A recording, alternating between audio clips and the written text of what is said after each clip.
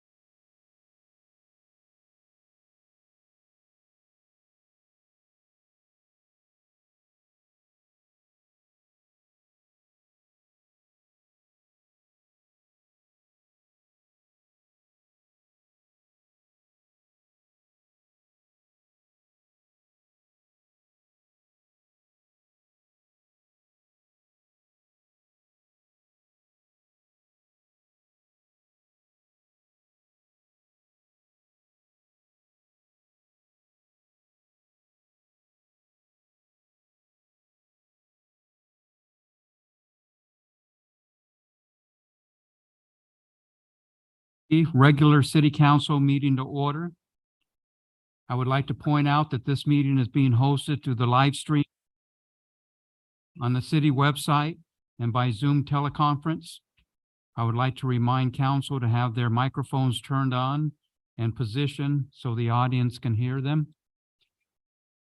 Deputy City Clerk, may we have roll call, please? Councilmember Kendrick, Here. Councilmember Krupa. Here. Councilmember Peterson. Here. Mayor Pro Tem Lilienthal. Here. Mayor Males. Here. All members are present. Thank you, sir.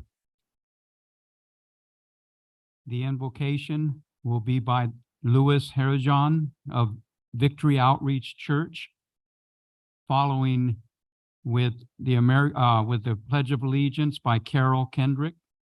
Please stand.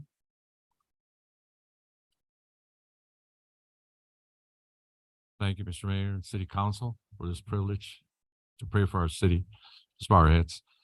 Father, we just come before your presence right now, my God. And Lord, we pray, first of all, for the police department, fire department.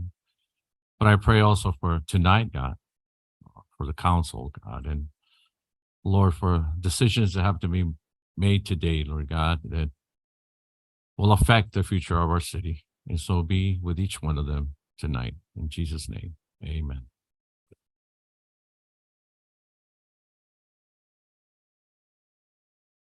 Allegiance to the flag of the United States of America and to the republic for which it stands, one nation, under God, indivisible, with liberty and justice for all.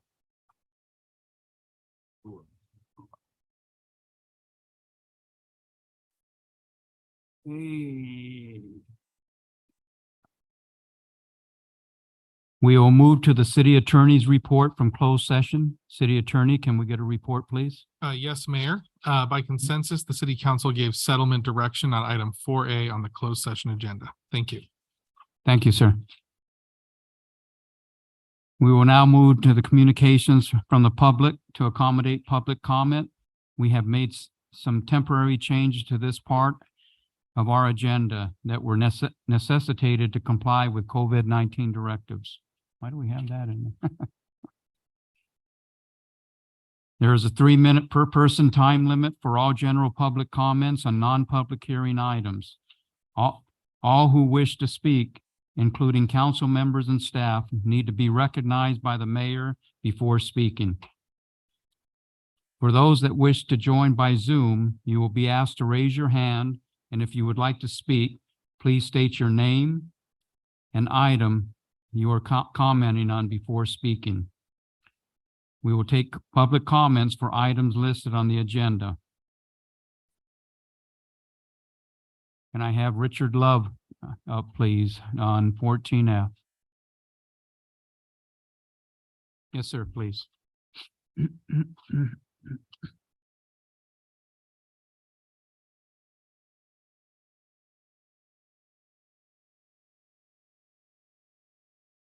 Thank you for letting me speak. It's in regards to the change in the city laws regarding gaming, bingo in particular. That we have always, the city has always had their own rules where they limit the payouts to be $250. The state many years ago changed it, the state, to $500, which affected our city drastically because people could go right out a few feet out of the city if there was a bingo there and play and collect more money, like Winchester has a $500 limit. And now it's getting a worse problem because people are running buses to go to other bingo halls in Riverside, Chino, and those places from our place. I represent the Hemet Elks Bingo. I've been there since 2004. I started there, and all of our money goes to charity, police canines, food banks, veterans, a lot of scholarship money we raise through bingo. And so that's all the money goes to some form of a charity deal.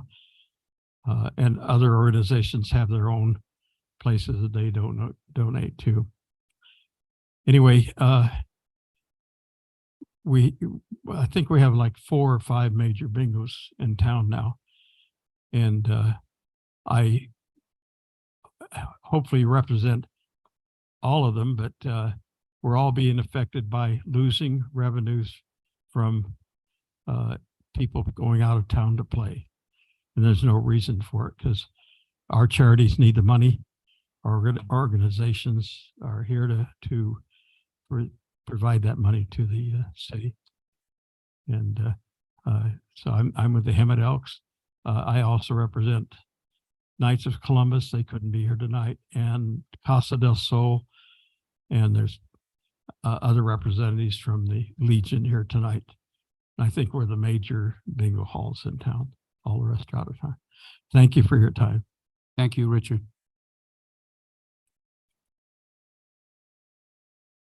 Next up is Terry Larned.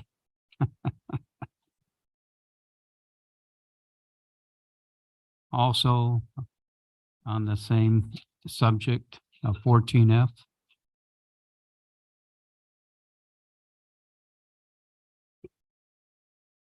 Good evening, Council, Mayor. I am from the American Legion, Post 53, and again, we do have our bingos tonight on Tuesday nights. And we've had our payout maxed out at $250 because that's the law, but we'd like to have that raised up to $500 because we are losing people because they go to these other places in the areas that have that $500. Now, the money that we make there at the post stays at the post. It stays at the veterans. And we have a lot of programs that this helps fund for our veterans. And when we start losing money because they go to other places to play bingo on Tuesday night, that hurts the veterans here in town. And to have it back up to 500, like what the state has, that would be good. We don't have to have 500, but up to 500. So when we have enough people back in there, we can raise the pot so that we'll have more people coming in. We have a lot of regulars, but again, we lost a lot of regulars because they said, well, we can make more money going over here Paris or wherever. So we would like to have those people back and to help our veterans here in the Valley because we are supporting a lot of veteran programs. And this is one of our main sources of income. So we'd appreciate it if we could have that raised up. Thank you. Thank you, Terry. Next on 14C will be George Schaefer.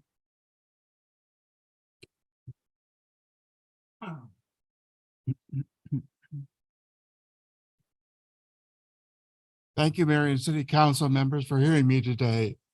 You have many difficult matters to decide on, but I think this one's an easy one. You're being asked to approve a non-competitive bid with CityNet contract for over $800,000 to an outside agency hiring non-local citizens for very short-term fixes, which are with extremely limited long-term solutions. Some of their quote appears to have double charges, and the city pays for services even if they don't perform them. Let's take a breakdown of the CityNet contract. The labor charges is $250,000, which includes a 10% undefined indirect fee, which is roughly half for boots on the ground and less for out of the area support. This is a 35% increase over what they charged for the last contract and no more boots on the ground. The motel rooms is just under $377,000, including this 10% indirect fee, to house from 1 to 4 people per room for up to 90 days. At this rate, the rate is $90 an hour plus taxes and repairs. This equates to $3,000 a month per room. I found on the internet much lower rates. There's $57,000 for meal tickets, which includes this 10% indirect charge. There's almost $40,000 for rapid rehousing, which, as best I can tell, based on the reports they give us, we haven't rehoused much of anybody. We've moved some people around to shelters, but that's not rehousing. The police chief wants to put the CityNet contract as part of Measure U, which is not safety, and I feel is totally inappropriate. There's much better uses of the city's finances and better solutions than the CityNet contract. Please don't follow the federal government's technique of just throwing good money after bad. If a program isn't working, let's get a better one. The resources for the needy need to be a community problem and need to be addressed in that way, not by hiring outsiders to come and take our money with little results. Thank you. Thank you, George.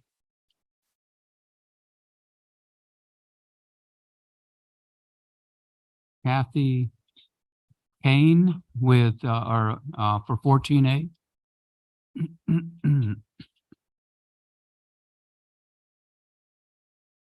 Good evening, Honorable Mayor, Mayor Pro Tem, and Council.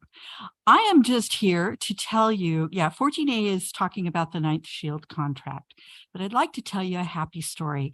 Ninth Shield gives back to the community. Just Friday at the library, I'm the librarian in charge over at your Hemet Public Library, we had our summer reading story time, and it was done thanks to Ninth Shield and Eric Dixon. It was a Star Wars story time. It was wonderful. The support that he received from his team, as well as the community support, was amazing. And I just wanted you to know that they do good work out there besides the usual, yes, we're going to move you along, or be that security guard. I just wanted to share that with you. Thank you. Thank you, Kathy.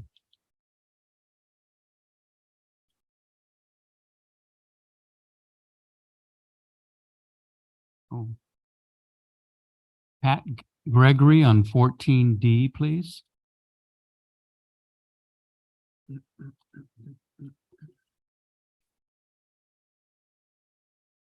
Good evening, Council. The city's proposed budget violates Measure U. The city uses only 2 paragraphs of the Measure U resolutions to deceive citizens into thinking that the budget complies with Measure U. The city manager used that tactic to improperly convince the Oversight Committee that the budget aligned with Measure U. However, the city completely ignored a 3rd paragraph of the resolution that mandates Measure U is to add 30+ police officers. Why can the city pick and choose only portions of the Measure U resolutions? Why has the city ignored paragraph 6 for 7 years? I heard the excuse that since Measure U is a general tax, the city can do anything with the money. However, that excuse doesn't work, because the city also enacted resolutions that clearly state Measure U shall be used for more officers to entice people to vote for Measure U. And making false promises to procure money is fraud. According to the city, we currently have 76 officers, 1 additional since 2017. $80 million in Measure U money, and we have 1 additional police officer.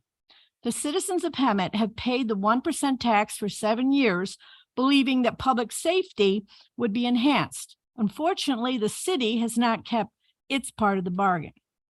The city further deceives the public into believing that it actually has a $54 million balance in the general fund. That $54 million is blood money.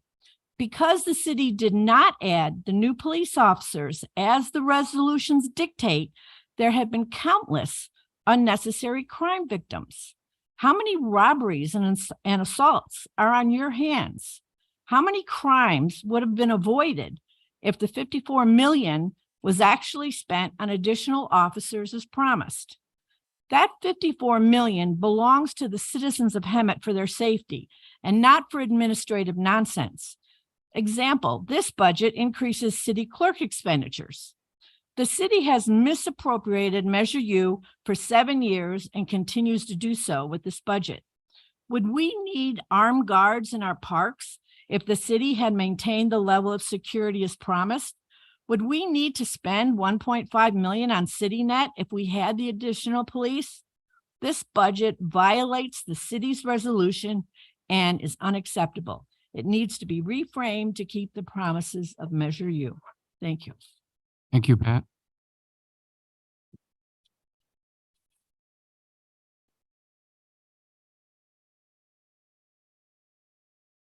Not sure what the last name is, but I believe it's Stephanie from CityNet.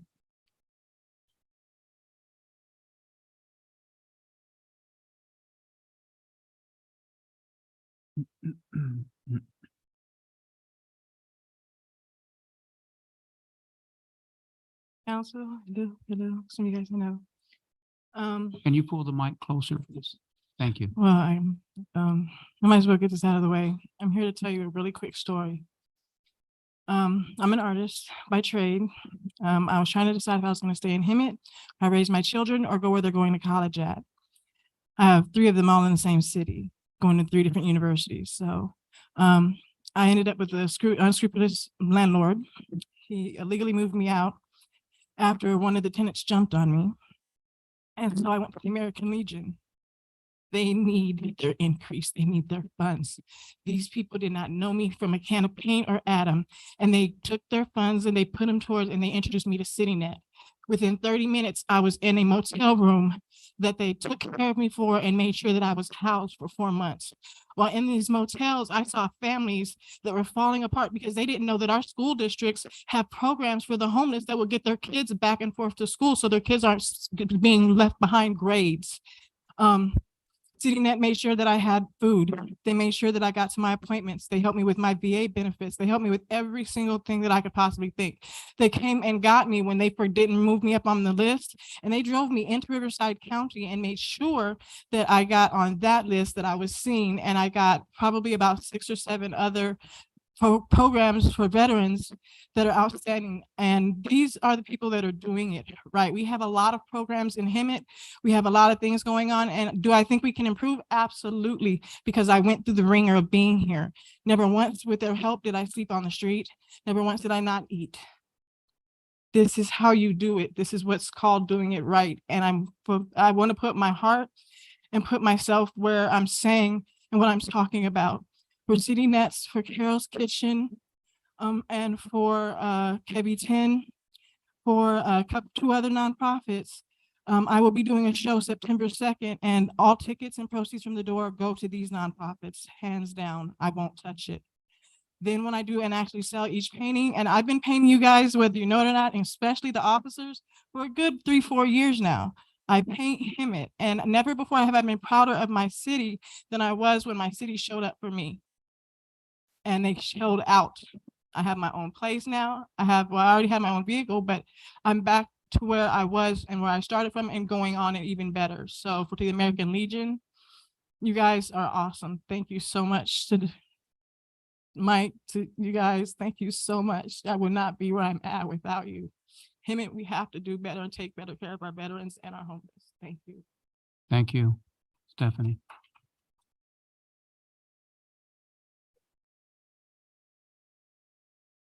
Robin Gillisand, I believe, 14C.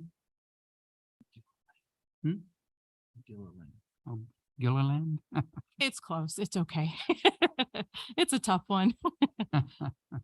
Good evening, Mr. Mayor and members of the City Council. As indicated, my name is Robin Gilliland, and I've been working with local government, county departments, nonprofits, philanthropic organizations, and churches for nearly a decade in and around homeless services. While serving as the Homeless Services Administrator for the City of Temecula, I began the Regional Homeless Alliance. I don't know if you've heard of it, but we lovingly call it RHA. We were really moving ahead and making some headway when COVID hit. And of course, that sort of stopped everything, as we all know. And thankfully, my colleague from the City of Murrieta has picked up the torch and is continuing to develop that collaborative. The importance of that collaborative is that when you create a collaborative, it opens up the door for a lot more grant opportunities because HUD and all of the state funding are all really prioritizing collaborations among cities. So that's part of the reason I started that one. Realizing that most cities were ill-equipped and staffed to perform outreach efforts, I researched many cities, counties throughout Southern California to identify the most productive outreach organization that aligned with the values of transparency, collaboration, and integrity.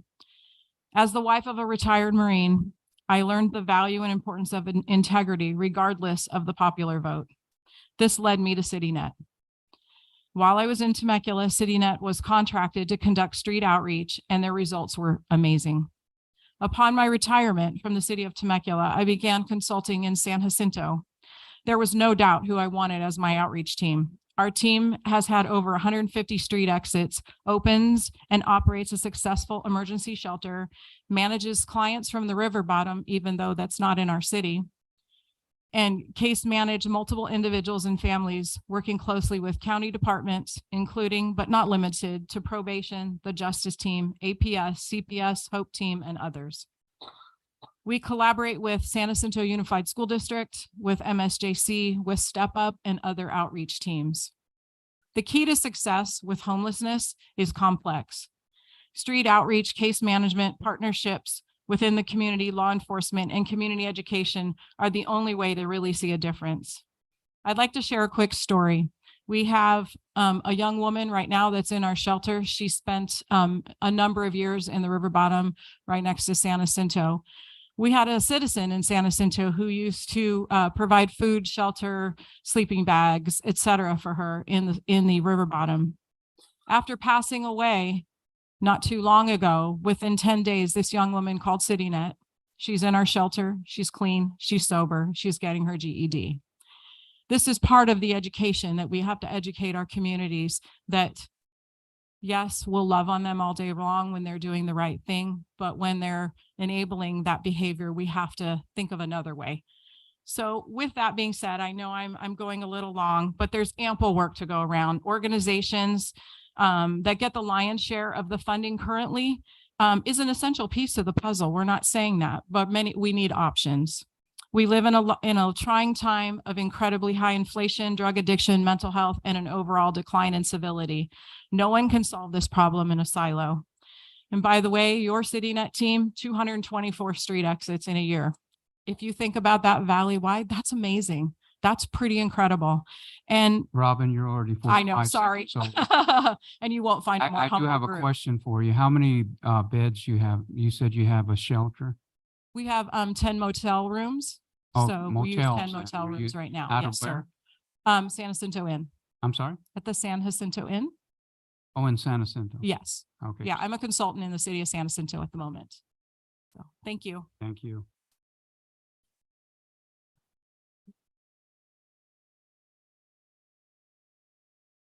Cindy Baquet or Baquet, Stony Mountain Ranch.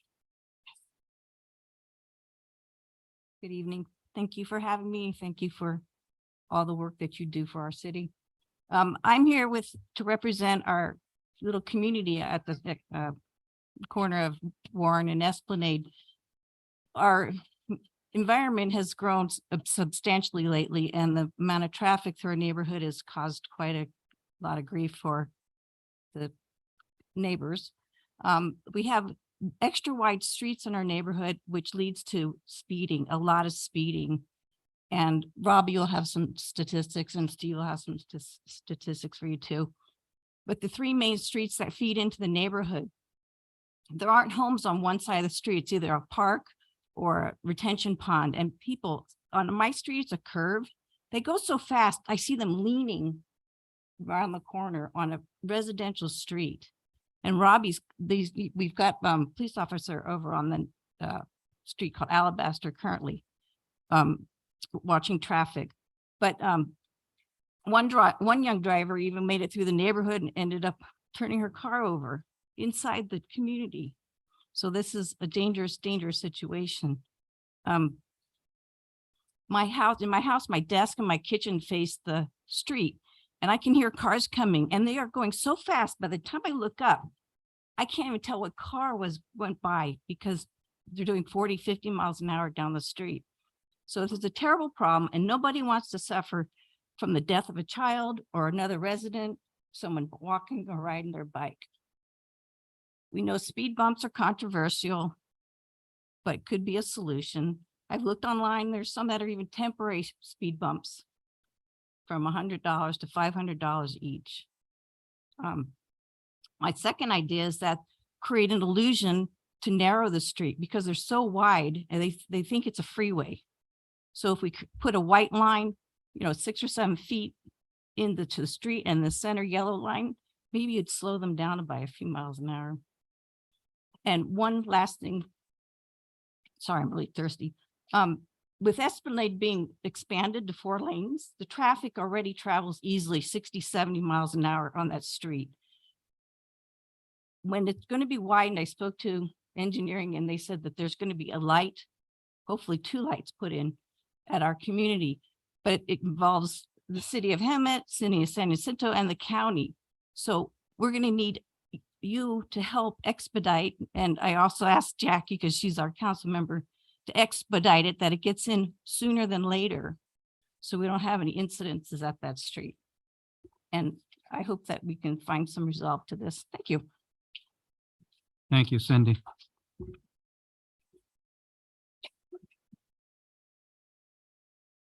Steve Haley, Stony Mountain Ranch. Good evening. Thank you, Mr. Mayor. Thank you, council, for having us in here tonight to open up some discussion about just exactly what Cindy introduced, and that is the concerns for the speed limits, not only in Stony Mountain Ranch, but our entire city. It's already been discussed about the lack of police officers in there, the need for more, I guess I would say, police officers in our community. And I've been a resident of Stony Mountain Ranch for 18 years. And I've got quite a safety history behind me. I spent 40 years with the railroad industry, and when I left there, I was a safety supervisor for 11 Western states here in the United States, and over 50,000 employees. So I recognize the efforts for safety, but I also recognize complacency. And I can see the opportunities, not only in Stony Mountain Ranch, but here in the city of Hemet. Over those 18 years, I spent the last 6 years retired and seeing that community grow. When I first moved there were only 200 some homes. The first portion of that development ended up being over 350 homes. In the last 2 years, we've seen it grow by another 100 homes. Now, on the website of Riverside County, I found information that's consistent with most of the state of California, that for every home, you have 2.27 more vehicles. So that's nearly 3 more vehicles per home. That's 300 more vehicles coming and going we only have 2 entrances in and out of Stony Mountain Ranch, one being on Esplanade and one being on Cinnabar. And I've also seen the population of children grow.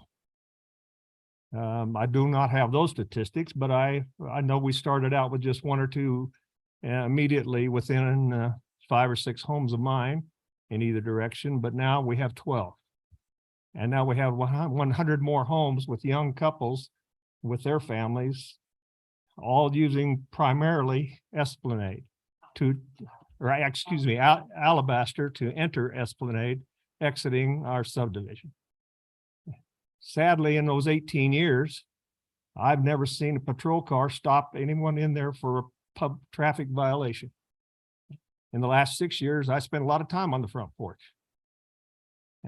Nothing. Only in the last few days, thank you, officers. Thank you, Mayor and City Council, and if the chief is in here, we've seen a motorcycle officer in our neighborhood. Unfortunately, he's coming in on weekdays at 2 or 3 o'clock in the afternoon when the least entering and exit of the development. What I would like to do, I would like to propose a task force, and I would like to be a part of that task force. And I would like to investigate not only the potential for resolve, but I'd also like to come back to the council with instances of signs that don't mean anything. Stop signs, I can sit on my front porch and 7 out of 10 vehicles that go to that stop sign on my corner don't even slow down. What are we teaching our kids? We're teaching our kids, well, in those vehicles, you don't have to comply. You don't have to comply with this rule. So when that mother takes that children home, what kind of compliance does she expect when she tells them no? You can't do that. You're not supposed to do that. But she goes out and she runs stop signs. How many are you familiar with Circle K on the corner of Sanderson and Esplanade? Have you ever gone into the Circle K and exited onto Esplanade? Sir, you're over time, just to Okay. let you know. Well, I would like to be part of a task force if we could develop something like that, and I would gladly join forces with the city, allowing my name to be a part of that. Thank you, Steve. Thank you, sir.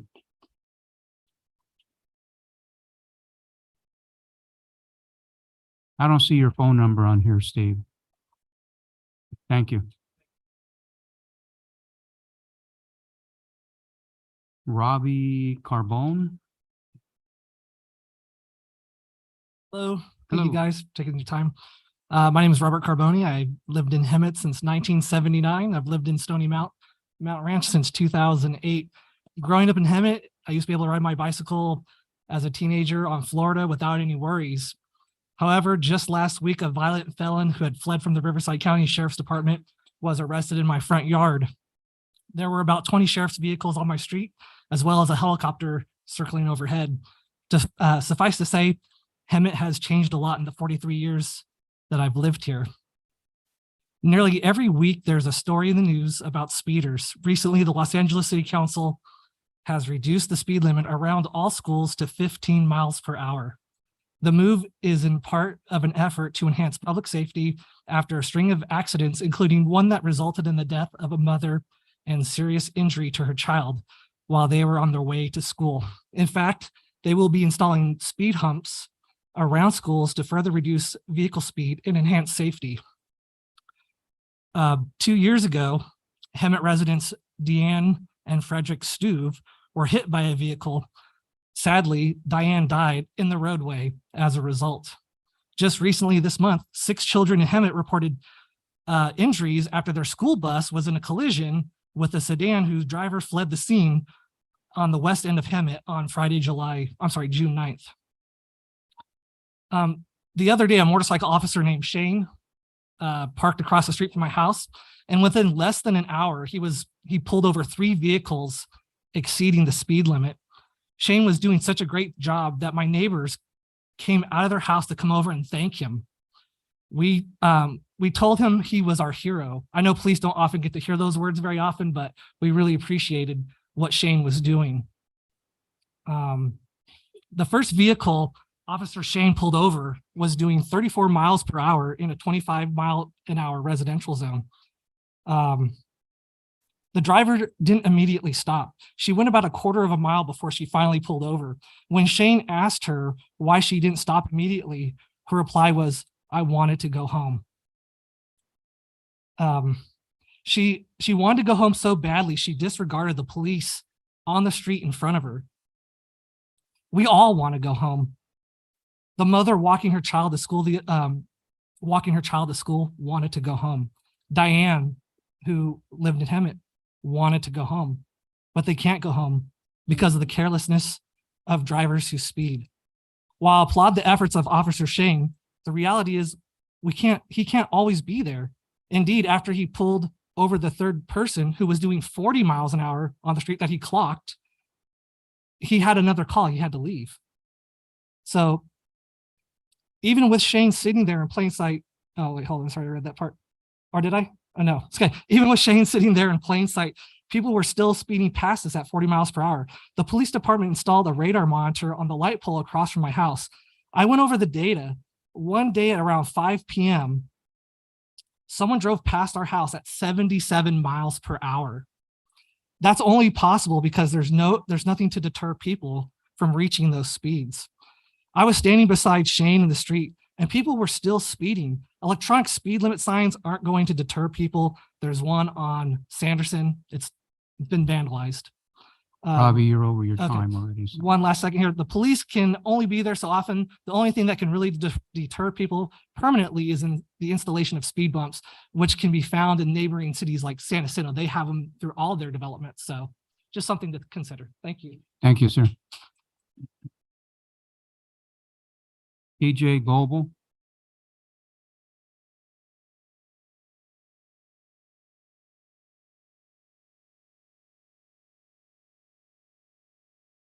Hello, thank you for having us in here today to talk about the Stony Mountain Ranch community. We've had a lot of problems, as you've already heard about this year, over the last couple of years since the new housing development has gone in, with speeding and some other issues, but the increase of population and vehicles. And I should also state that Alabaster itself has gotten longer. It was only about a quarter of a mile from Esplanade to the park where it dead ended when I first moved in 10 years ago. Now it continues in a horseshoe effect and it goes well over a mile before there's any type of stopping or drastic curving or anything to slow anybody down, which is part of the problem.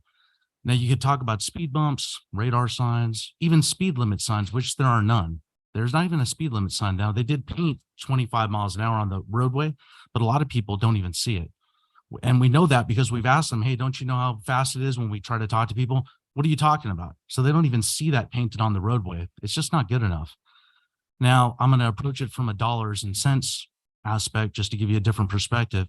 But when these builders build, I know that they have funds designated for safety issues, things like stop signs or whatever it may be, which goes into building the project. And some of those funds must have gone to the city. And all we're asking for is that some of those funds be designated towards safety. We have no problem with the city making money, things developing, progress, however you want to put it. But with that progress comes responsibility. Public safety is the number one responsibility of government. So please, we ask you, look out for our safety. Look out for the safety of these kids, because someone's going to wind up getting hurt very badly with people speeding easily 40, 50 miles an hour in a residential area and sometimes 60 or 70 all the time. So please, and thank you. Thank you, TJ.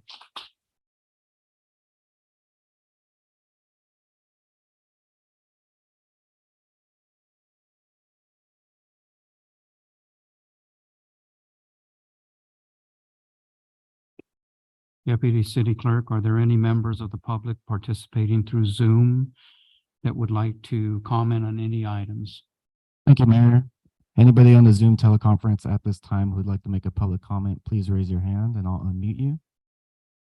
We have Nick Jensen, who will be our first talker. Nick Jensen, you're unmuted and you'll have 3 minutes to speak to the City Council.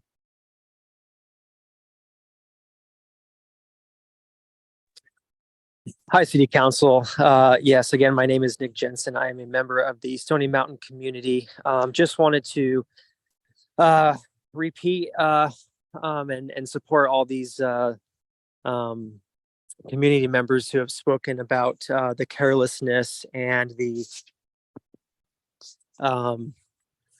just wanted to also say about not only do we see a lot of these cars speeding up and down our streets at incredibly high speeds, but there's also problems with also crime in our community, theft. There's also vandalism, and there's also people who like to take their cars or their trucks, automobiles, and like to do donuts at the entrances of our communities. Not only does that pose a threat to us as community members coming in and out of the community, but also with little kids like myself who walk up and down these streets, and it poses a great threat and a dangerous one. And so I just wanted to just kind of speak on that about if we can get it enhanced, some kind of task force, kind of what Steve said earlier, something to kind of catch these guys in the act. Signs, like Robbie said, signs aren't going to do anything. They just ignore them, or they don't even see them, or they just don't care. So we need maybe a task force, or maybe a increased police presence in our community. And that would be all. So thank you very much. Thank you. I see no other hands raised, Mayor. That's the end of public comment. Okay. Thank you, everyone, for being here. Make sure you leave your numbers, and we'll move on to public hearings. The city council's procedure for public hearing will be as follows. Staff will provide a report and clarification of items presented. The public hearing will be open for comments for those in favor of or in opposition to the item, followed by rebuttal to any comments made. The public hearing will be closed, and the city manager may respond to any questions raised by the public. The public will not have an opportunity to respond. Discussion will be brought back to the city council for direction or action. Can we get a report from staff on this first item, please?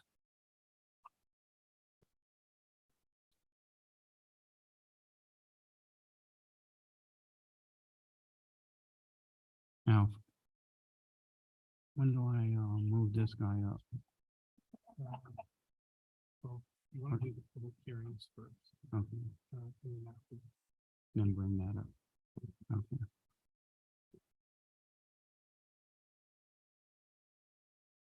So is this the first one, Wolby?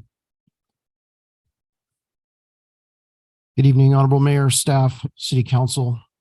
My name is Greg Lloyd, Battalion Chief with Emergency Medical Services and Fire Prevention with the Hemet Fire Department. We're currently in the public hearing for our annual weed abatement. We are in progress. As you remember, the council approved letters going out for all the parcels that are vacant for weed abatement. That started the 30-day process. Letters went out on I believe May 26th. All the people were informed that they had until June 30th. This is the public comment period that is open. All parcels are to be abated by the 30th of June. We will start our inspections, and then at that point, any parcels that have not been abated will be turned over to our contractor to be abated, and then the cost of those, as well as an administrative fee, will be levied on the property owner. And with that, I'm open for any questions. Anyone have any questions? No questions? Yeah. What are some of the consequences for property owners who do not pay their full when we send them an invoice when they don't pay that? Right. Okay. So so if you're saying so that we'll invoice them, and then if they choose not to pay them, then at that point, then those are turned over to either the city attorney's office, or we work towards levying those and attaching them to their property taxes. So there's no like immediate something to force the hand on someone so that they're not just waiting us out. Well, we have given them until the 30th of June. And then after that, we will inspect the property and we'll abate it. So we send a contracted weed abatement company out, and the property is abated within the first or second week of July. So for the safety purposes of the community, we take care of that immediately, because that's really the largest concern, is that anything that happens as a result of that fire, the negligence as well as the non-compliance with that. We've had a number of fires recently, and we've also discussed if we do have any fires that occur after the ordinance is passed and the deadline is passed, then any costs associated with them or any that they are now in violation of that ordinance, and we can pursue that direction as well. No one else? Thank you, Chief Lloyd. You're welcome.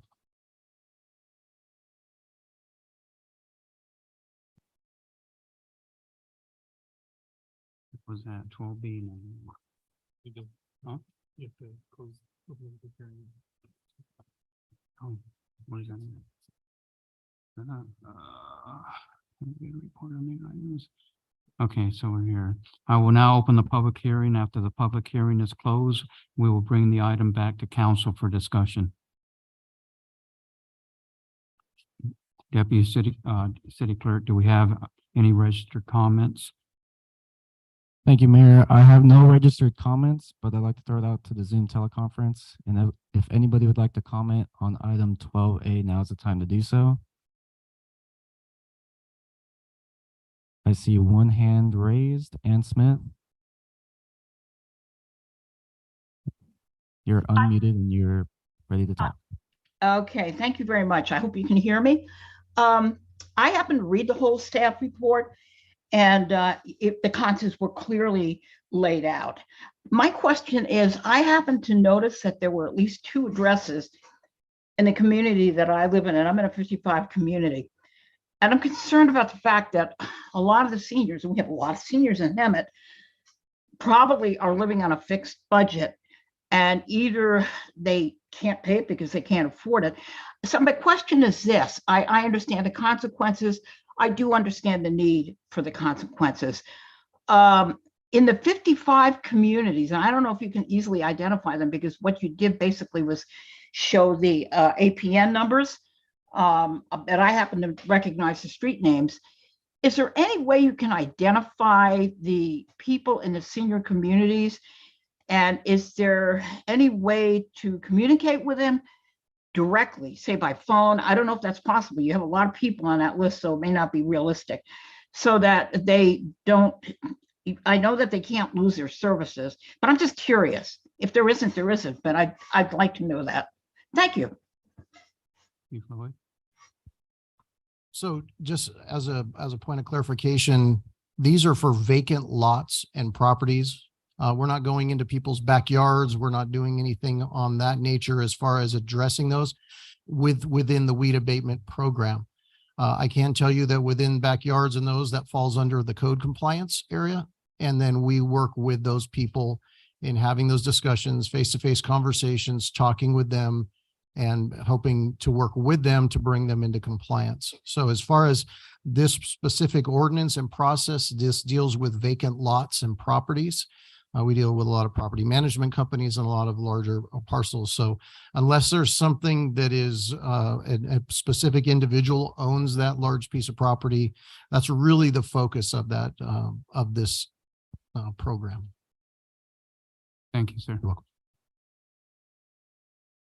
Any other comments? I see no other hands raised, Mayor. That's the end of the public hearing. Thank you, sir. I will now close the public hearing and bring the discussion back to the council. Can I get a motion? Yes, and on an up note, I have noticed several properties that have been abated and a couple that were being swiftly abated today. All right, awesome. And with that, I will move staff recommendation. Can I get a second? I'll second it. Deputy City Clerk, may we have a roll call, please? Thank you, Mayor. I have a motion by Councilmember Krupa, second by Councilmember Peterson. Council, please cast your votes.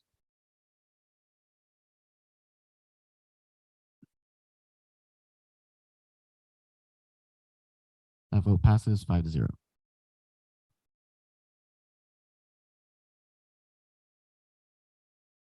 Moving to 12B. Okay, we'll move on to 12B, please.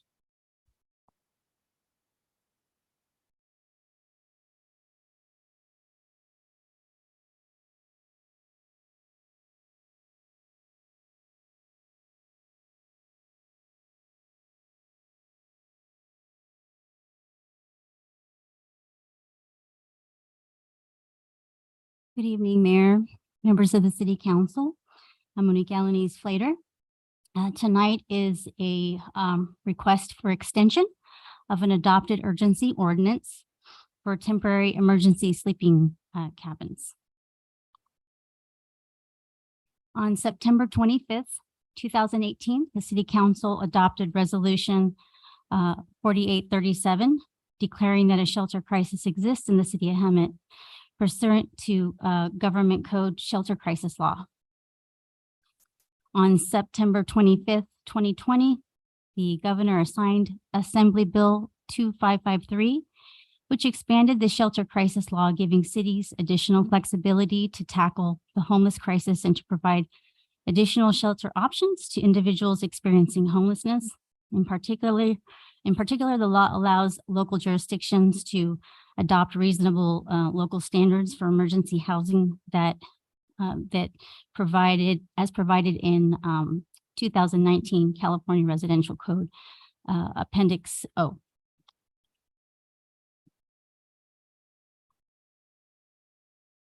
On May 10th, 2022, at a work study, the council considered the installation of pallet shelter village homes, also referred to as emergency sleeping cabins, to serve the homeless population within the city at the Valley Restart Shelter.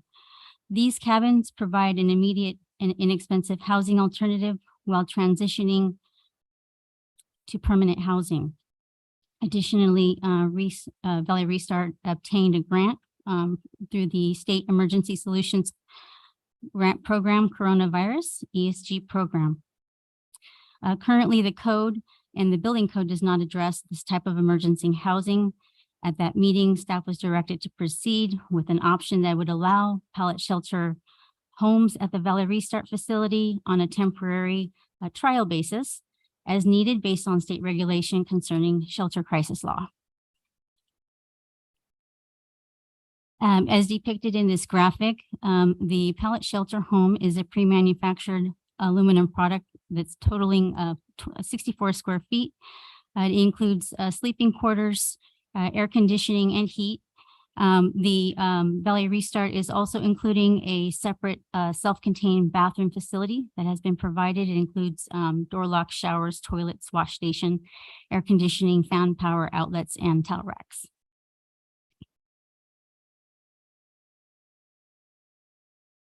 On June 28th, the City Council adopted the urgency ordinance, which amended our code regarding the sleeping cabin during the shelter crisis, as well as the adoption of the Building Code Appendix O and Residential Appendix X. Additionally, on August 9th, the council extended the ordinance for the effective date, expiration date of June 28th, 2023. The Valley Restart, they did obtain building permits. Building permits were issued on February 2nd, 2023, including the installation of 6 pallet homes with the potential for expansion to also include the separate shower facility. The permits issued also include concrete pads, block walls, enclosure for screening, underground utilities, and a new trash enclosure.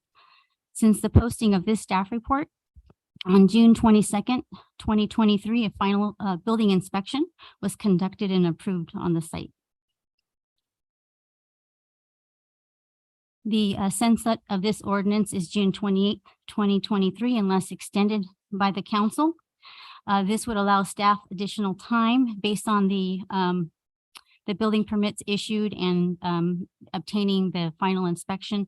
This provides staff and the council additional time to evaluate and monitor the progress and success of the pilot program, as well as to adjust any operational health and safety criteria as necessary. One of those, the follow-up tasks for staff, in addition to the 1-year period, would be is twofold. One would come back to council with a zoning code update that would address emergency sleeping cabins at Valley Restart on a temporary basis through the temporary use permit process until the shelter crisis, under the shelter crisis time period. Additionally, we want to also come back to include a discrepancy in the zoning code with regards to the number of permanent beds capacity at the shelter, which is currently 49. And our code is reflects 35, and the existing conditions are 49. So we want to make that correction to the code.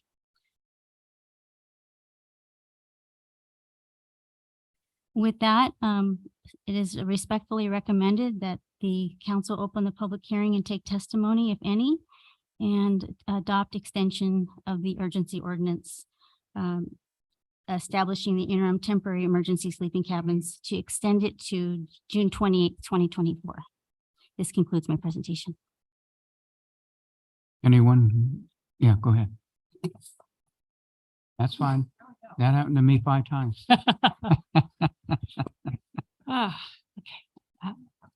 Thank you, Monique. So I had a couple questions or comments. How much is the grant that, thank you, sorry, the grant that Valley Restart obtained for this? The Valley Restart representatives are here this evening and they could respond to that question. Okay, I have a couple more questions, so maybe we'll do that. I'm familiar with interim urgency ordinances, and I know that there's a max of 3. So this last year is the last extension that can be made. So I'm glad that in the PowerPoint presentation, you kind of detailed the 45-day and the 10-month, 15-day. I just want to stress that this is the last extension that would be allowed. I do have concerns with it coming to us the day before it expires.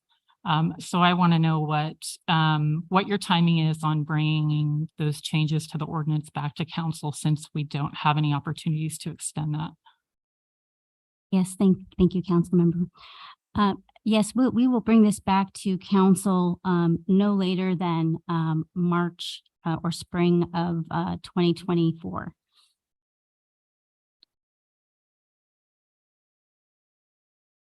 I'm semi-familiar with these units. Are they similar to the ones that were installed in Banning? Yes, they are.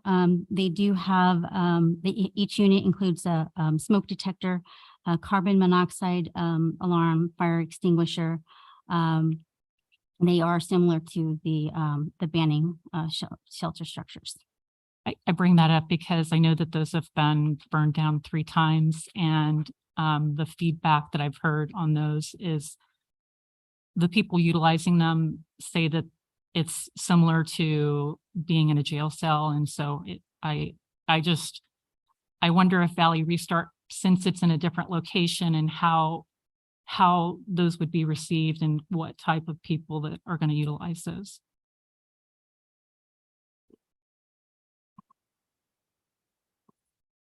Are you done? Do we have any information on how successful these units are in other jurisdictions? I would have to follow up with various jurisdictions to see how their programs are going. Yeah. And my last comment is, in the resolution, you referenced the 2022 point in time count. The 2023 count is out with 207 unsheltered and 66 sheltered. So if we can update that resolution, that'd be great. Go ahead, Councilmember Coco. Yes, thank you for this. And I think my questions are probably more for Valley Restart on what they're doing. I know when we first discussed this and you brought it to us, we had a lot of comment and concern about the program that would be enacted through Valley Restart to monitor, to do whatever. Not only to screen the people, but to keep everybody else safe there. So would you like Valley Restart? I would dearly love to ask questions of Valley Can Restart. you both come up, please?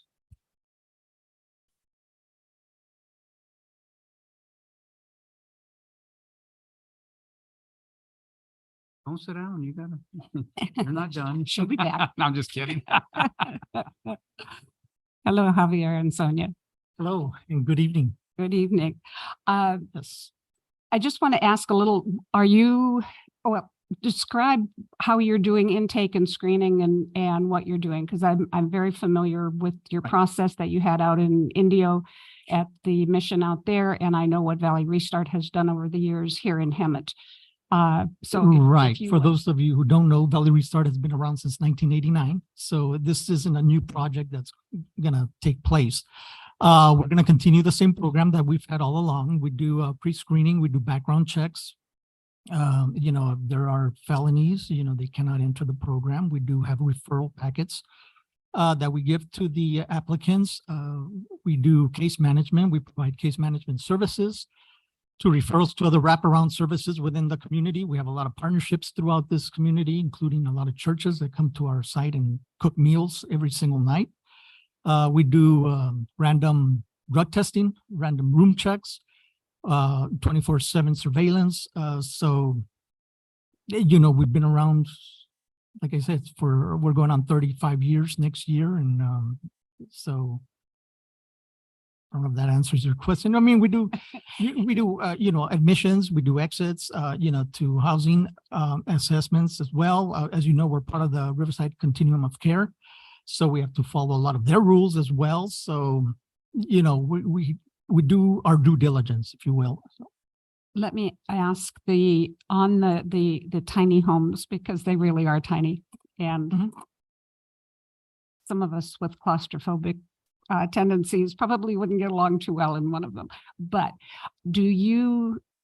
are the people who are screened and brought in, are they brought in for the maximum 90-day period of time that people are allowed to That's stay? correct. Valley Nothing's going to Resort? change. We're short-term emergency shelter, 30 to no more than 90 days. These pallet homes are specifically or prioritized through the grant that we obtained for homeless seniors. Okay. Are you doing female and male or just female? No, the grant just says seniors. Seniors. Okay. So yes. Alrighty. And we did, when we talked about this originally, I mean, we talked, it was a trial program, and I'm glad it's finally gotten through inspection. I'm thinking you passed inspections. Yes, 100%. Yes? Okay. Alrighty. Do you have people in the homes right now? No, we have a waiting list though. You have a wait Yeah, list? we're waiting final occupancy approvals. Okay. All right. That's all my questions. Anyone else? Can you talk more about the answer her uncertainty about how they're built? Because I remember you guys talking about they were different. Hi, so good evening and welcome, Ms. Kendrick. With respect to how our project differs from the Beaumont project, first of all, the infrastructure that we developed and that we brought in and how we tied in is good enough, I think, for a two-story building. However, these pallet homes are 64 square feet. As you know, they are insulated. The way we have them assembled to the ground is, I want to say, an overkill. Because we went above and beyond. They do have two separate egresses where they can escape. We do have individual fire extinguishers inside, along with the carbon monoxide and smoke detector as well. We do have a surveillance system in place. We actually build a block wall. As far as the drainage system, everything is in place as well, so there won't be no overflow. It's a really neat project. At some point, I would love to encourage you to come out and take a look. So that's a difference. And to answer your question, how much the financials of roughly how much has gone into that project. That project alone we're a little bit over $500,000 right now. Yeah. And then with the possible extension, we've got about another 220,000 somewhere in there. But, yeah. So we're here to urge you to extend the ordinance. Of course. No, yes, absolutely. And to say thank you very much. We all know it's been a long process, and Ms. Kendrick, you haven't, probably been filled in, but it's been quite a journey for us, and we are very grateful with all the community support too, sitting at all of us in collaboration and working together. So thank you. I have a quick question. You said with these tiny homes that they're allocated for seniors or seniors? Okay. They're And veterans. you do have families within your complex, Yes, in the other. Yes. shelter areas. and they're separated from, okay. Yeah, we have an existing 15 rooms, which is separate from the new. So since it's short stay and these are seniors, what happens to them once they leave after 90 days? Do they have anywhere to go, or do you transition them out to long-term? Yeah, we transition them up to long-term housing. We have partnerships throughout, and that's why we're also continuously urging economic development and also affordable housing so we can be able to assist more seniors because Okay. our population is aging and very quickly. So, and, market rate housing, of course, is beyond reach to most folks, and the majority are on fixed incomes, as you all know. So it's very tough. So our Yeah. caseworkers are very active in getting those referrals for them. Now, so we're talking about 6 more homes. That gives you a total of 12 tiny homes. But that, I've seen the property, it's pretty big. So are you looking in the future of adding more homes or? Well, at the rate we're going and the needs. sorry? Yes, at the rate we're going and the needs and the inquiries that we get on a daily basis for housing and homeless shelters, yeah. Is there looks like- any way to add and have shelters available for the city? So CityNet can use their vouchers with you instead of the hotels and keep the people from going to hotels instead and having them go to your facility or? Well, we do get referrals from them because they work hand in hand with our navigation team already. So, and they're on our property almost every day, working with them. So we have that collaboration going on. We do have a collaboration then. Okay. Is there any way we can widen that collaboration to where? Yeah, just keep supporting us. Keep what? Keep supporting us. We'll make it happen. Okay. Yeah. Well, I'm just wondering with the funds that we're sending or we're wanting to give CityNet, Mhm. we should allocate some of the funds to you that would help us, but I don't think you have the rooms available though. Well, we do. Actually, we've been our outreach staff have been doing this kind of work even before CityNet came on board. So we'd be very well open to entertaining that possibility of a shared Because I would partnership, like to entertain, I would collaboration. like to see a collaboration between you, CityNet, and maybe My City Youth, since they give food out on a weekly basis, and somehow coordinate something where we're working with all 3 of the entities Right. instead of just one. And Oh, we're open to that. So yeah, 100%. all right, thank you. Yeah, thank you. Anyone else? Anyone? Okay. I would just like to get a clarification. We all know that the units were designed for a maximum of 2 people. The only way we can attain the maximum of 2 people, of course, if we do have the support of the local authority. So we are for 2 people per unit, correct, Ms. Monique? And I think there's an answer for you. I just want clarification. Right. Because if that's the case, now we're talking 24 bed spaces that we can help 24 seniors. seniors. Yes, so the units are designed with two beds, however, the building code does have restrictions on the minimum floor area per occupancy.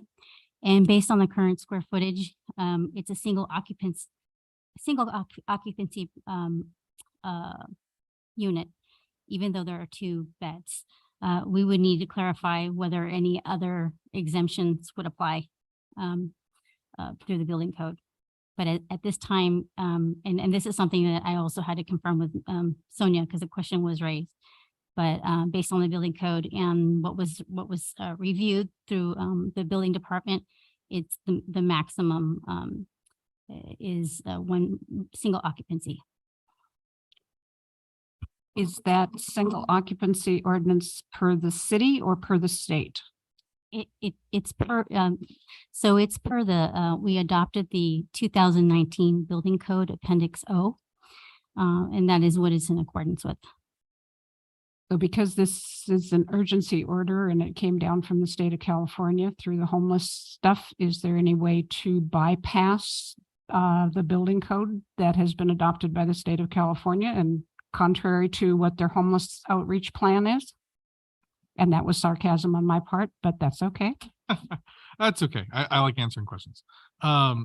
So the building code appendices were actually, they are adopted at the state level, Right. but then they come to the city and the city adopts them as well.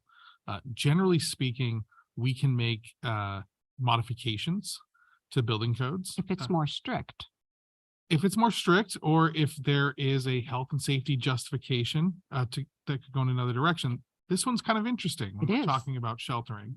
So if there is a specific amendment that the council would like to have us explore or implement through a permanent ordinance process, that's absolutely something I'd be excited to look into, because I think that the spirit of the law in this area would support the city being creative. That's the whole point of this law. Well, and the whole point of this exercise was to build tiny homes, and they come as a dual occupancy. And then we say, whoops, no, you've got 2 beds in there, but you can only use 1. That's really contrary to what this whole experiment is supposed to be about. Especially when we have people on the streets. I agree Exactly. completely, Councilmember. So fix it. Sure to fix it. We all agree. Well, we will absolutely research the ability to add additional occupancy. And how long is that going to take? And I don't want to. How long would you like it to take, Council? Well, like today? I mean, if they've got a All list. right, I'll be back. But I think that what I'm gathering from you is not something to bring back in March 2020. No, Bring back. no, it needs to be brought bring back as soon as we get the ASAP. research done. I mean, if that's the whole premise of this exercise, is to see if something like this is going to work, if it's affordable, and if Valley Restart can handle it, then can we help them expand this project? Certainly. So they're building facilities with 2 bunks and only 1 bunk is occupied, that's counterproductive. Understood. We'll get right on it. Thank you. That's the will of the council. Have it If- on if my we do- desk tomorrow. Council wants that. If Not a dictator. if we Not Newsom. So after working with staff, we will talk about what our research indicates on the likelihood. We'll certainly come back to the council and give you a report either way. If our research indicates that it's defensible, Yes. perhaps the motion, in addition to whatever action you're taking on the interim measure, could include direction to bring that back as soon as it's ready. I have no more questions or comments. Any Maybe we can any more? see it? That's All it? right. Thank you very much. Well, thank you for your presentations, Thank you. all of you. I will now open public hearing. After public hearing is closed, we will bring the item back to council for discussion. Deputy City Clerk, do we have any registered comments or speakers? I have no registered comments, Mayor, but I want to throw it out to the Zoom teleconference viewers. If anybody would like to make a comment on item 12B, now's the time to do so. I have 1 speaker whose hand is raised, Ann Smith. Hi there. Thank you so much. That was a great discussion. I just want to say that I have a lot of faith in Valley Restart. I also have a lot of faith in Javier Lopez, because he comes with a record of success out in Indio, as Ms. Krupa knows. I think the collaborative idea with the 3 different groups is wonderful, Mr. Males. Thank you very much for making it, and I do hope you'll extend it. Thank you so much. By the way, it's not a perfect solution, but this sounds like a real collaborative effort on the part of City Council, and that makes me happy. Thank you. Thank you, Ann. Is that it? I see no other hands raised, Mayor. That's the end of the public hearing. I will now close public hearing and bring the discussion back to the council. Can I get a motion, please? I so move to extend this ordinance and have it go to June 28th, 2024. Second? And what the attorney said about bringing back. Oh, yes, we do want information on the double occupancy ASAP. Within, And then I think we also wanted an amendment to the resolution to update the point in time counts. Correct. within 2 days. Okay. Who said that? A second, please. I second. Thank you. I have a motion by Council.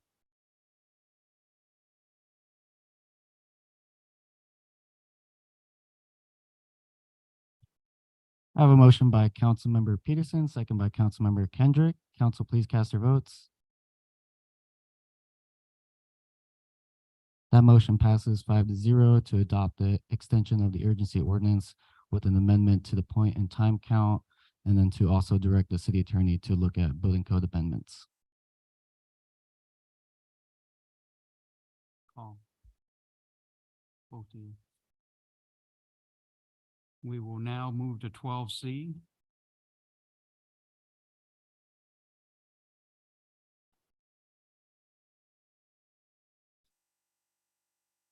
Good evening, Mayor and City Council. Before you this evening is a resolution confirming the annual report, calendar report of the calendar year 2022 for delinquent solid waste handling and authorizing a levy of said fees as a special assessment on the Riverside County property tax rolls, excuse me.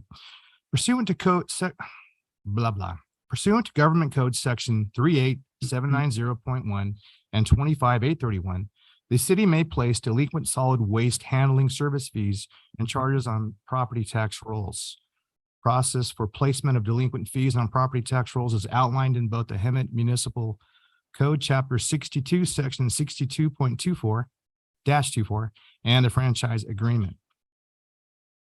On June 13th, 2023, CR&R mailed a notice of public hearing to all residential customers listed on a report, informing them that a hearing would be taking place this evening.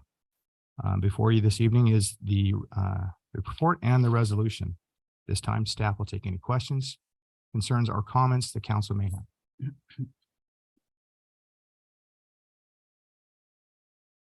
Any questions? Go ahead. I'm sorry. Sorry, I'm gonna have a lot of questions tonight. What is the amount of delinquent fees from last year? From last year? Or actually for this year? The total amount on the report amounts to $464,126.09. How long does it take for the city to realize these delinquent fees? That's a great question. At this time, I'd like to introduce Barbara Jimenez. She is with CR&R, and she is one of our special consultants that helped us to derive this report. Barbara, if you would.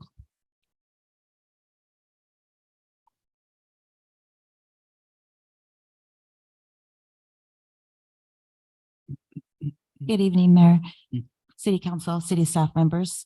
So once the bill becomes past due, we do send out a letter 60 days afterwards. We send another one 45 days afterwards, and then every 30 days until the delinquent hearing. And then my last question, in looking through the report, there are 9 properties that are between $1,000 to $3,000 delinquent. Are these all from 1 year? And can you explain why those are so high? Yeah, so we actually have 1,350 parcels. And it's just a year. It's not carried over from the year prior. So it's just continuous service.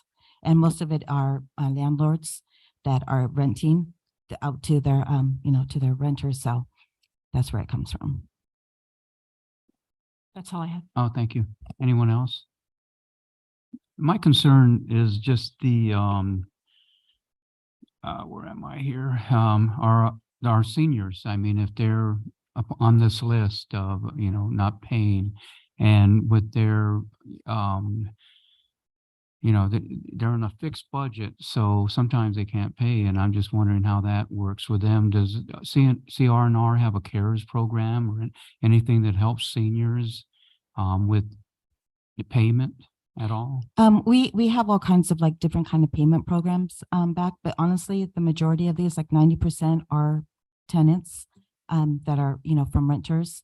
So it really isn't, we're not really being affected by seniors not being able to pay the bills. It's the landlords. Seniors rent. No, I know, but that's just basically how it is. I don't know. This would go to the owner of the building? Yes. Not the actual tenant then? Right. Okay. Mhm. Sounds good. No, I'm just kidding. Okay, thank you. Mhm. Anyone else? Sure. Yeah, go ahead. I'll give you some history on that. Oh, okay. This came to us several years ago, the first time, and it comes back every year. And one of the options that had been open to us a few years ago, and I'm sure it still is that it is the property owner's responsibility, not necessarily the tenants. And if property owners don't include the cost of the utilities, then they don't get paid. Yeah. We had the option at that time to make it a citywide ordinance or resolution that all the trash bills would automatically be put on the property owner's tax bill, therefore eliminating the need for renters to be paying for the utility. it did not pass council. And, but since then, it's an option. I know some of our surrounding cities actually do that. It's just put on your tax bill and you pay it when you pay your property tax. My question would be, is the option to have it put on your property tax, can it be done individually, or does it have to be like a blanket ordinance of a city, a governing board? It can be done individually. Individually? Okay, that's all I needed to know, because I think that needs to get out to property owners, that it is their responsibility ultimately. And yes, you have renters, but if you still ultimately your responsibility. Right, it's their responsibility, correct. Oh, thank you. Any other questions? Well, thank you for your presentation.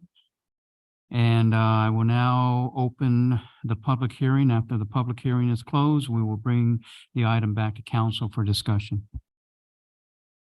Deputy City Clerk.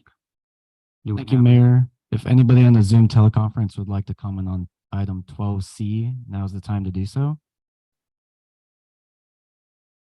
I see no hands raised, Mayor, no public comment. Thank you, sir. I will now close the public hearing and bring the discussion back to the council. Can I get a motion, please? All right. Motion that the city council adopt a resolution of the city council in the city of Hemet of California, confirming the annual report of calendar year 2022 delinquent solid waste handling fees and authorizing the levy of said fees as a special assessment on the Riverside County property tax roll billing. And can I get a second? Second. Deputy City Clerk, may we have a roll call, please? I have a motion by Councilmember Kendrick, second by Mayor Pro Tem Lilienthal. Council, please cast your votes.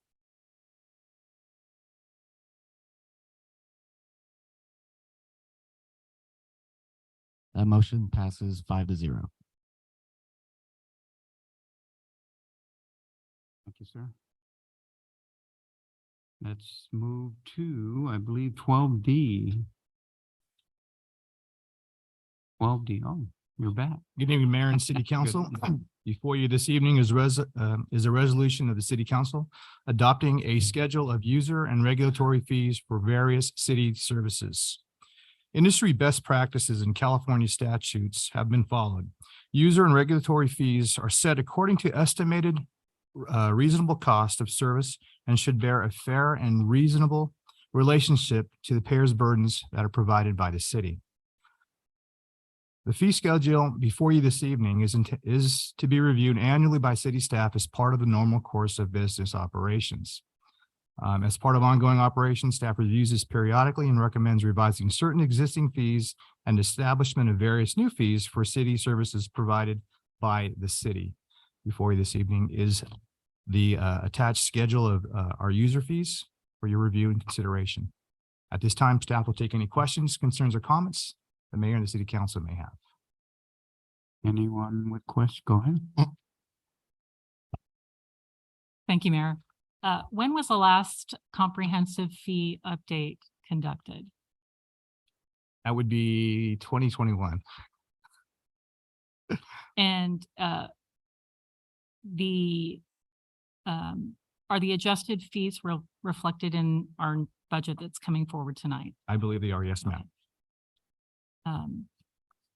Page 10, item 12 states the work without permits is per the Hemet municipal code. However, when I looked in there, it's just double fees. Okay. So I thought it would probably be easier to follow if that's just notated in there.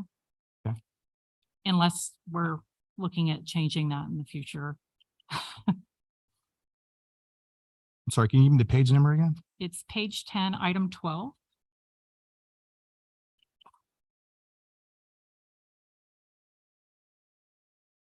Okay. Just a second.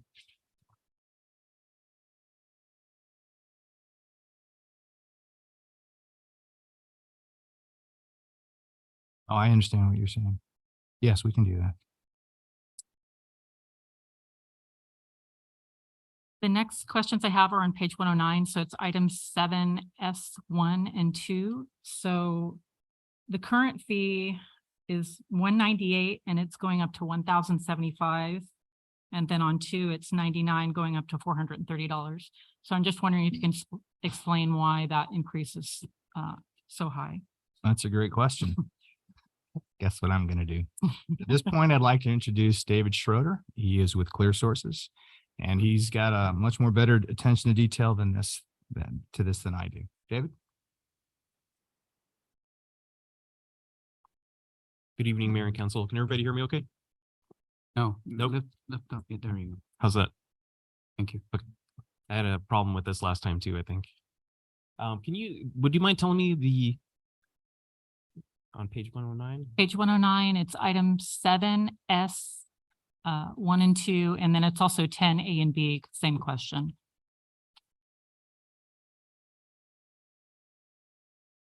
It's the sewer and water on or off site, the initial sheet and additional sheets, and then the off-site landscape review fee, initial sheet and each additional sheet. Let me see if this is one of the fees that we took at kind of in a microcosm or discrete mini study in this interim period. So this is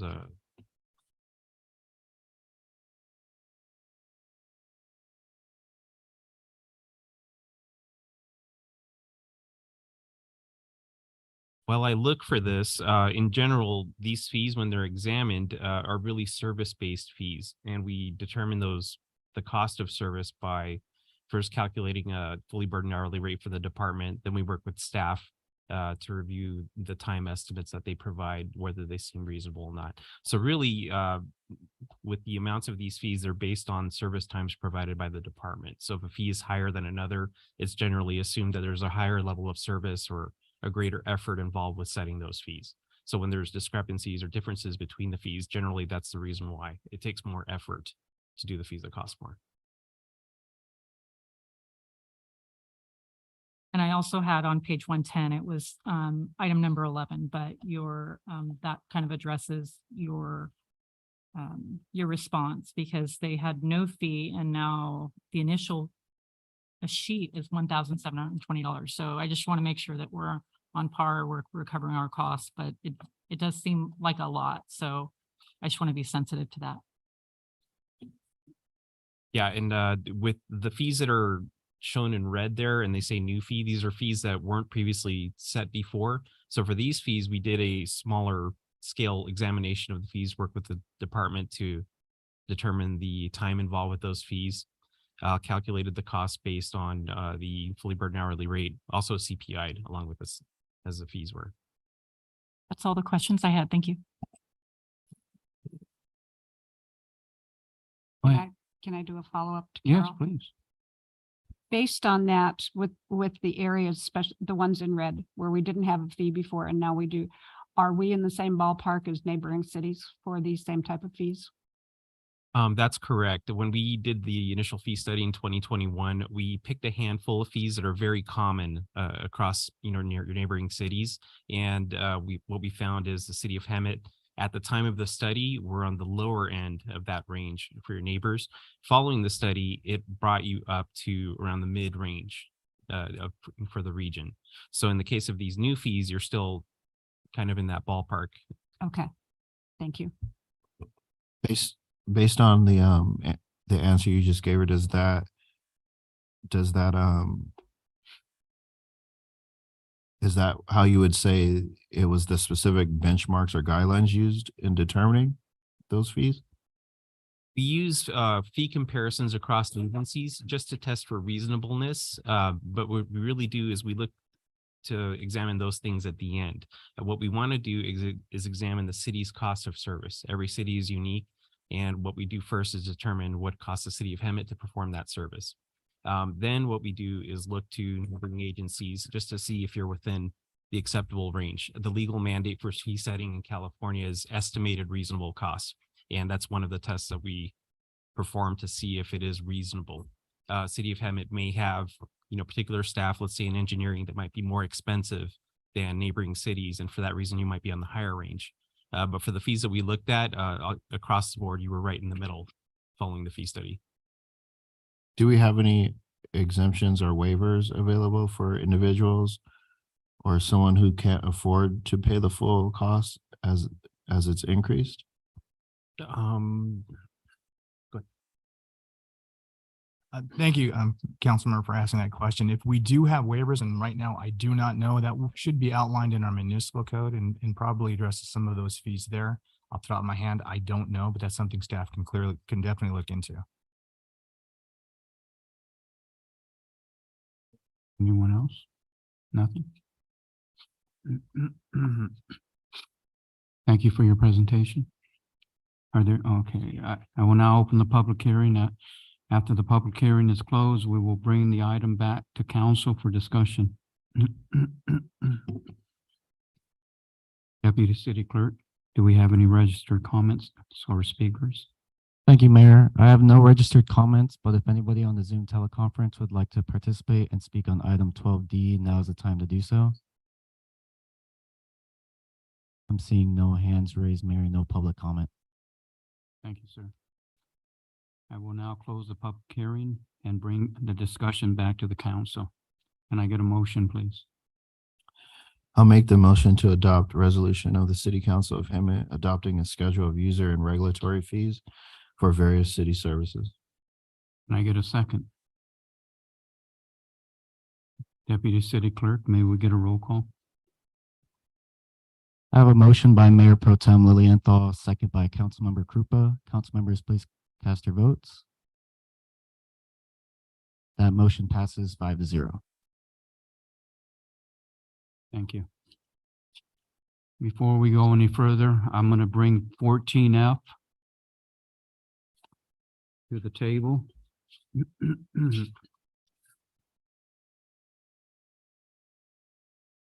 I can find it. The bingo ordinance. But we already had a print, or do we don't have a presentation. So, yeah, can you go ahead, please? Thank you, Mayor. I think the presentation on this one's relatively short. Charitable bingo games are allowed in the state of California. State law sets a maximum currently of $500 per game. The state regularly reevaluates that level based on inflation and may raise it. The city of Hemet has its own ordinance that well, you know, that when enacted, the amount that was authorized was the same that was authorized under state law, but state law has been changed. The city has not kept up on raising the amount authorized under the city's municipal code. So after speaking with the mayor and the city manager, thought that this is one of those things that let's fix it once and then not have to fix it again in the future. You know, we do that enough times. The municipal code will be essentially self-updating, which is my ultimate goal. So the language that we have actually in the proposed ordinance is not to set the limit to 500. The proposed language is to set the limit that is currently authorized by the state of California. So as the state raises the amount because of inflation, so too will the amount authorized under the city's municipal code. So hopefully whoever the city attorney is 20 years hence will not be asked to update it again. I don't know. We'll see. You know, I'm a vigorous young man, but 20 years is a long time. Okay. That's it. Is there any questions? So it'll automatically go up now if we vote yes. As So the if it state goes up changes to, it, then ours it will goes, change we don't automatically. have to go to, okay, perfect. Can I get a motion? Yes. Can I get a second? Before I can go any further, right? So we are changing what is written on in the staff report to change it to coincide with changes in the state game of So the actual- conduct of games ordinance, so that it will escalate or de-escalate as the state goes through it. So referring the council member to page 1937 of 1938, which is the second to last page of a 2,000-page agenda.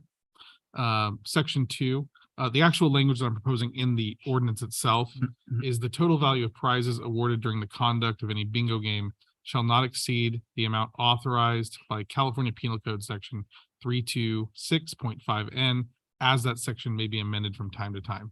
So we're currently changing it. The effect is it will be 500 once it's adopted. But as the state changes it, so too will ours. Okay, my motion is what he said. Second. Oh, my God. Deputy City Clerk, may we have a roll call? I have a motion by Councilmember Krupa, second by Mayor Pro Tem Lilienthal. Council, please cast your votes. That motion passes 5-0 to waive full reading and introduce by title only an ordinance of the City Council of the City of Hemet, California, amending section 18-128H, conduct of games of the Hemet Municipal Code to increase the maximum prize amount for charitable bingo games to $500. Thank you, sir. Well, that was 14F. We're done. We're done. No, no, That's just what I said. We're done. Moving to consent calendar. All consent calendar items will be acted upon simultaneously unless requested by an individual council member for separate consideration. Are there any members of the council that would like to pull any consent items for separate consideration? Yes, Mayor, I'd like to pull several items. I'd like to pull item 13A, B, C, D, G, H, I, J, M, and N. Holy It smoke. I just questions or clarification. I probably should have listed the ones I didn't want to pull, but Okay. And did you have 13N and 13O in there? I had 13N, not O. Okay, I'd like to pull 13O. Anyone else? We covered it. Was that M or N? Both. Oh, So Nancy and Murray, oh, darn. A, B, C, D, Oh. G, H, I, J, N, M, O. Where am I? I lost my So, paperwork. Hey, some nights we Okay. pulled them all. Okay, so let's start with 13A, I believe. For 13A, I just will need to abstain because I was sworn in at the end of the agenda, so I don't want to take action on the minutes. Oh, that was simple. 13B? Do I have to? Oh, I So have to so pass you could take a vote a on that. vote on it. Okay, so let's move towards a vote. Does anyone want to make a motion? Move approval of 13A. I'll second it. City Clerk? I have a motion by Councilmember Krupa, second by Councilmember Peterson. Council, please cast your votes.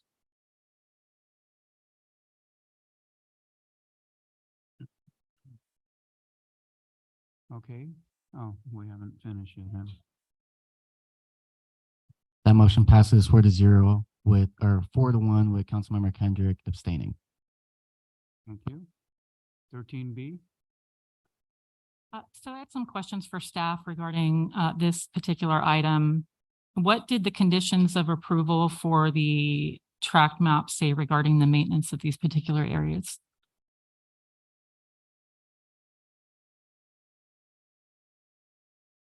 Ooh, oh, there he is. And while he's coming up, I would also like a reference of the tract map number in the staff report. And the staff report did indicate that a deposit was paid to the city for cost incurred, and I'd like to know what that amount was.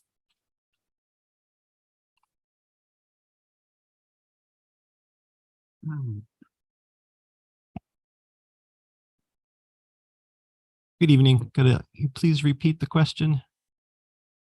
Did the conditions of approval for that tract map say anything regarding the maintenance of these areas? Did it indicate that they were, HOA maintained, or that they would go through this process? I just want to.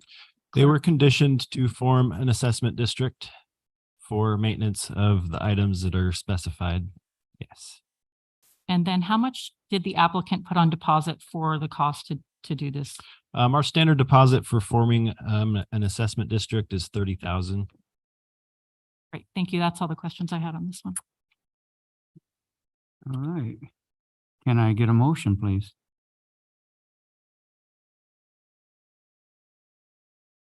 So I'll make a motion to approve 13B. In a second, I'll second.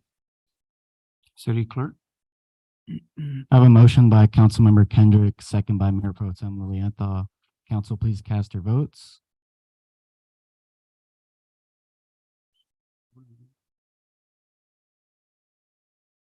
That motion passes 5-0. Moving on, 13C, I believe. Yes. Okay. Did you write down the phone? Does the timely adoption of the budget impact the funding for this? So this is timely because I need to upload the resolution approving the project to the state so that we are eligible for our repair and rehabilitation funds through SB1. It is not really tied to the budget adoption at all. The only other question I had on this is, so you indicated the streets, but I was wondering if we could, in the future, have an indicator of what district they're in and then kind of what their PCI index is. Certainly, I'll take a note of that. All right, thank you. Can I get a motion for 13C, please? I recommend we adopt item 13C.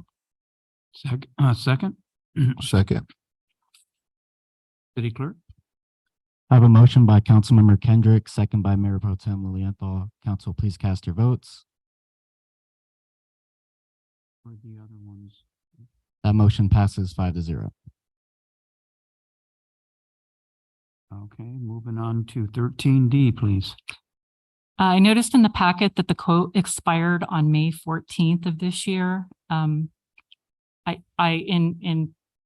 In other jurisdictions, this has been problematic. Sometimes after they expire, they come back at higher rates. So can you provide me with an update on that quote, and if you'll need to come back to City Council to request additional monies? Yeah, we requested an updated quote. They emailed one. We have it. The price did not change at all. Identical to what you see in the staff report. Perfect.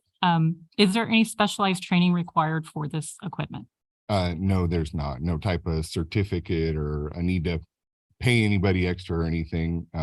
We've used this equipment before on a rental basis.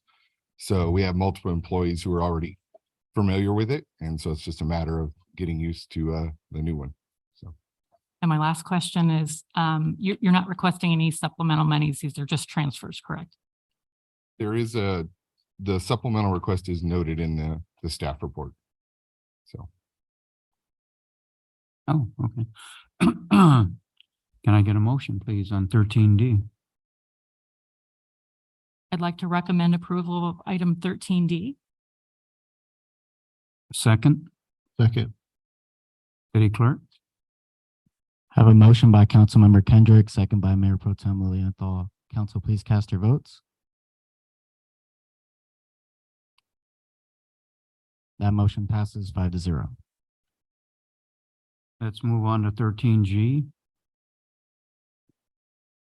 My only question, does this include overtime?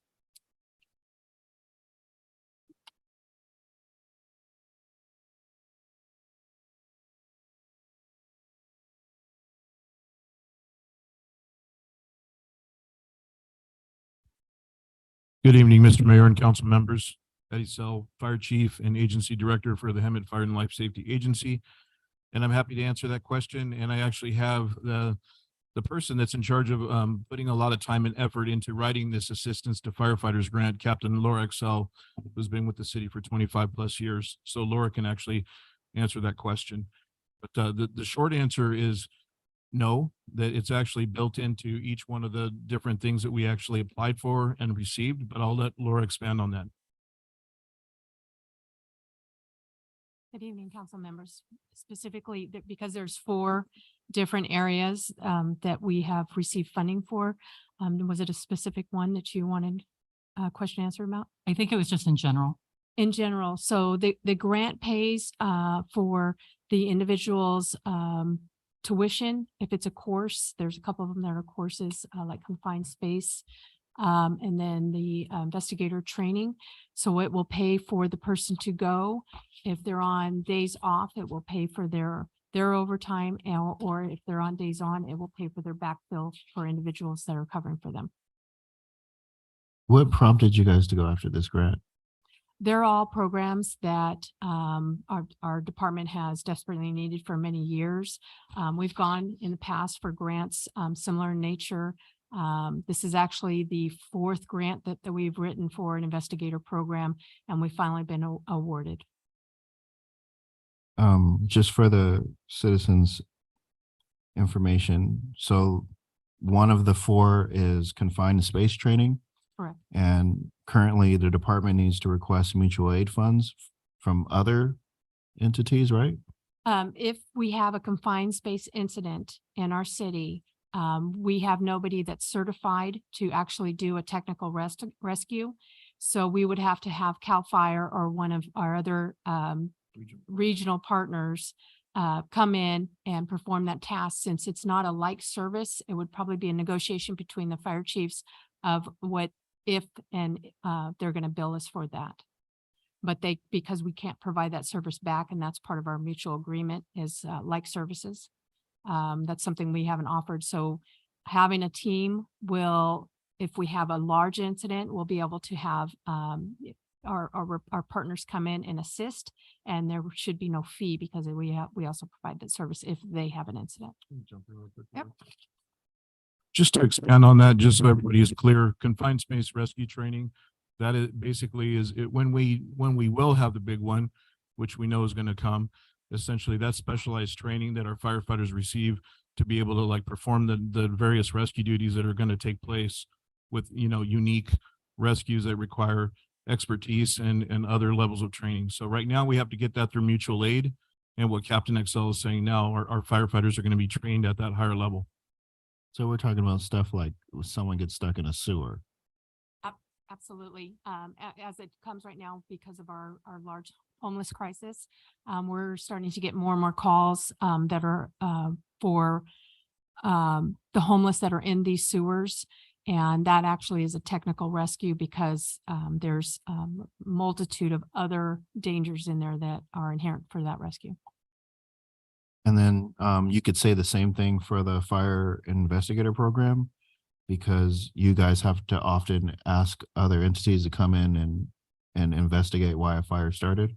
Correct. And especially if there's a civilian injury, a city personnel injury or fatality, we have to have CAL FIRE come in, and their investigation team would come in and do a full investigation. That's something that has to be done. Part of the issue is that now that everybody's so busy and short-staffed, that the last, at least one that I know of, that I requested CAL FIRE to see if they were available to come in, they had no one available to come in and assist us with a fire investigation.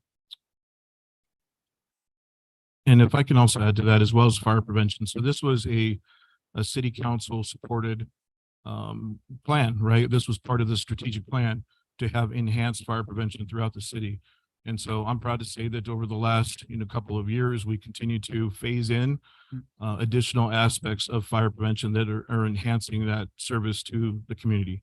So that involves a robust inspection program that involves inspecting all of our SB 1205 schools, all of the apartment buildings in the city, all of the businesses, all the things that were that haven't been done in over 10 years.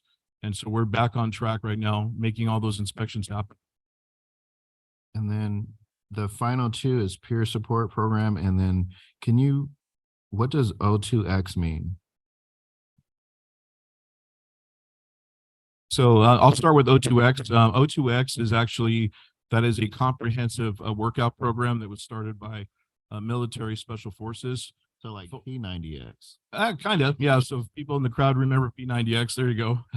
So this is a wellness workshop that's going to cover essentially nutrition.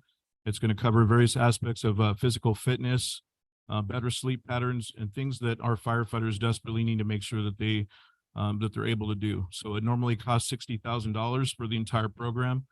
We actually brought this program to Riverside County earlier. It was last year, and we were able to get it funded through various sponsors. We had 9 of our Hemet firefighters there. They absolutely loved it. So this was something that we wanted to bring back again. And now through this grant, we're going to be able to provide that to more of our members. And I'll have Captain Excel talk about the peer support. So our peer support program is for us to send in, we have individuals, I believe we have 6 individuals in our department that are basically assist with counseling, critical stress debriefing, things of that nature.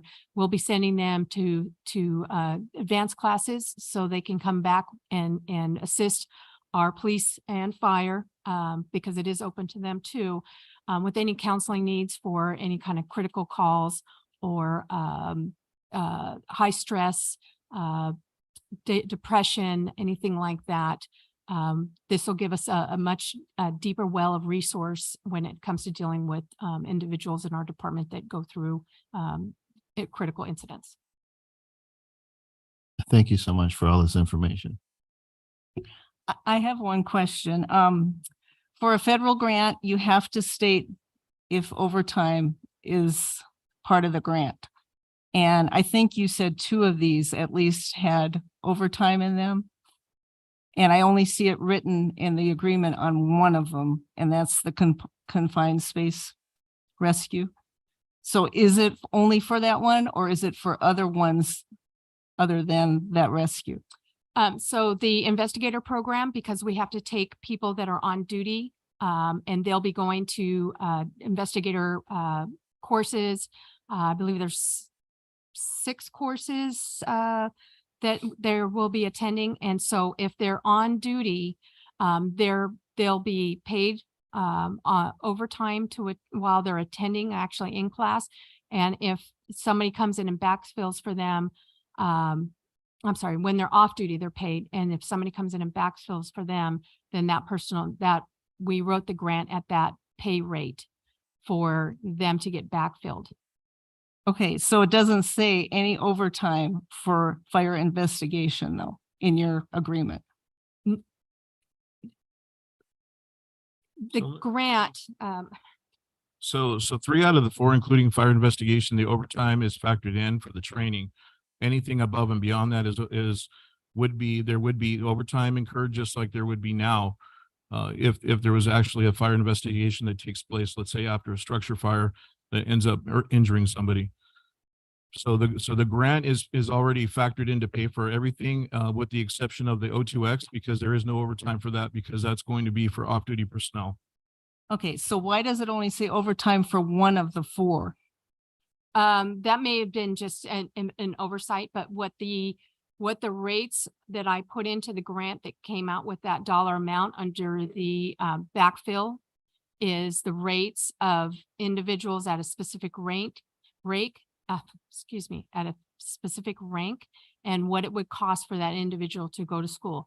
So for instance, if we send a captain to a week-long class, that's 40 hours.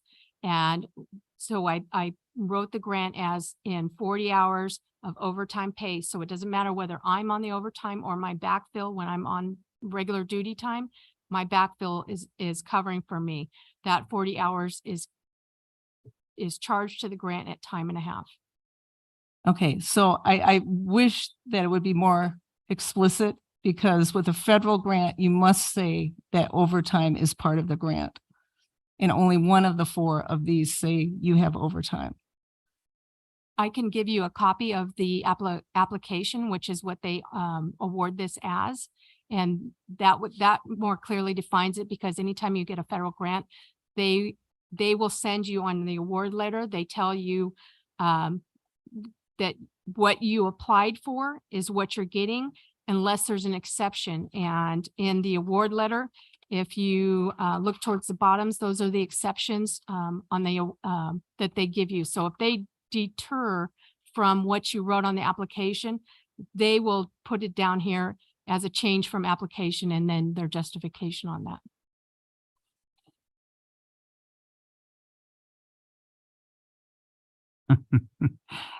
All right, moving on here. Let's, can we get a motion?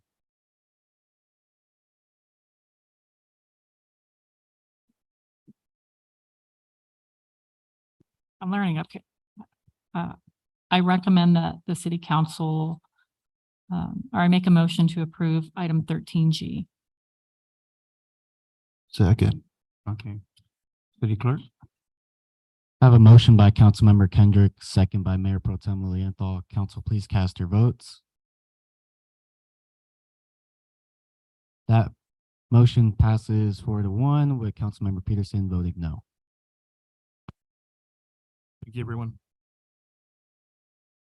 Thank you. Let's move on to 13H. My comments are the same for H and I. I don't know, could we do those together? Can we do those together? Yes, of course. Okay. Yes, Okay. of course.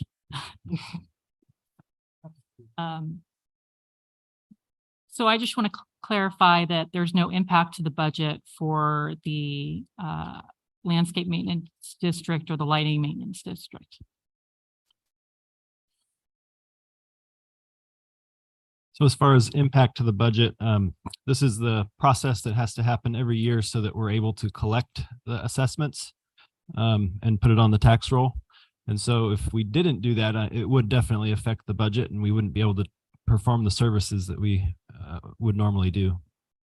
How often are services provided? I'm going to let Charles take this one. So currently, the services for planters, so if you have a planter that's located in your maintenance district, then the planters are serviced biweekly, and the grass is mowed weekly. So what about street trees? So I just know in my particular neighborhood, I've lived there 23 years. I've been paying for the LLMD. And I didn't see any maintenance out there for the first 17 years. And I think the street trees have been trimmed once or twice. Okay. So that's kind of where I'm getting at, is how often, do you have a schedule in place that kind of goes through and addresses different neighborhoods at different times? Yeah, the tree treatment is currently on a 7-year cycle.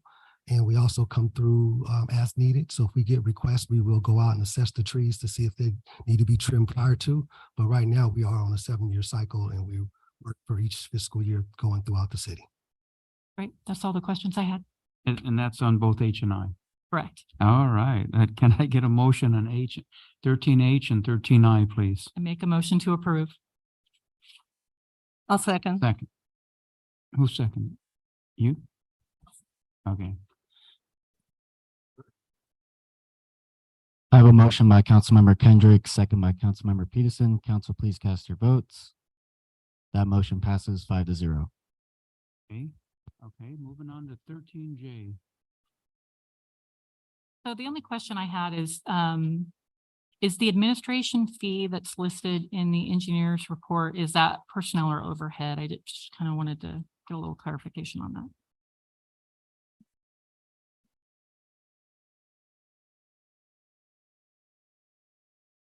Sorry, Noah. I know.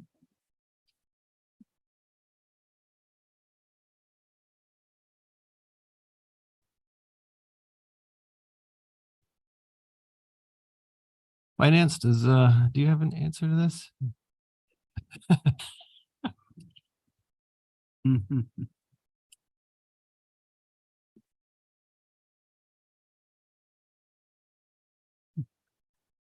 Good evening, council and city manager. Yes, Get that closer, please. Thank you. I can't hear that well.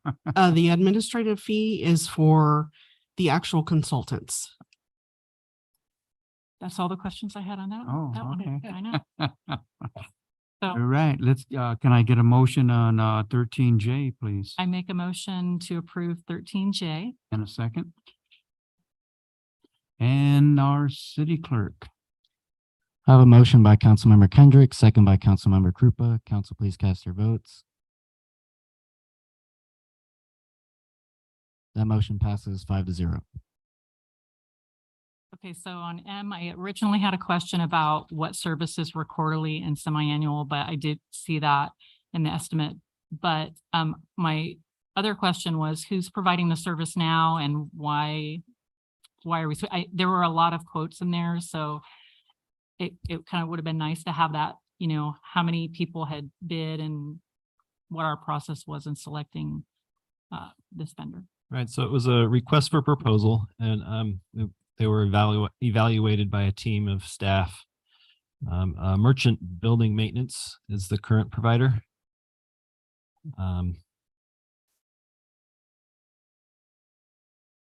Any other questions? So what, so are we unhappy with their services or did their quote come up too high? I guess that's, They were much higher than the ones that we were proposing. so I'll make a motion to approve 13N. Or M. Can I get a M. second, please, for 13M as in Mary? Second it. City Clerk? I have a motion by Councilmember Kendrick, second by Councilmember Peterson. Council, please cast your votes. Now 13N as in Nancy. On 13N, all my questions were answered with the updated staff report, so I have no further questions on that one. Okay, and 13N and O, I just wanted the city manager just to give a brief explanation where we're at now. A few people had emailed and wanted to know what the status was. Status of the recruitment for the Administrative Services Director position. The city conducted interviews earlier last week, sorry, and has subsequently made an offer to a candidate. And we're in the final stages of negotiating that contract and presenting that to the candidate. So I anticipate being able to provide an introduction of a candidate and new administrative services director soon. Thank you, sir. Is there any other questions? No, is that all on the 13s that we had? So, right. Okay, so can I get a motion for N and O? Move approval of N and O. Second, please. Second. And City Clerk? I have a motion by Councilmember Krupa, second by Mayor Pro Tem Lilienthal. Council, please cast your votes. That motion passes 5-0. And we need Can to we- approve EK, Yeah. E, sorry? F, K, and L. Oh, we haven't approved them yet? Uh-uh. Let's approve the whole. I won't say that. Make a motion to approve E, F, K, and L. Balance, remainder, Second. none left. Consent calendar. I have a motion by Councilmember Krupa, second by Mayor Pro Tem Lilienthal. Council, please cast your votes.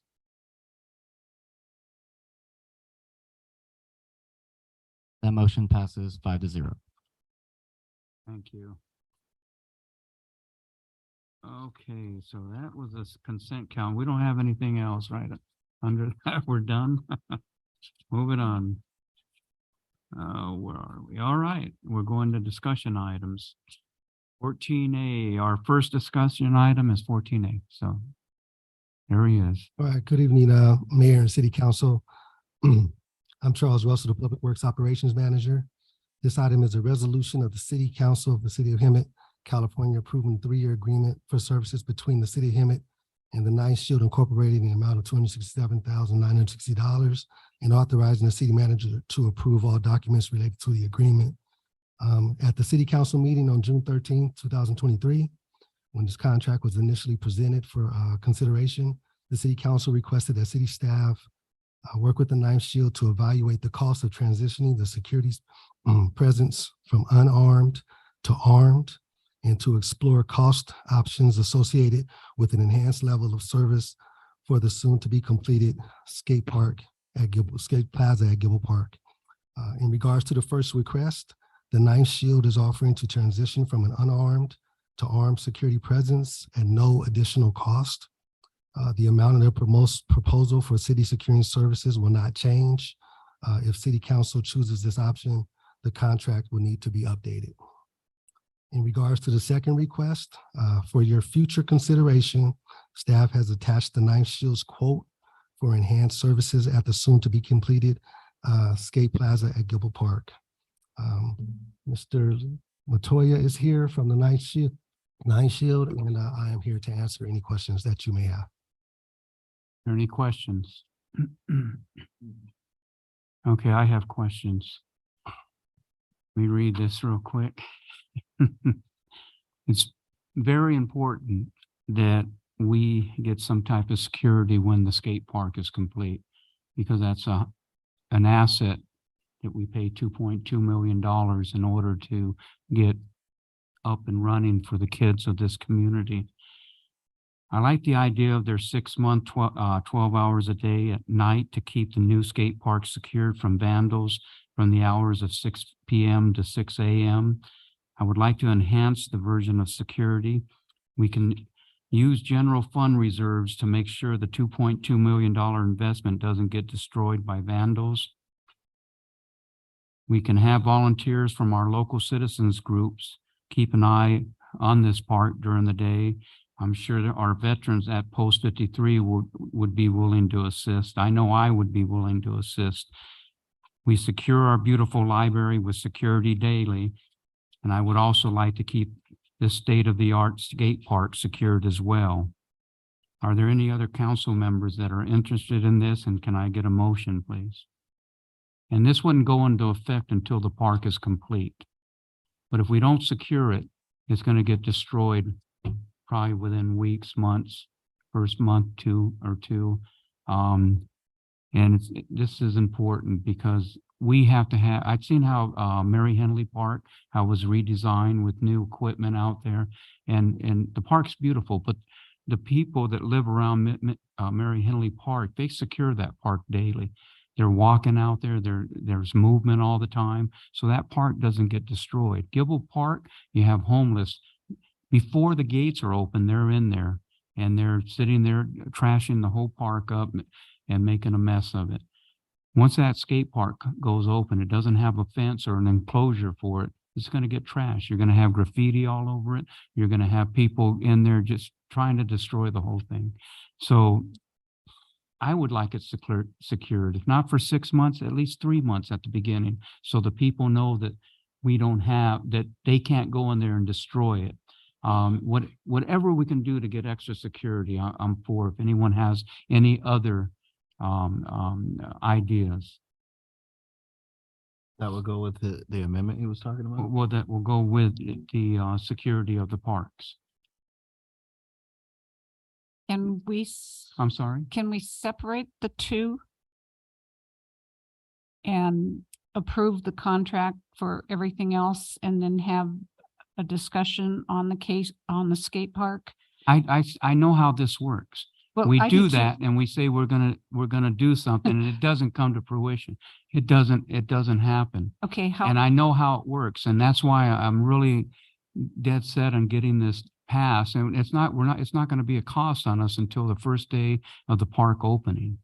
And I know how it works. I've seen it. You know, we say, okay, we'll do it. And I was naive enough to let it go in the past and say, okay, I'll wait. And then I never see it happen. I understand that. I was just thinking that maybe other options. Yeah, I'm open looking for at- options at as long as we fencing, have looking options. Oh, absolutely. We have to have further discussion, as you said, whether it's the Ninth Shield contract, having assigned volunteers there, whether it's a gate, whether it's a block wall. I mean, something, because yes, we are spending good taxpayer dollars.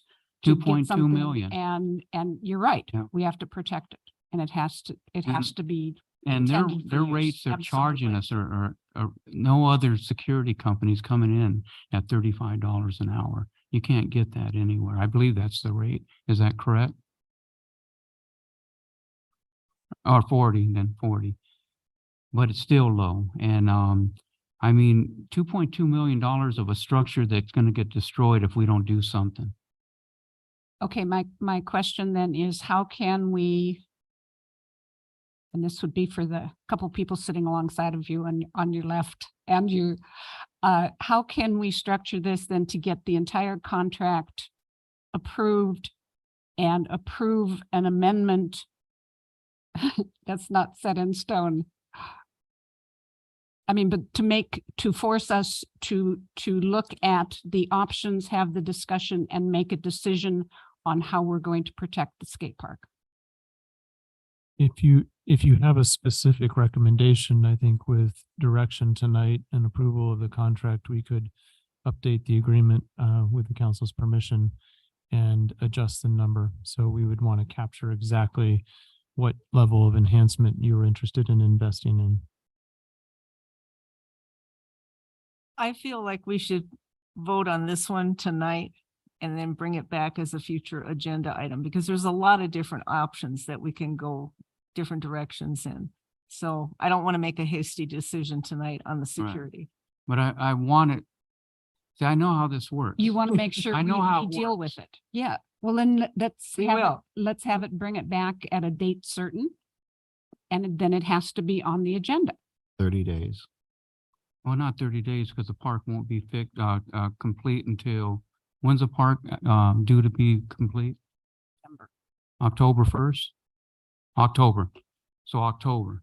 And it takes time to get different estimates for different options. So we can bring it back in, let's just say in, September, August, In September. date certain in September. Would that give us enough time to, No, it has to be earlier than that. Okay, that, second meeting in August. hopefully we're dark. Oh, no, we won't be dark. Never mind. We might be. No, Okay, Malcolm says 30 days. will we know in 30 days? No what? No. See, it's I w- June. Well, you need to get estimates, right? Because Linda mentioned a block wall. Block wall. A fence was mentioned, volunteer help was mentioned. So Yeah. there's a lot of options. So I don't think we'll. Well, we're Can not we gonna get get all volunteers these from bids 6 in at 30 night till days? 6 in the morning. No, but we also can check out what other cities are doing with their skate parks. There's, Well, they put fences around them, some of them do, some of them wrought don't. iron Some of fences. them. I didn't put an electric fence in there. Give a real good ride. You would sit there with a bag of, Well, hey, you would sit there with a bag of popcorn. we're farm girls from North Dakota, so we I go the know. same way. This is Oh. important So because if we bring it back in August. Back in August? One option would be to bring your report at the first meeting in August, second Tuesday, with some options for fences, and I would recommend against I think the police department would probably concur that it would be helpful to have a fence that we can see through as patrols occur. well, a wrought iron. Like canvas for So, taggers. Just like a so you don't have to have memorial, a wrought iron. Right. Typically, it would be a wrought iron with enough heavy gauge metal to prevent vandalism, but we can bring you back some conceptual prices for fencing options, maybe also some additional options related to cameras as enhancement and or lights, and give you an array of options. You have these numbers in front of you, and we'll need to confirm that these proposed rates would still be valid in the coming months. But those would be essentially an array of options for you to consider. And I think this first meeting in August would be adequate. And then should we need to go through some formal bidding, we would need to build in a little bit of time for investment of, the construction Like phase. your pet project is the library. This is my pet project. I know. And I just want, Are you good know, with bringing it back August, in the Yeah. first meeting in August? Yeah. Just want to So- be assured of that. Okay. Would you like me to make a motion, go ahead. or would you like to make the motion? I'm not gonna make it. Okay. 'Cause I my will motion consists of something. totally make a different. motion that we, which one are we? Oh, there we are. Adopt a resolution of the City Council of the City of Hemet, California, approving the 3-year agreement for services between the City of Hemet and Ninth Shield in the amount of $267,960 and authorizing the city manager to approve all documents related to the agreement. And authorize and direct staff to bring back options for security at the first meeting in August. That would include guards, fencing, and any other options that they can think of so that council can make a decision to safeguard the skate park. How's that? And, I'll second it. I guess I've got to do, so. Okay. Do I have a second? Jackie, Oh, you second it. City clerk? I have a motion by Councilmember Krupa, second by Councilmember Peterson. Council, please cast your votes. That motion passes 5-0 to adopt the resolution and to bring back skate park specific security measures to the first meeting in August for discussion.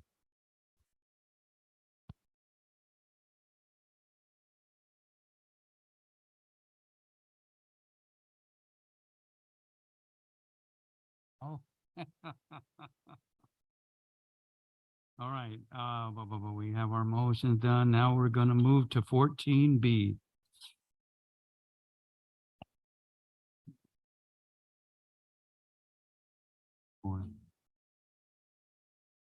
Good evening, Council. Chief Eddie Poost. On the staff report, obviously for Animal Control Services, I'm going to give a brief background regarding what we endured the last 9 months of knowing that Ramona Humane Society was no longer going to continue services with any city for animal control services specifically. So there's still, they will be open to residents, but they're not going to provide animal control services to any cities. With this information, we went out, did some research with the Riverside County Animal Control to get information on that. It's obviously a long process. We were very fortunate for the past few years to get the rate that we did have, because as we conducted our research, we found out the cost of animal control services is actually 5 times the amount that we were currently paying. So obviously that is something that we weren't expecting. I don't think our new city manager expected it. I didn't expect that. I did give him a estimate which was far off from what we received. I think our first estimate was $1.5 million on a yearly basis. We are working to reduce that with some of the services they provide with the county. In the meantime, we were able to have a discussion with Ramona Humane Society to continue services for 3 months. Obviously, that is at a higher cost than we expected. It will also give us an opportunity to notify our residents of the change and possibly revisit some of the licensing fees that we currently have for animal control.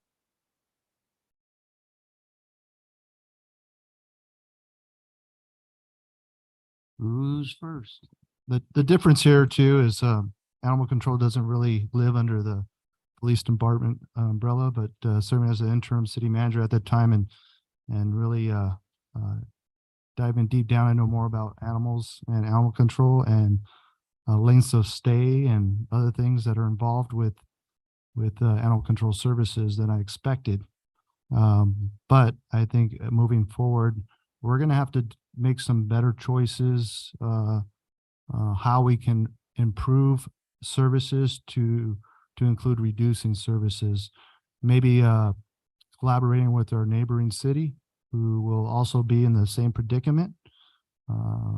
Their services will end December 31st of 2023. So I think there's an opportunity to even look further on how we could reduce those costly charges with animal control services.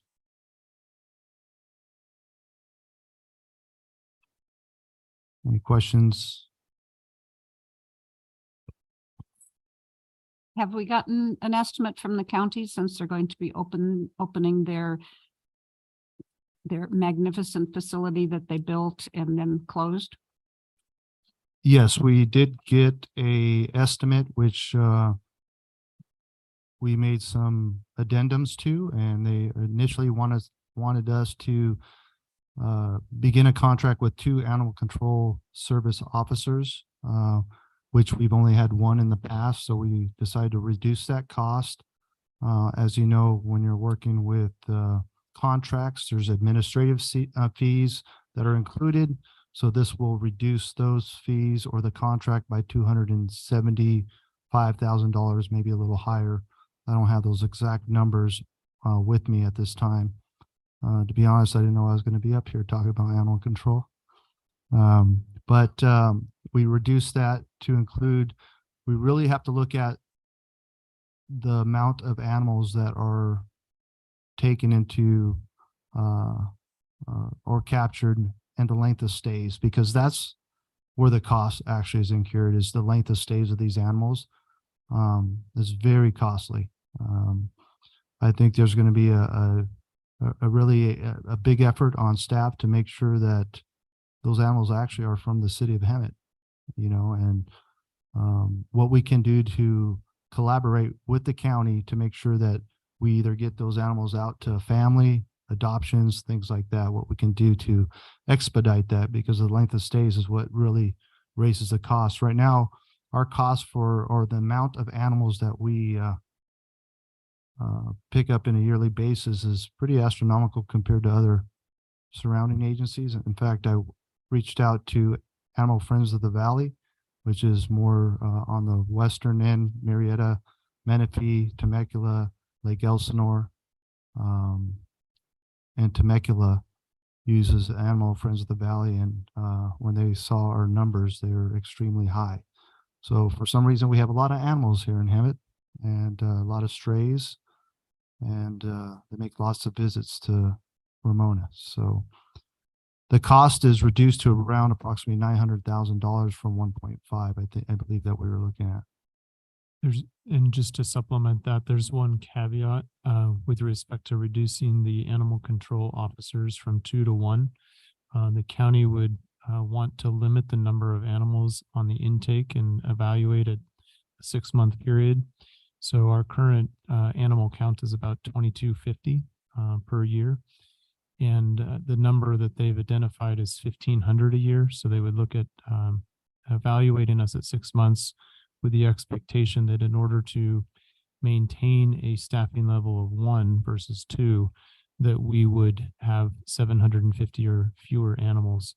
So it does create a need on our end to evaluate how do we expedite adoptions? How do we find other ways of dealing with animals in the valley? And so it may lead to some additional creative ideas about how to raise awareness within our community. But clearly that lower number is not necessarily a lock because of the volume of animals that may visit the shelter.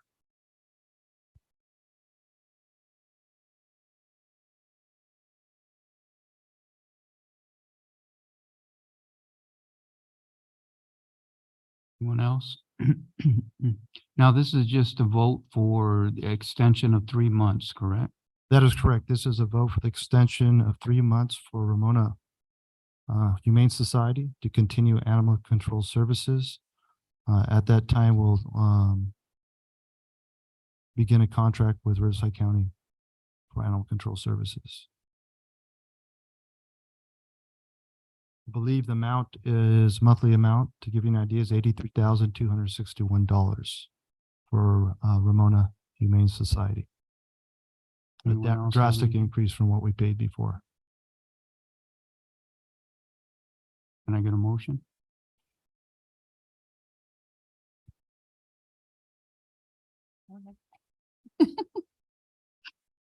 I move that we approve the contract for a 3-month period for the Humane Society. Second? Nope. No. Thanks. Second? Are you seconding? No, can I get a second? Yeah, I'll second that. Oh, thank you. We're City just Clerk? having fun. I have a motion by Councilmember Peterson, second by Councilmember Krupa. Council, please cast your votes. That motion passes 5-0. Thank you, Chief. And we will continue to look at our options and check out other options. I think it's fair to say, given the cost of this contract and the significant cost increase, it's important for us to initially have conversations with San Jacinto about potentially some other options that we could work on together. Thank you, sir. Thank you. 14C. Right, yeah, 14C, please. Is that you? That's me. Good evening, Mayor and Council. Could I get that PowerPoint up, please? Oh, my God.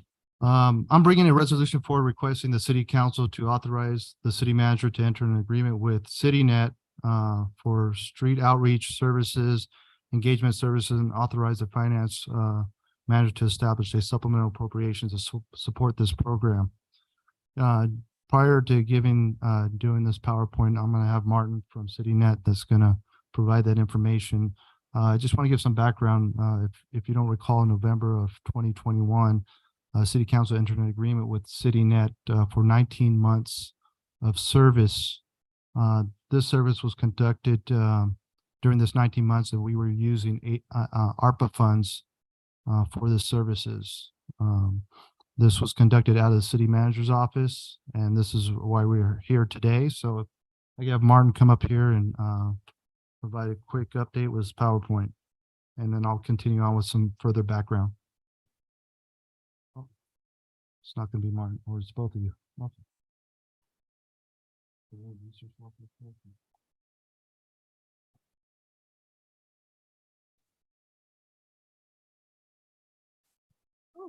Oh, sorry. Good evening, everyone.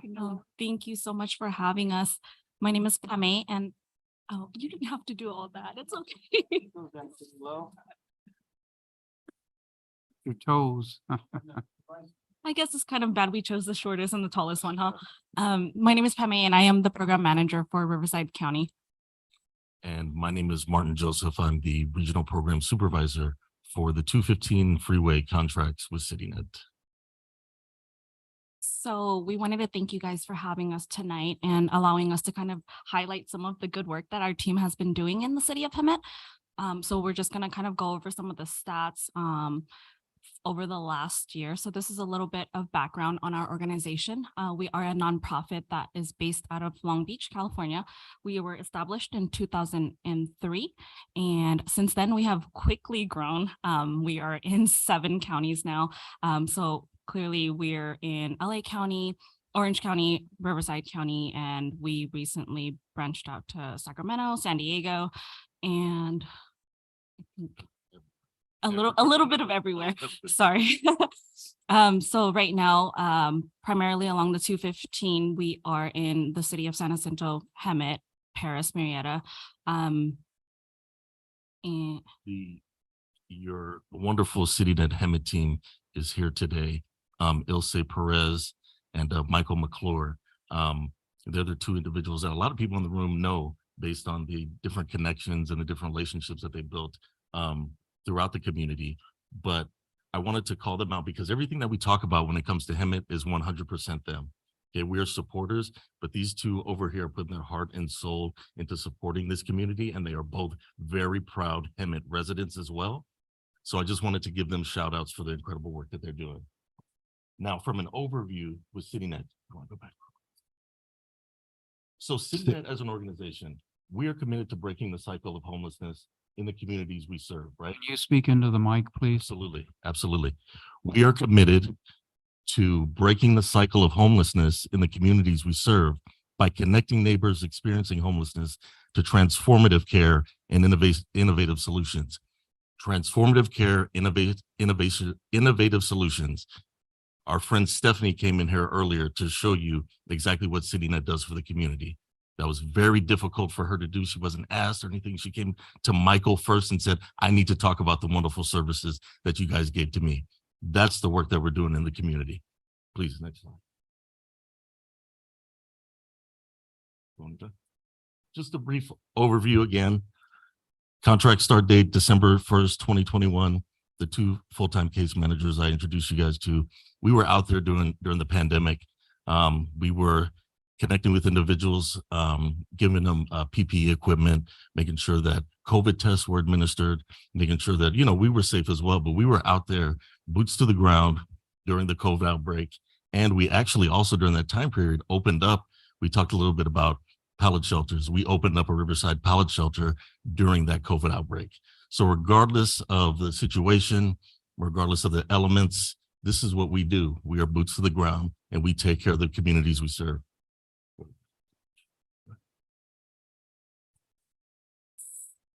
So I am not sure if all of you guys are familiar with the dashboards that we send out every month to the city of Hemet. So this is for the month of May. If you look at their numbers, it's amazing. It's honestly really, really good work. If you take a look at, they had 101 contacts, 143 in, I'm sorry, what? Oh, enrolled. Okay. 143 enrolled clients at the end of the month, which means that's 143 individuals that they're actively working with still. And then 43 new engagements, which that's 43 new enrollments. And then 37 street exits. So that can be to shelter, permanent housing, rapid rehousing, or relocations, and then 54 referrals made. And then if you guys look at the map, the little reds, little dots that you see, that's kind of the hotspots that they go to. Usually when they engage with individuals on our HMIS system, they can kind of drop a pin of the location just so we can know where our clients stay, just to be able to locate them the next time. And so on this page, it kind of breaks down a little bit more of the exits, the referrals that were made, and which programs that they were connected to. Look at that.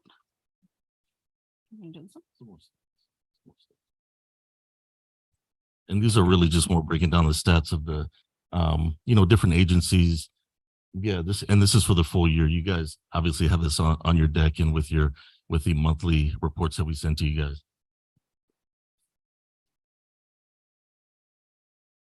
Okay, so we just wanted to share with you guys a couple of success stories. And again, this is all love and respect to the Hemet team for the incredible work that they've done. A couple of months ago, I'll never forget, Michael and Ilse had me on speakerphone and they said, "Martin, I got a family of 10. I'm like, okay, this is going to be interesting. A mother and her 9 children that were homeless. Okay, big challenge, right? Where do you go from there? How do you, what's the first step, right? We collaborated with the Hemet Unified School District Wellness Center, and they approached us at CityNet to assist a mother and her 9 children who had been sleeping in a car in Hemet since 2020. CityNet placed them in the Hemet Emergency Motel Program in 2023. We provided them with food cards, transportation, laundry, assistance, and advocacy. Through endless efforts, CityNet was able to place the family in a permanent home by providing housing navigation, rental assistance, and security deposit. The family is now working on reintegrating themselves into school and work. The children are enjoying their new home. Let's go to the next one, please. This individual, I'm sure if I were to say the name, a lot of people in the room would know who this individual was. But this individual is chronically homeless in Hemet during our census count. She frequented Weston Park, and Hemet Police Department was very familiar, and everybody was very familiar with her. Our case managers continued to provide outreach services to her and placed her into the Hemet Emergency Motel Program. Throughout this time, she worked on obtaining all vital documents and connected her with a Section 8 voucher. Our team also worked closely with her to get her connected to income through Social Security benefits and qualified for a senior apartment. Her homelessness has permanently ended and she is now stabilized. So to encapsulate all the work that we do, okay, I know there's a lot of talk about dollars and cents and things like that. Well, Stephanie's experience is absolutely priceless. Okay, I know there's a lot of different talk about, okay, well, are we going to have more case management? Are we going to do this? Look, we want as an agency to stop homelessness in the world. Okay, if things don't come to fruition, we still want you guys to have the support and have someone to come into the community to really support the homeless crisis, not only in this country, but in the world. But I can tell you the team that you have right now is an absolute incredible team that is busting their humps every single day to support the homeless members of your community.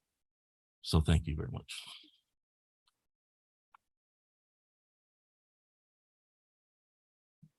Don't go too far. So you have a seat, but don't go too far. I got a few things I want to add to that. They made a lot of good comments, but I also wanted to mention that we collaborate with them, and they've been very effective. Remember, as you know, CityNet services are set to expire in 3 days. So I just want to make a note of that. They've done a great job. And with all that work that has been done, I'd hate to see it end so quickly. So that's why I'm standing before you today, because I authored this staff report. The reason I authored this staff report, this is not under the umbrella of the police department, but I see the benefits and what it does to alleviate the strain and the resources of the police department. Because when there's a call that comes in about any type of homelessness, even if it's not criminal, they're going to call us. Okay. We don't have the tools to deal with it. We're not built to do homelessness. Unfortunately, we have a different set of ways we handle things, and it's not a crime to be homeless. But working collaboratively with CityNet, they have the resources, they have the tools. We still have a homeless team that goes out there to deal with the criminal elements that are out there, but there's a lot of people that aren't, and they're able to help the people that really want to get off the street. A couple things they didn't mention is we don't have the time. The police department, my police officers don't have the time to build relationships. They do. And for the time being, like I said, I brought this forward because this is not a police matter, but it alleviates resources from the police department. So I actually decided, hey, maybe we could appropriate this $12 million of Measure U fund balance, not Measure U reserves, but Measure U fund balance, because it's going to allow my officers to go out there and deal with the criminal act amongst the homelessness, at least our homeless team. So it's really important that we move forward, and this is one-time funds. But by all means, if the city council has other decision on where to grab these funds to deal with an outreach team like this and what we want to do in the future, by all means, it will save me about $1 million in our Measure U fund balance. But really, I do want to see this continue. I don't think that if we move forward without this in 3 days, it's going to put a strain on our resources. And that includes all the departments, because every department for the city touches homelessness in this city. We work together. That being said, a couple options were presented to you in the council in the staff report that I'd like to discuss. The total cost of the two options. Obviously, there's an option 1 and option 2. I've seen the success, so I requested an option 2, which adds 2 more case managers. The difference on that cost from option 1, which is to continue the services we have now, obviously, like everything else, like I discussed in my previous staff report, animal control, those types of services increase, as well as you notice here, there was a slight increase somewhere around 8% to continue the services that we currently have. These 2 options for 2 case managers, what we continually have is $826,491.25. For 4 case managers, that's 4 7-day coverage, which I think is necessary. It's $1,098,126.30. So a difference of $271,000 for the 2 different options. So it's really up to city council how you want to move forward. But I'm here to answer any questions. This is something that we're going to continue to work on for many years to come until we find a solution to rid homelessness. So I'm here to answer any questions, and I have the CityNet representatives here as well. I'd like to start if I could.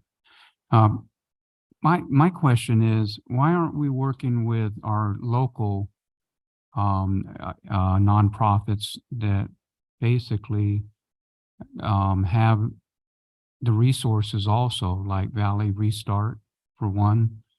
What have we even considered working with them at all? I'll give you some past experience. We've been working, the police department, working with Valley Restart since 1989. So we've always been working with them. CityNet, as you heard from Valley Restart, they collaborate and they work together. There's resources. we have been working with Valley Restart, and we will continue to work with Valley Restart. So will CityNet. We have a job to do in this valley, and there's no limits on pushing people around or back and forth. We're going to try to find them a solution to rid homelessness.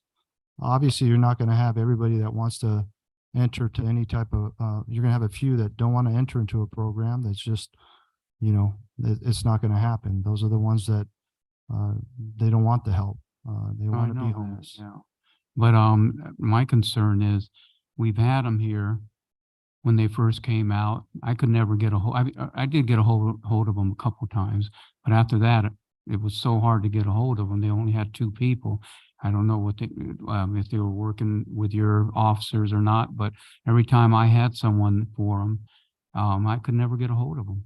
And I'd call and call, not even get a return call. And that's why I'm so negative towards them, because of my past experience with them. Now, with the county sending people out here with vouchers, I got the latest quote here on just, I'm not sure if it's one facility or not, but last year they sent, one person from this facility sent 358 homeless people to Hemet with vouchers. How can we counter that when they're sending them here from the county? One person sent 358, another person sent 44, and another person sent 6 with vouchers to Hemet. And we want to hire 2 people that are going to try to counter all that. That's why our streets are full of homeless people. And people think they're Hemet people, but they're not. They're from other counties. They're from everywhere. I was out in American Legion the other day picking up paper last month, picking up trash on the streets because we're going to adopt our street. And this guy walks by, a little homeboy walks by, and it looked like he was homeless. And I asked him what he was up to or what he was doing. And I just got dropped off. And I go, where are you from? Whittier. Surprised the heck out of me. I'm from Whittier. You're from Whittier. What are you doing here? So they're sending them from every county. And they're sending them to Hemet because they said Hemet has the resources for them. So how are we going to counter that? We're going to keep putting millions of dollars into people that are going to be trying to get them off the street. And even if we get people off the street, we're going to get 20, 30 more people sent from different counties. I don't understand how we fix this problem if we still have counties sending homeless to Hemet. And could you imagine if that the mental facility would have came in with 500 beds, that would have opened us up for even more homeless.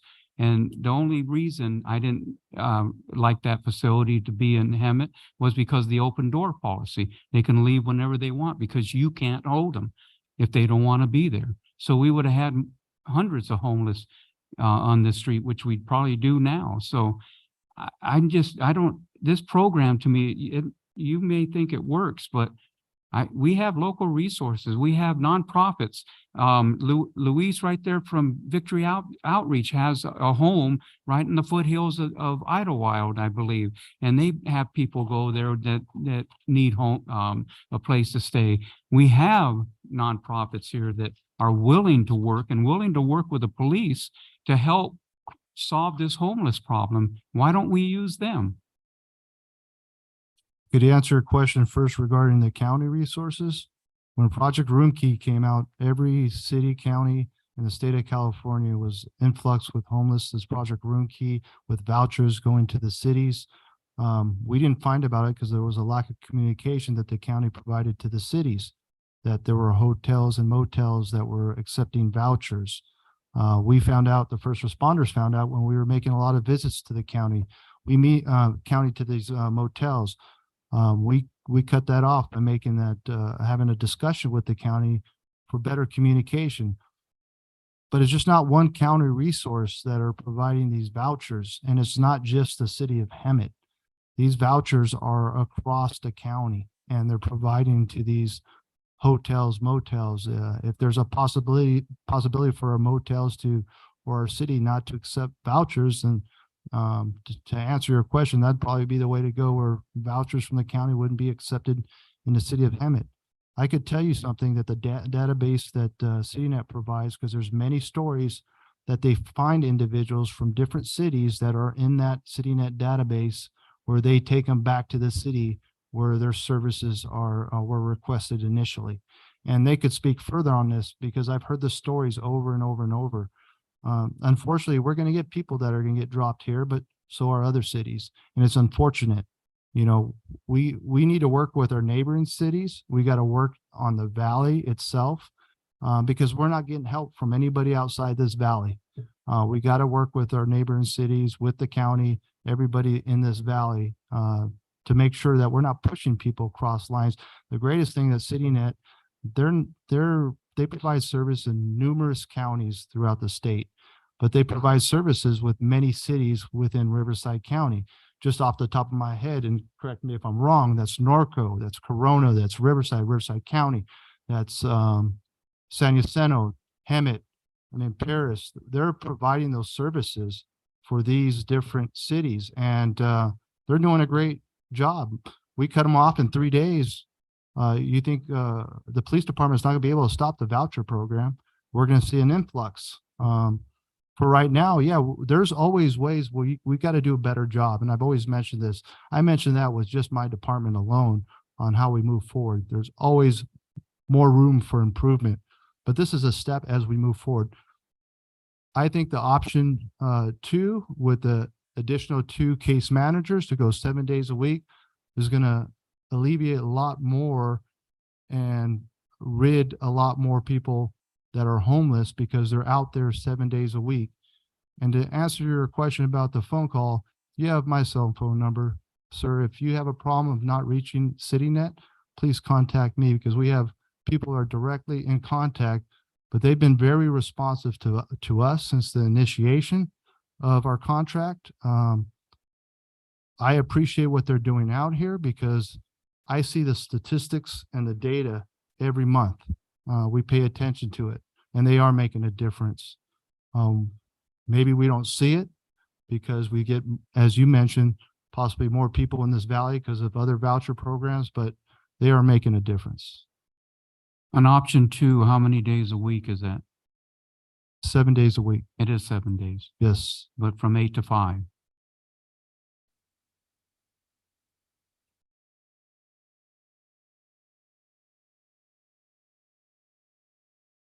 Seven to what? 3:30. Going into 7 days would be, we'd have to kind of connect with you guys in regard to what are some of the hot spot times of the day where you would like for me to hire case managers for those specific times during the weekend. Well, let's see. People like to sleep in, especially if they're not working, and if they're drinking or doing drugs, they probably sleep till about 12 or 1. So while you're out there, they're somewhere sleeping and then come out around 1 or 2 o'clock or whatever. So when you leave an hour later and you're gone, they're out on the streets. I see them all the time. Right. So you just identified it at a time of the day that we would have to have someone available, which we can do. That's what I'm saying. We would connect with you guys to say, what are you guys seeing on the weekend? Because we want to support you. Now let's take a step back real quick. I want to personally apologize if someone didn't pick up their cell phone. I can guarantee you that it was because they were busy. You can see the reports, but I want to take that on the chin myself because that is not the way that the CityNet wants to present itself to you. You know, you have a bad taste in your mouth. It's very apparent. And we're coming from 2 different sides of the street. I'm seeing the grace. I'm seeing the love. I'm seeing the hurrahs with so many people in him. It's so happy, so good. But I understand the bad taste in your mouth, and I want to apologize for that because that's not the way that we conduct our business. I'm the kind of person that if I see someone that needs help, I'm going to stop. I stopped the other day off Gilbert and where there was a building they tore down, and a lady just sitting there with a bag in front of her and sitting. And I thought, you know what? Maybe she wants help. I got off, took the time to get out of the car, went there. She had a bottle, I guess a fifth or something. And I was telling her, asking her, you know, if you want me to call someone, I can call someone, try to help you. I was going to call Valley Restart, see if they can come and help her. And then she took a swig out of that bottle and told me to get the F out of here. You know, so, and yeah, they don't want to, some don't want to be helped. I know that, but that's why when I tell you, I don't even bother calling CityNet because, and in fact, the person was sitting at the beginning. It's not even one of these persons. So I just stopped calling because I never got a response and never got a call back. And that's why I have a bad feeling, a bad taste about this. Completely understood. If the people that you identified weren't on the team, then that means I wasn't on the team. But again, from a CityNet perspective, all we want to do, even if this doesn't end up in our favor, we just want to see people. We want to hear those stories. We want to hear people, because imagine the time that you took with that individual, right? The teams do that for 8 hours a day. It's grace. It's love. That's where we're coming through. Yeah. You can call another agency. Hey, can you get this? Okay, yeah, let's get them out. Let's go. But I guarantee you won't have the grace and the success stories and the love of the people from the Hemet community coming back to you saying, we got what we deserve as human beings. Guarantee you that'll stop. My 2 cents, I'm very passionate, and I can go on all day about the homeless challenge we have, but I just thank you for taking the time to listen to us. Well, what I would like is just using local resources, local nonprofits, local people that want to help, and they never excuse me, I'd like to ask you a question, Pastor. Have you ever had anyone from the city come to you to see if you could help with the homeless? Yeah, please, because you're right across the street from Weston Park. You have homeless all over your area. Well, one of the things is that actually our ministry, we deal with drug addicts, gang members, and that kind of stuff. But homeless is a different beast. It's a totally different. It needs like really 24/7 dedication and a lot of connections like that. We have a facility, but like I said, we connect with, we have many Victory Outreach. We can even send them to Chicago, whatever they need to go to get out of town. But homeless are different. It's a totally different thing. So, but has anyone from the city ever reached out to you to see if you can help in any way with drug addicts that are out there? Actually, one time Dixon came when he was lieutenant. He brought the team to our facility. Yeah. And just show them and all that. But that's one of the things, though. Drug addicts and all that, we'll take them. But the homeless is different because they'll stay and probably take a shower and kinds of things like that. And then they'll say, I got to go.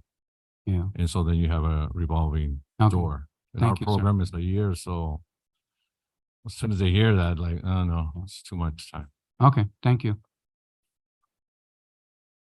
So Mayor, I just wanted to add a little bit about homeless services. I'm very aware of all of the local resources that you guys have.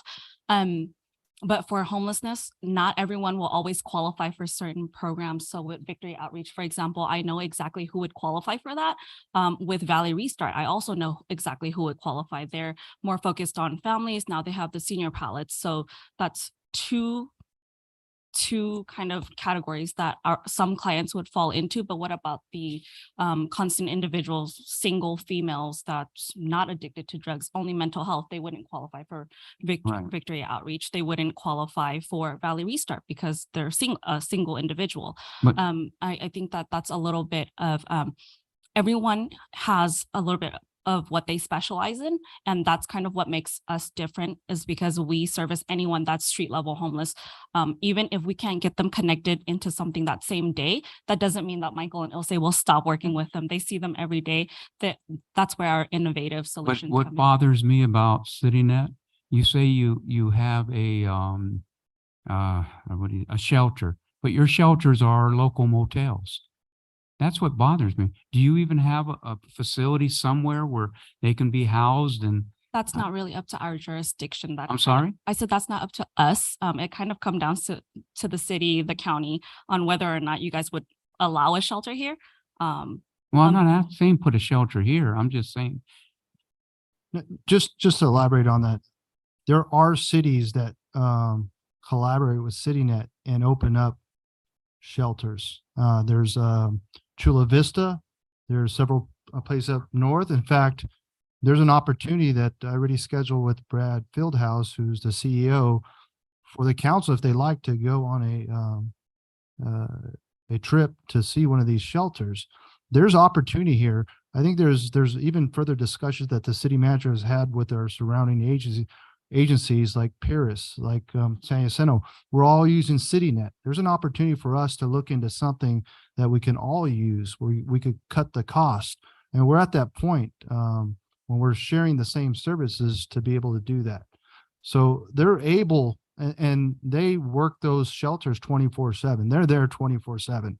And they have the ability to, and I think there's a couple places up north, just depends where you want to go. I think there's a place in LA County they offered as well, but I just opened a new shelter in Chula Vista, if I'm correct.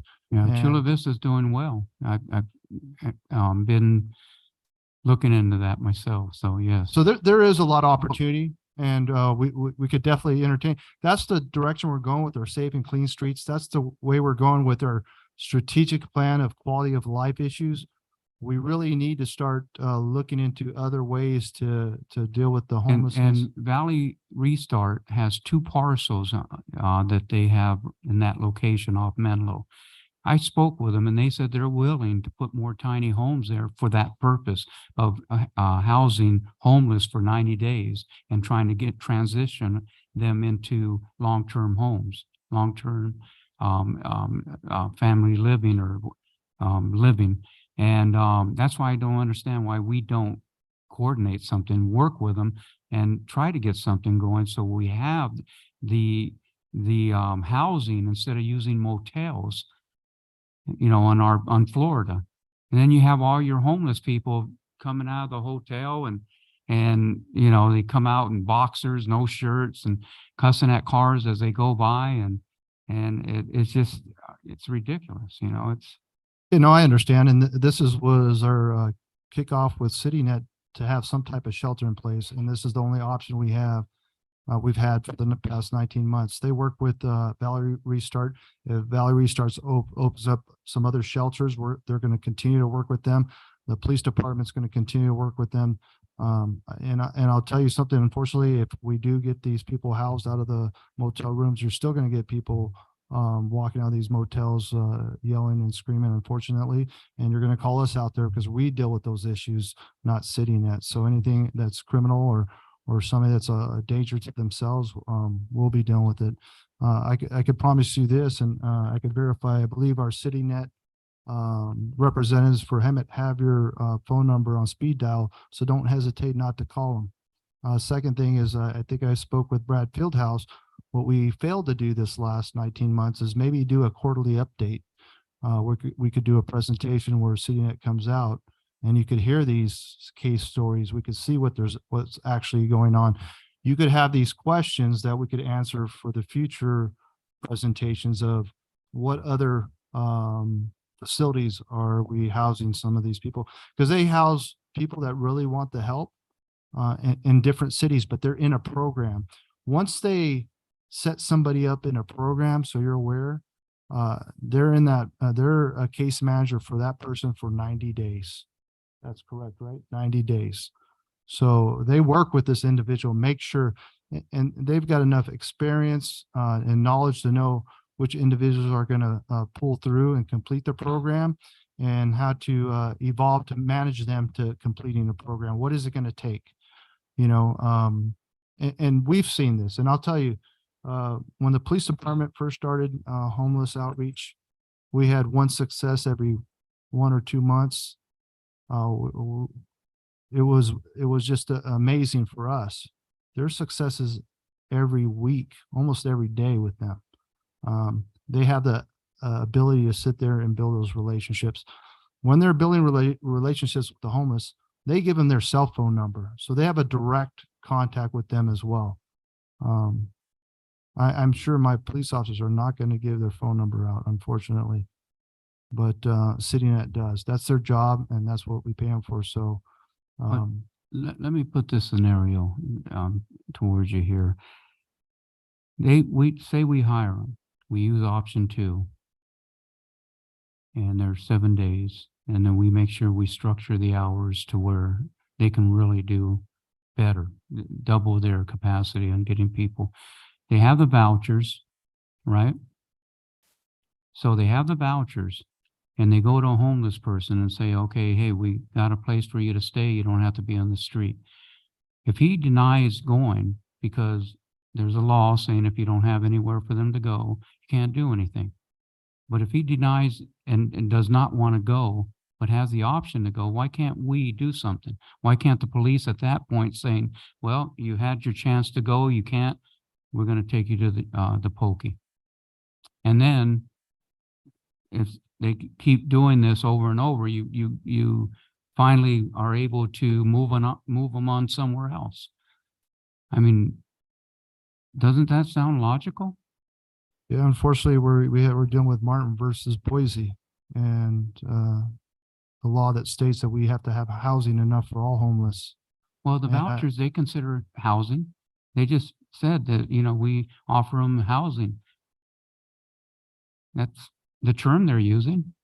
Yeah, and I'll let our city attorney expand on that. I'm not comfortable with that. I don't want Oh, to but have you're- Hemet, city of Hemet versus, whoever the subject is. Yeah, so Mayor, it's a good question. So as the police chief mentioned, the Martin v. Boise case, we've talked about it before, but I'll just give a short summary for people who may not be familiar with it. Is a Ninth Circuit case that says cities that have anti-camping laws, which are laws that prevent people from basically living on public property, right? They cannot enforce those laws if there is not a reasonable alternative for that person to go. Reasonable alternative. Right. Housing, they have housing, they say. I understand. And so I can tell you that the voucher program, that one of the justifications that the city council had when it was adopting this program with CityNet was that we wanted our anti-camping ordinance to be enforceable. Now, I can tell you, as someone who has prosecuted those laws, that, criminal prosecution of somebody for being homeless should generally be our last resort. Like you said, there's a million other things that you want to do. You want to give them a lot of off-ramps. But I believe that if it is adequately documented by the city that we went up to an individual, they were violating our anti-camping ordinance. We offered them shelter. We gave them an alternative. We verified that it was available. So it isn't just handing them a voucher. It's making sure that there was actually a room for them to go, right? Well, there must be because they keep sending them there. I understand, but so we'd want to make sure that that is adequately documented. I think if you do that, I think you can proceed forward with criminal prosecution. Our office is currently handling one for another jurisdiction in Riverside County that went through all those steps. They had an individual who was very stubborn, did not want to leave the public property, was given every opportunity to do so. We verified there was availability at a local shelter, and they declined. They said, cite me. So we did. So that is certainly a possibility. And I think that Let us know how that case goes first. I will. Yeah, yes, it might be versus another city nearby. So you'll definitely have a preview of coming attractions. But make sure that cite them? what's that? You did was cite them? Well, we're charging them with a misdemeanor. Yeah. So if they're convicted, there's a possibility of them doing jail time. The chief can certainly talk And about. we keep people I- going out of stores in I- jail. I was about to say, the chief can talk to what happens with non-violent offenders who get convicted of jail time, how long they're actually kept in jail because of our overcrowding situation. But that is a possibility. I think that having that voucher program is valuable from if we want to enforce the law, we have the ability to do so. But obviously, it's also valuable for a lot of other reasons that they've talked about. And to elaborate, if there's somebody that's homeless, obviously a character that was kind of explained from the city attorney, if our officers are out there dealing with this, because usually we're the ones involved, most of the time they're committing a criminal act, and we're able to arrest them for other reasons. And unfortunately, yeah, it's the overcrowding, because they're only keeping violent felons in the county jail. They're not keeping anybody in state prison. Well, how long can we keep people in our jail? Well, let me explain that to you. Go ahead. We have a temporary holding facility. Okay. We keep the people there as long as we possibly can. Okay. We understand it just depends what we do. Then we transport them to county. Okay. And when we transport to the county, they get booked in there and cited out there. And the agreement with all the cities in the county, when you make that arrest, they're going to get a bus ride or a taxi ride back to your city. And that's countywide. So it gets them off the street from anywhere from 8 to 12 hours, but they're going to be back in the city. Now, from the county, they don't get a ride back here, right? They're on foot when they leave the county, correct? No, they get a ride to the city that they were brought in. If it was the city of Hemet, they're going to come back to city of Hemet. If it was Marietta, they're going to go back to Marietta. If it's the county of Hemet, they're going to go back to the county of Hemet. If it's Norco, they'll go to Norco. Just depends where they were arrested and taken to. Raised in the wrong era. Yeah, Anyone and else? you know, there's a lot of things too. You're correct on crimes like that. You know, the DA is working towards a pre-filing diversion program because when some of these crimes hit the judges, they're not even going to prosecute because it's not a violent felony, and they're just going to look at a trespassing, and unless we have multiples and we push the point like we usually do, it's not going to be prosecuted. So we're even looking at a prosecution program to work with the DA's office, but for the city prosecutor program where we have some penalties to deal with any type of misdemeanor infraction crimes here. So as was provided to you a couple of weeks ago in our Clean Streets initiative, that's our next goal, is looking into a city prosecutor program. And like I said, this is the city council's decision. There's two options.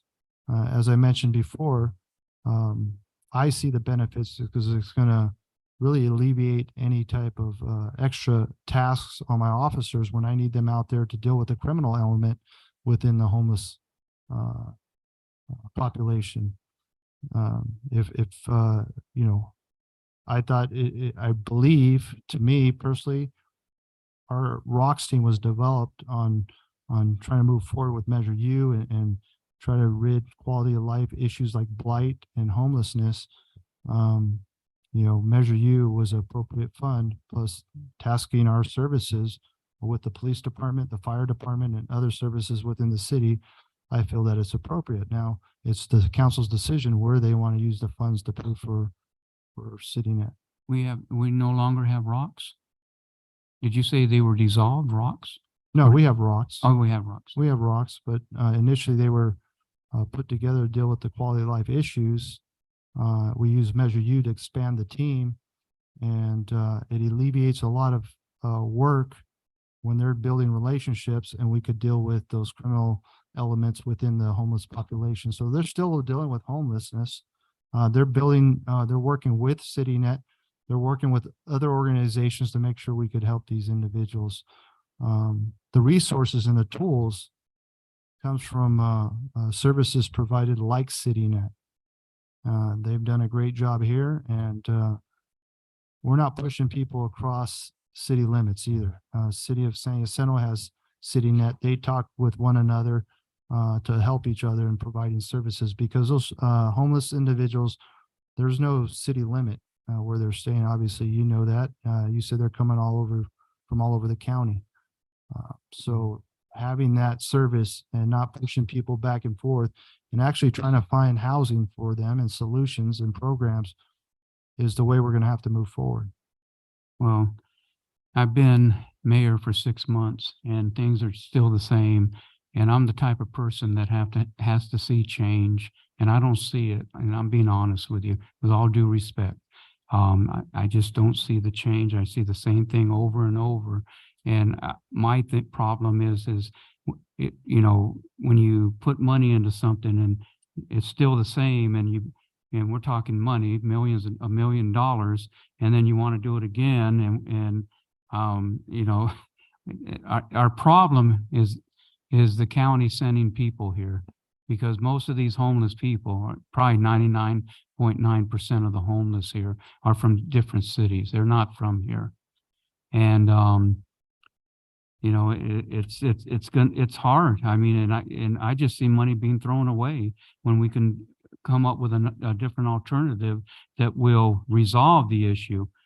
And, I want my last 6 months, being to see the problems cleaned up, to see the city, the blight gone, to see, our citizens happy and not afraid to go to a Walmart or a store or something. I mean, we know what happened just recently. Somebody was at Walmart, an older lady, she gets beat up and her car taken away. We have Hemet police looking for these people. Thank God we had the flocking system, which was able to track this guy, and we were able to catch him. And I mean, people are afraid to go outside, especially at night. It's got to change. We got to be proactive. We got to be something, but it's got to change. I And agree with you 100%. We gave CityNet a year and nothing changed. I agree with you 100% and wanting to do it again. I'm up here wanting to do it again as your police chief, not that this fund falls under the police department, but I see the benefits of it. And I will encourage you, like I encourage you, please come out on a ride along with the police department, Mayor. I encourage you to do that. And I encourage you to come out on a ride along with CityNet. They're making a difference. You need to see it yourself. So, I offered it to you. It's there for you. So please come out on a ride along. Let me give you a tour of the police department. We are a big part of the budget. And I want you to see what we do, the services we provide to our community. It's there. People want to hear this from you. I want you to be able to answer those questions.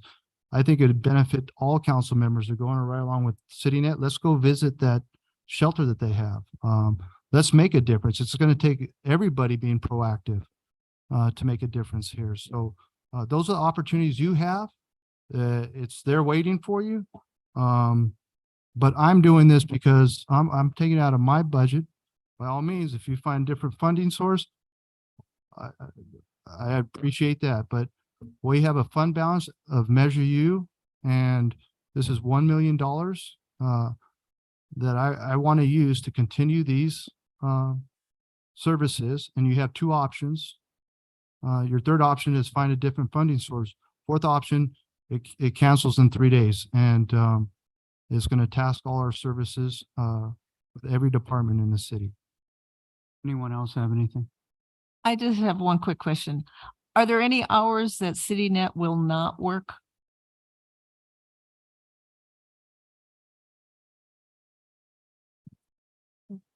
The easy answer would be to say, no, there are no hours we won't work, but we are bound to the resources that we have available. So shelters, for example, they don't operate 24/7. Programs, for example, sometimes they don't operate 24/7. So even though we can come out and make contact with the individual, that doesn't mean that we can get them in anywhere just because county resources aren't open 24/7 as much as we would love to be. Sometimes it's just not beneficial for the client. It's not beneficial for the cities to be paying for 24/7 services. We can't get them anywhere during those times. But if we found the hot hours that we wanted you to be out there, you can work at night and you can make contact even though you can't like place somebody immediately. You We can make can- an initial contact or We can make follow up, contact, right? yes. I just don't know Like at how. midnight. Well, let me not speak on that. My boss is right there, actually. Let me not speak on that. Well, I'm just thinking if we get 4 people, they could be shifts. Well, we work in a team of 2, so they're always required to have 2 people. Right. As long as we have support from law enforcement and our teams can go out and do outreach safely, then absolutely, then whatever hours that we can find somebody. It's not typical that a social worker wants to work like a midnight shift. That's not what they go to school for. But we've learned ways to become very creative in our hiring process. And like I said, as long as we have support from law enforcement, whatever hours that we can connect with services or whatever hours we're willing to go out and do outreach. Right. Yeah. I'm not as worried about the services. It's that's like the mayor said, that's when Right. the people are out doing things they shouldn't be doing. So Yeah, I just absolutely. wanted you to clarify that. Yeah, absolutely. Okay, thank you.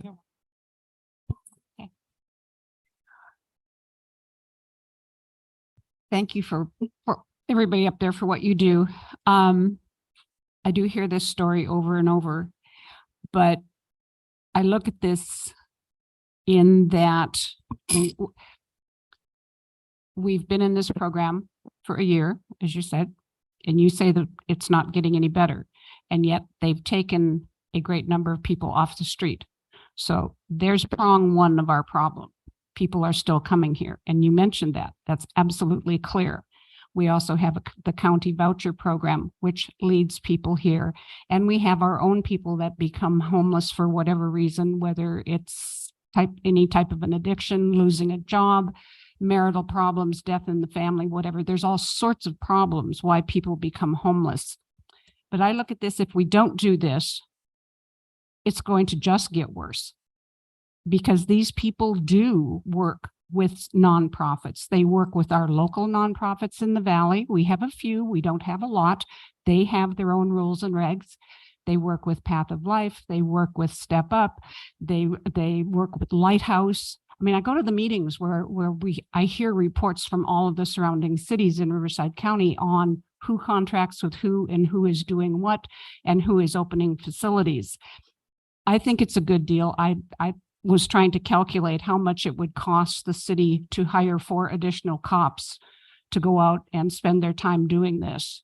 And it's probably more than the $1 million that this contract is. And they're not experienced as these people are. But I also see that to get to where we want to be, I would like to see some different questions asked of people. And I've told the Continuum of Care this before, and they have ignored me when they go out for their point in time count. And it's that they ask the question, where are you from? Well, if you're in this valley, you're going to be from this valley. Question is, how long have you been here? Follow-up questions. Where did you come from? If you've only been here for 3 months, or if you say you've been here for 5 years, did you graduate from what high school did you graduate from? I know some cities in Orange County who are doing this, and they're finding out where the people are coming from, and they're refusing services if they're not from the local communities. And I would love to see us do that. But we've got to change some of the things we do. But we've also got to add to that homeless ad hoc committee, and Mayor Pro Tem is on it. Mayor, you need to be on it. And you guys and City and CityNet and PD and Valley Restart and all of the services that are here need to sit down and have that big question. How do we stop county vouchers? How do we help our hotels to not take vouchers, except from ones that we give out and pay for in the city of Hemet? How do we stop that influx from getting, and I mean, these are solutions. You said, what's the alternative? Let's come up with the alternative. But if we don't do this contract, we're back to square one where we were probably more than a year ago. So I look at it as money well spent. And I think we need to continue it, but then I think we need to do the extra hard work. We have to do the lift. We've got a great start with this report that you just talked about, of the numbers of vouchers that have come from the county. Didn't know that before. That says a lot. So how do we counter that? How do we stop it? And that's our alternatives. We've got to step up ourselves. We've got to be the solution, because nobody else in hell is going to help us. And if nobody has anything else to say, I would make a motion to accept option 2. Hold on, She's going to talk. Yes. not that quick.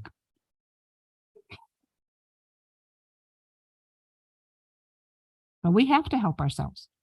Oh, we'll help ourselves. See, this is how it works all the time. You want to do something, it gets done. I try to do something, it doesn't get done. So No. we're gonna let's discuss talk about something. How can we get foot patrols in Hemet? What do we have to do to get your officers to walk? Not all of them, just a couple, on these areas where it's really bad, especially on Florida and Lyon, the Target area, the main area on the Harvard, and we're all, our downtown. What do we have to do to get that done? We'll give you a quick answer. This is going to depend on the time of day, because as I invite you for a ride along during the day, you're not going to have an officer walking around any shopping center because they're going call to call to call to call. Unfortunately, we are a busy city.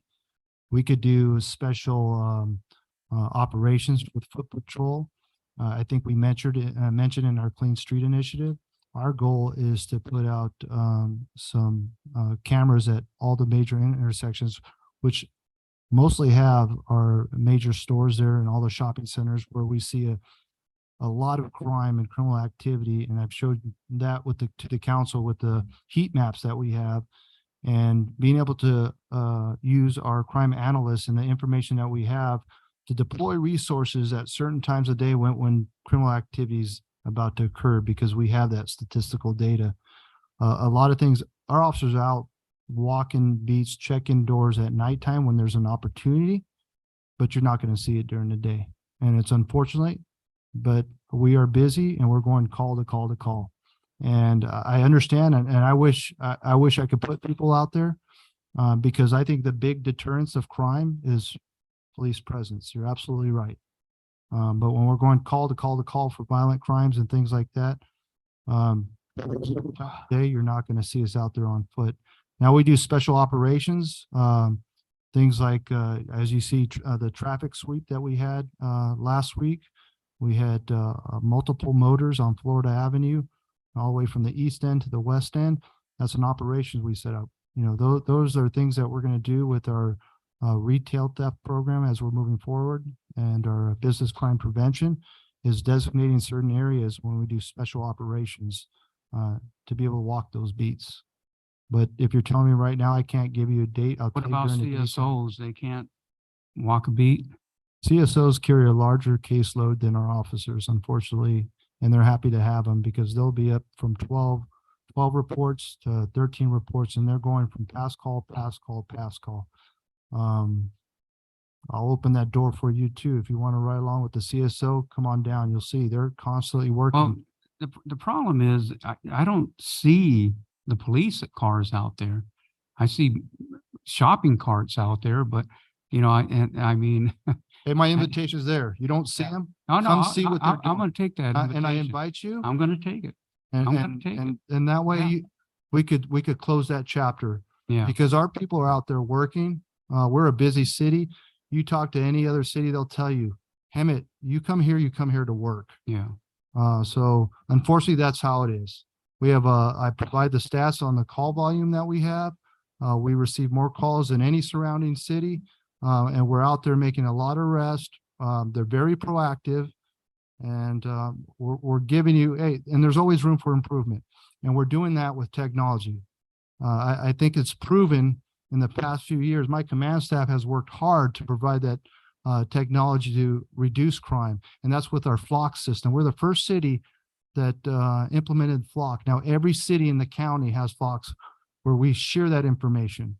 That tells you something. We're the first city to implement our body-worn camera system, okay, for city liability. Okay, now we're the first city to implement a drone first responder program in Riverside County. Okay, now we're going to be the first city that I didn't want to put this out there, but we're going to have a real-time crime center where we're going to have live feed in these shopping centers and in these major intersections where we'll have somebody viewing that. When Okay, is that so we're- going into effect? That'll go into effect in the next few months. That's part of our Clean Safe initiative and part of the budget. When it comes to the police department budget, just pass everything and we'll be moving forward with all those technology tools that we want to do. This is what we have here. And I think understanding what we deal with and the activity we deal with, we got to think outside the box, and technology is a way to do it. We got to collaborate with other cities and entities. The biggest thing I've said, and I've said this a long time, the Valley is different than anywhere else. We got to really collaborate with our neighboring city and with the county. Our citizens don't know where the city limit starts or ends. They don't know what's county, what's city. But when you drive and you stand in the city and you look out there in the county and you see something that's blight, that's the city. If you're in the county and you see something that's blight in the city, that's the county. We all live in this valley. We all shop in this valley. These citizens, our residents, we got to work together to collaborate with our neighboring city and the county. We got to make a difference. And the first thing is making sure that we have the same resources and work together with our neighboring city. But we're going to be innovative here. And whatever we can do to put people out there, we've hired, I think, 12 community service officers the last year. And that's to push our officers from doing things that really you don't need a sworn officer to do. We could have a community service officer that could handle taking that report, that could forward it to our investigations while we go out there and do police work. And at the set, for twofold, that person, usually we hired 3 CSOs, I think, in the past 2 years as police officers, because it's hard to recruit for officers. So we're trying to do things that are innovative here. And I'm going to invite you, come on a ride along. And if you don't see our officers out there, you're going to be with one. And you can see if he's just sitting down, because they're not sitting in the station. If they're here, they're booking somebody in and they're writing a report. Otherwise, they're out in the field.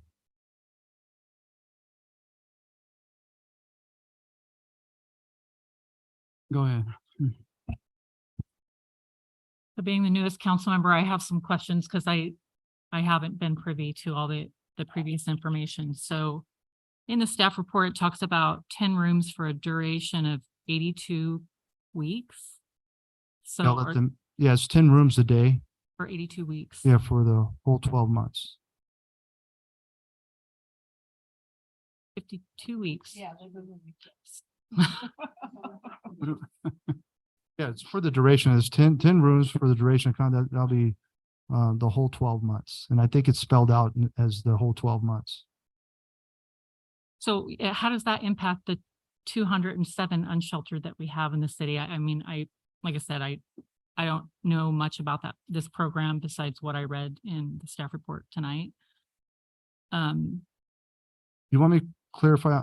Some of these individuals don't go to the hotel. They'll get into a program if there's available space in that program. It may not even be in the city. It could be in Riverside, but they're willing to get into a program. They're able to take them directly there. The rooms that we don't use, we don't get charged for. They have up to 10 rooms per day is what we use. So there's other opportunities. If there's a family and if Valerie Restart has a room and they fit what they need, they'll accept them. I believe they also take individuals to Valerie Restart where they collaborate and people take showers there and start their process and programs. And this is just me hearing these stories, what occur. But there's a lot of opportunities working with other nonprofits and other county agencies, continuum of care, things like that to get some assistance. But it is 10 rooms if we could house up to 10. In fact, they conducted a sweep because we had extra rooms available because they didn't have all 10 rooms used up per day during the duration of this contract, that we did a sweep to house more people, which increased their caseload, which makes it difficult because now, we're trying to manage or have a manageable caseload. And we increased it a lot for them because once they have a case for one individual, that's 90 days that they have that program, unless the individual decides to bail out or leave. But I could have them kind of explain more on the housing and other opportunities they have to house people directly into a program if you want to hear that, because it is a lot of information. I could tell you when I started here, because I started my career, I'd never think that we'd be working with homeless. That wasn't something I thought we'd be doing as police officers. That's not what I signed up for, but we're leaders in the community, and it's our job to make sure that we help find solutions. And not only that, we're here 24/7. So if they're not here, they're going to call us. and we're going to have to deal with the issue. We can't just walk away from it. And it's very difficult for us to figure out solutions for homelessness, and we just don't have the tools and the understanding and know who to call. And we don't really have that relationship with other entities when it comes to that, because it does take time and it takes time to build relationships. So if you guys want to add to the housing and what's available. What's that? So I feel like you can be a social worker now here. Yeah, no, so a lot of our work comes from knowing the resources and knowing, sorry, I feel like I'm not looking you in the eye. That's gonna be, yeah, it comes from knowing the resources, getting them connected to county resources as well. That there are housing programs through the county that we try to get them connected to. If not, then it's programs, whether it's for mental health or substance abuse, but the motel program primarily is here. We have it 10 rooms a day, and if it's usually there's a pretty long wait list. And just to emphasize, the motel program is only for Hemet residents. We do make sure that we can verify 2 forms of ties to the city before they can even get onto the wait list to be considered for the program. So on the hotel rates, so I understand that that's an average, but what are the actuals? So I don't have any of that information on the actuals. And if they're not used, is that you know, something that can go into other resources under the contract? So generally, the rates were determined by the hotels themselves, people that are willing to work with us. So there, I think it says 75 to 110. So that's split between 3 different hotels here in the in the city. I don't know the names off the top of my head, but I can tell you that for the most part, a lot of times the rooms are completely filled. It's very rare that we don't have it completely filled, because we do have people that proactively come and want to get connected to services. So when we screen them and make sure that they qualify for the program, we get them onto onto our own internal wait list of individuals that qualify. So I guess my question is, I mean, we've been doing this for a year. So do we have details on how much the actual hotel costs were?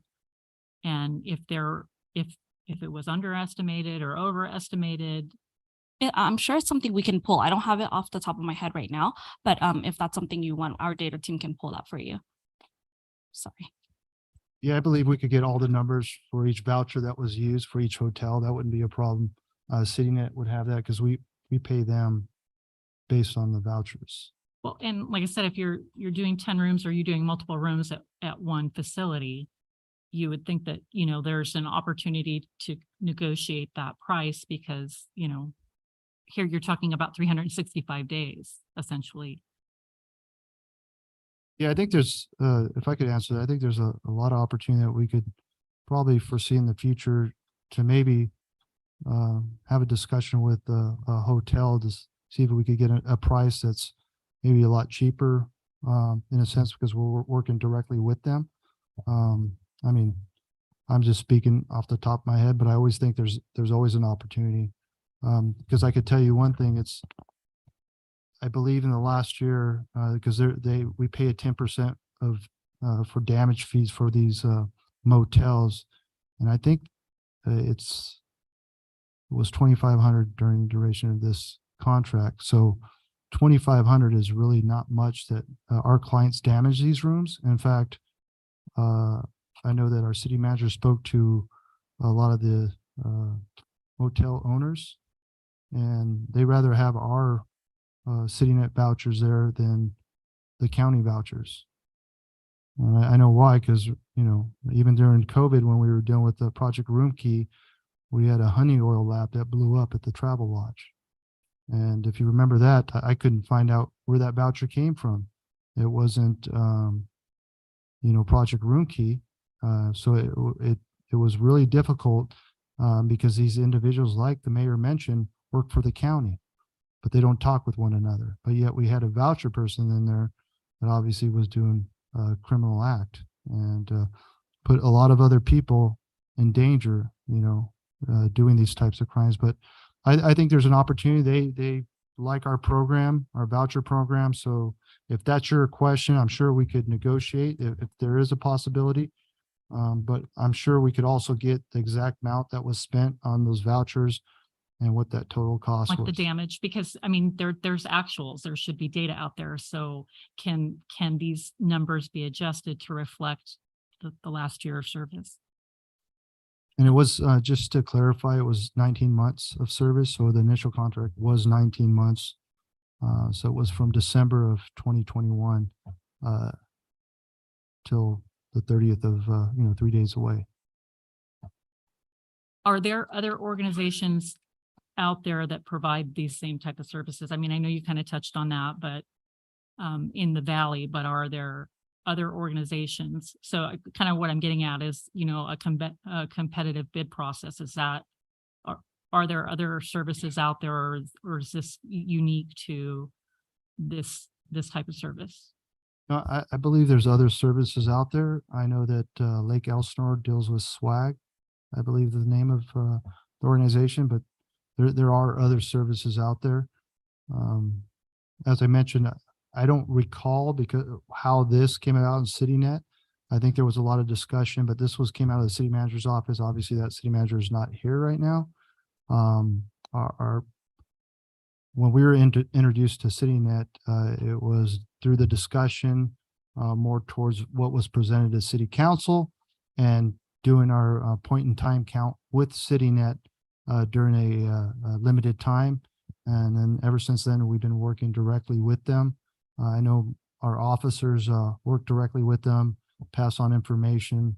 I know if they're looking for someone that they want to get in a program, if they haven't seen them, they'll reach out to us. So we work closely together to make sure that we could provide any type of services to them as well. The FTEs, are those based on the population or the point in time count, or a combination of both?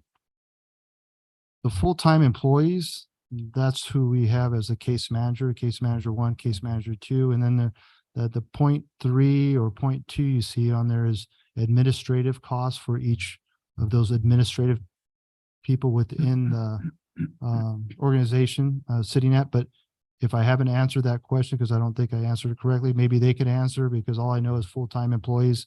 I'm not sure if I caught that. So based on their recommendation, so is it the number of employees that they're proposing to serve the city, is that based off our population or point in time count, or a combination of both? Like how many full-time employees do you have serving San Jacinto or Paris? Yeah, what came about, I don't think they have an answer, because I talked to Brad Fieldhouse, who's the CEO.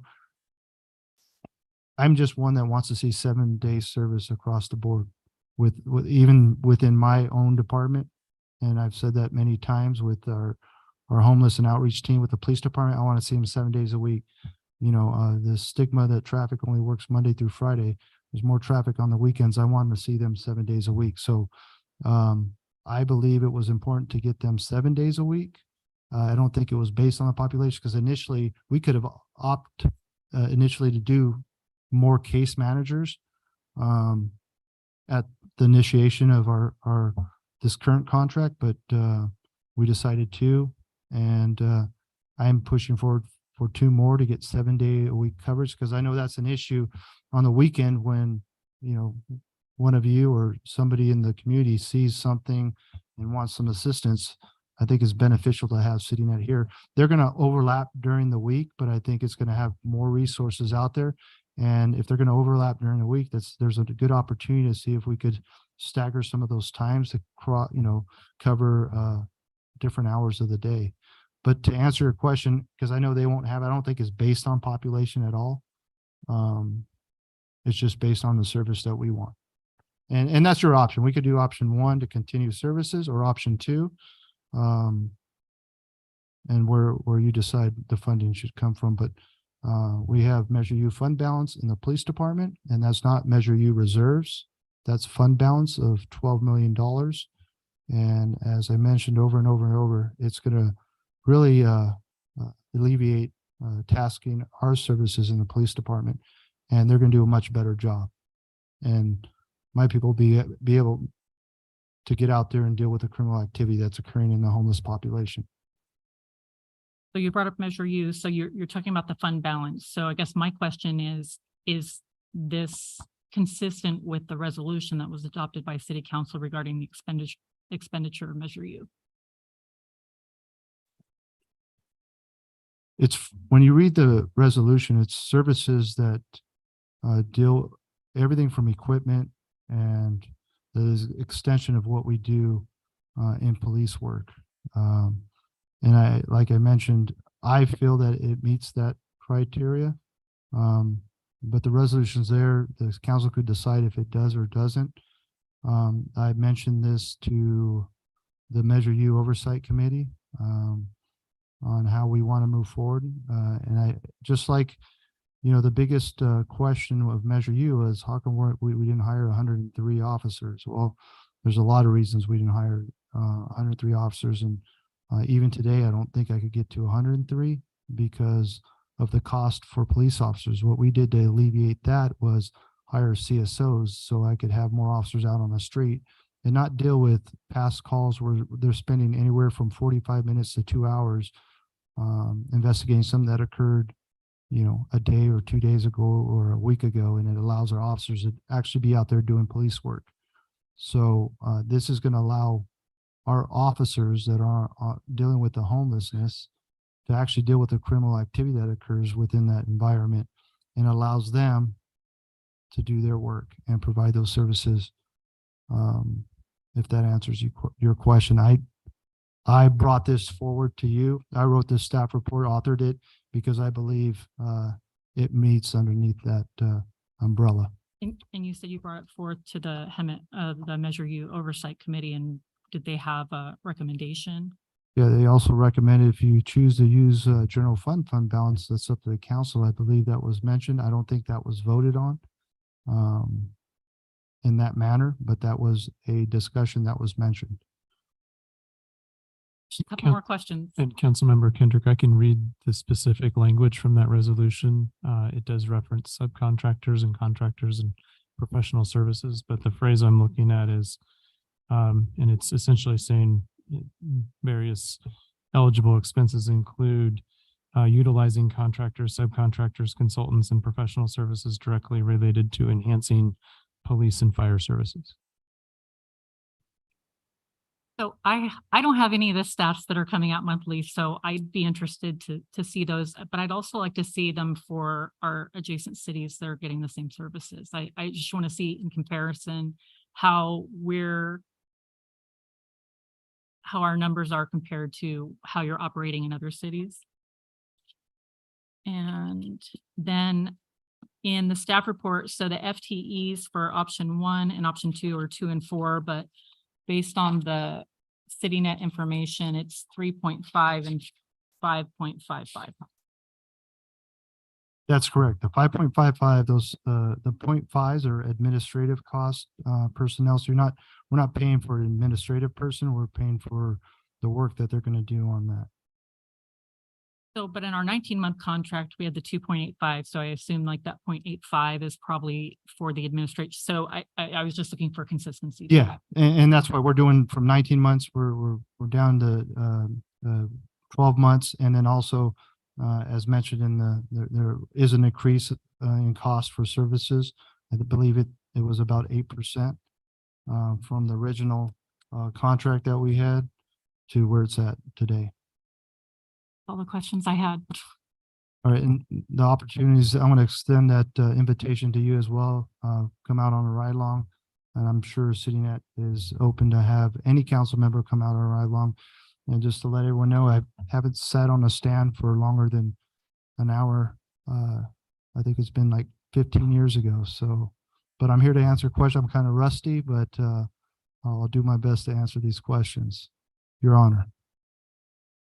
Is there any way we can just go with an extension of 3 months and then all get together and see if there's anything else we can do to make it a better project and getting this issue resolved the right way instead of just keep putting money into one organization where we have the same problems in 1 year I mean, there has to be something else.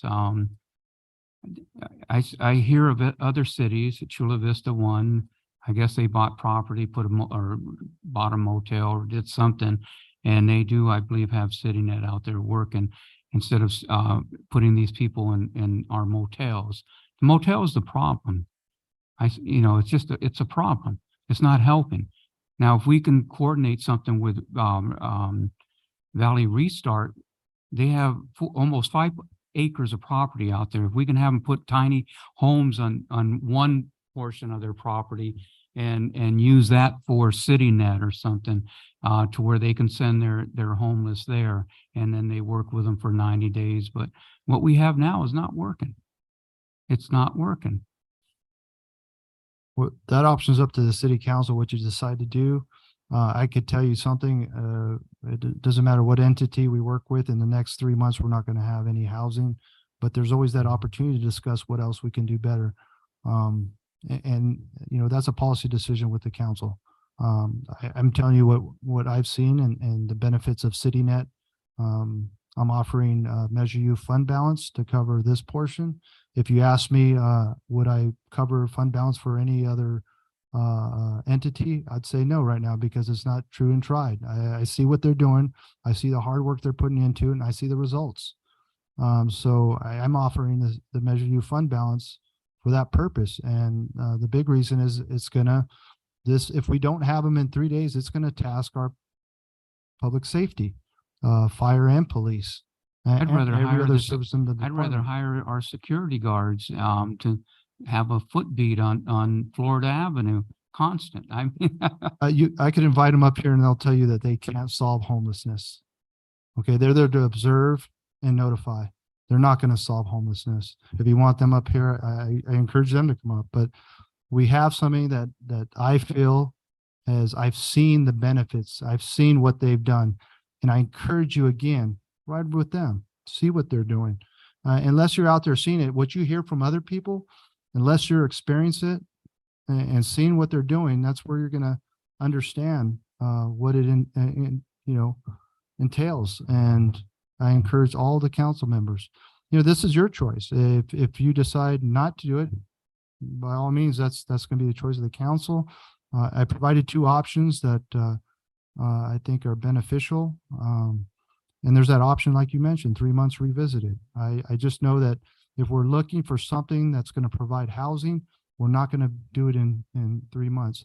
But if that's the direction the council wants to do with housing, then the staff here for the city of Hemet will have to dive deep down and make it happen, because that's going to be the request of council and what that's going to cost and how we're going to do it.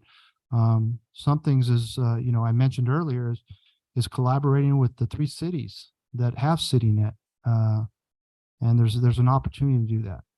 And it's going to alleviate some of the costs that the city of Hemet will have to take, because we could divide that cost amongst the 3 cities, whatever it takes, or there's an opportunity to, there's grants out there. When I talked to Robin, who came up here, there's grants that they're working on to build facilities like that.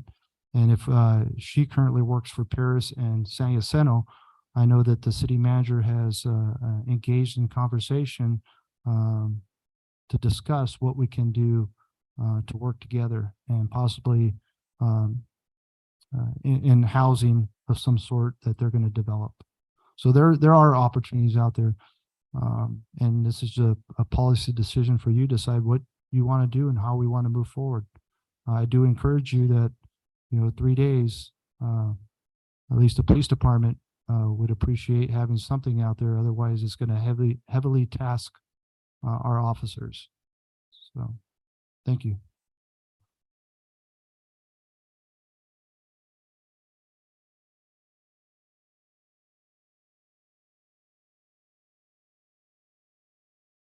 go ahead. What are you going to do? Okay. I think questions are over with.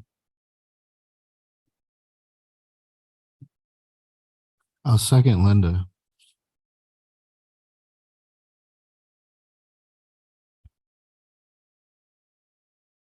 I have a motion by Councilmember Krupa, second by Mayor Pro Tem Lilienthal.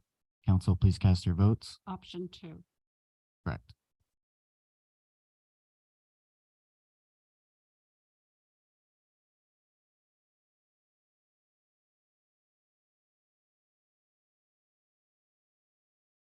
That motion passes 3 to 1 with Councilmember Kendrick voting no and Mayor Males abstaining. And that is to adopt a resolution with option 2, street outreach and engagement plus emergency shelter / bridge housing for 7-day coverage. Mayor, I just wanted to point out city council rules of procedure. I told myself I was just gonna let you guys finish the item before bringing it up. But the city council is required to vote to continue holding its meeting after 10 o'clock p.m.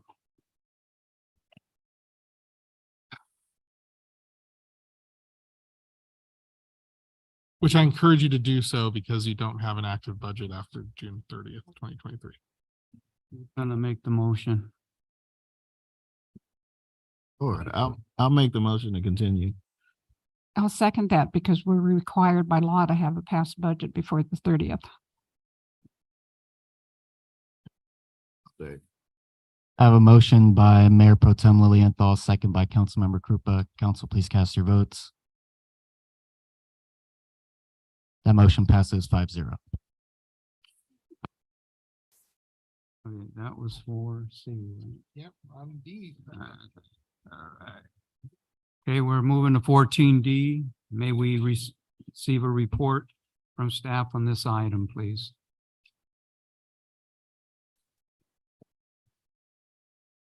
Good evening, Mayor and City Council. Before you this evening is a fiscal year 23-24 budget. It's over 400 pages. We're going to go over it page by page, line by line. We already did that today. Get comfortable. I bet you don't volunteer your time anymore after this. Good evening, Mayor and City Council. Before you this evening is the fiscal year 23-24 City of Hemet recommended budget. On May 24th, a budget workshop was held, and one of the items that was discussed at this workshop was amending the city's reserve policy. In our presentation this evening, staff will be presenting various scenarios as a follow-up to that discussion. With that, we'll get into the budget. Now, I'm not good at this, so if I put on somebody else's presentation, forgive me. Yay, I'm off to a good start. The budget before you this evening was built on the city's council's approved strategic plan, which includes quality of life, partnership and collaboration, organizational effectiveness, community engagement, and economic opportunity. The 23-24 recommended budget are recommended revenues. Overall, the general fund amounts to about $70.6 million. I always think about baseball and football, so I'm going to use some baseball phrases. Our heavy hitters for the budget for fiscal year 23-24, no surprise, 16.8 million in Measure U tax, 17.8 million in sales and use tax, and 9.3 million in property tax. These are the heavy hitters. They would bat first, second, and third in the lineup. Recommended general fund expenditures. Again, our heavy hitters have to do mostly with public safety. No shock to this city or this council. Police Measure U amounts to 2.9 million. Police Measure U fund 11.2 million. Police General Fund 25.2. Fire 12.9, and Fire Measure U 5.6. Again, overall, our city's 23-24 recommended general fund expenditures amounts to $79 million. Okay. Same information broken down in columnar format. The 22-23 amended budget amounted to just over, well, not just, $63.9 million. Before this evening, we have a recommended budget of $70.5 million. As discussed earlier, our bigger hitters are sales tax, Measure U transaction tax, property tax, and intergovernmental motor vehicle license fees. This comprises the lion's share of our general fund revenues. And again, we are looking at about a $6.6 million general fund revenue increase over the prior year's amended budget.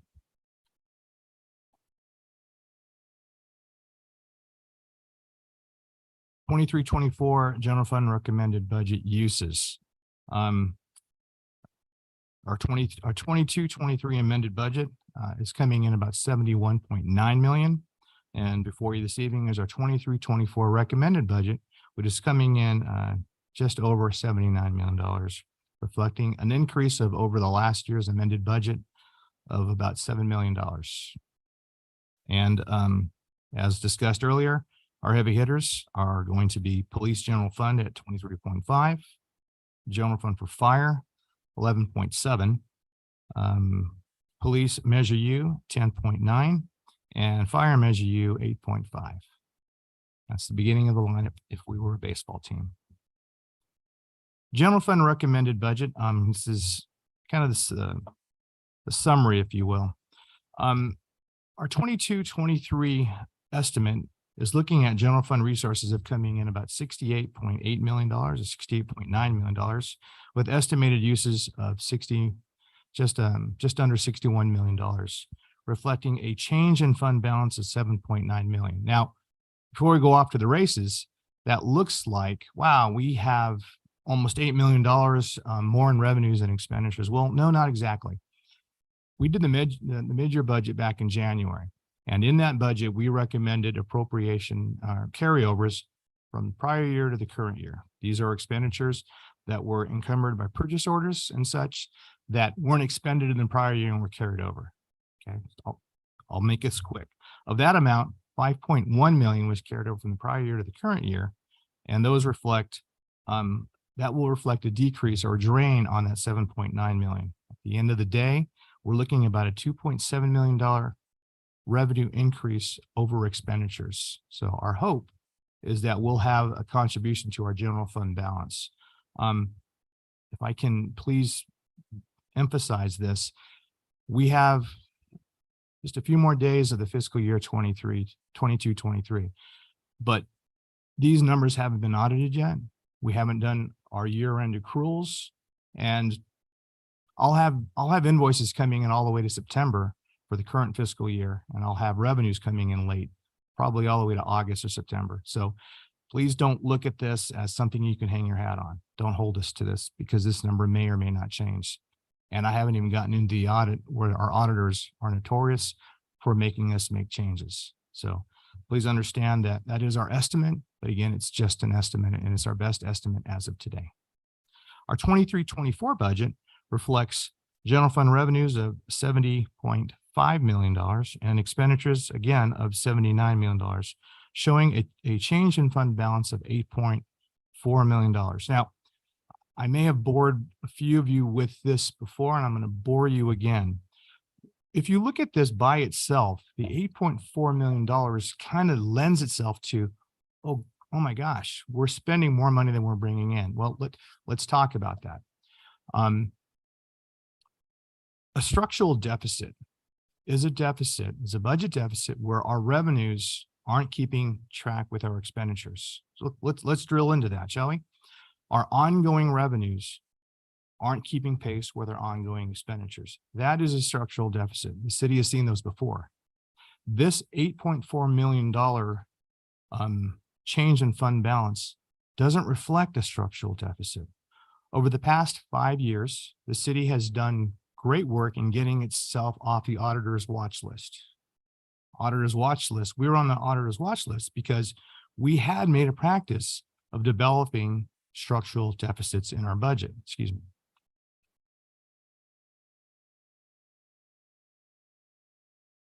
I'm happy to report that we are no longer on the city's state auditor controller's watch list.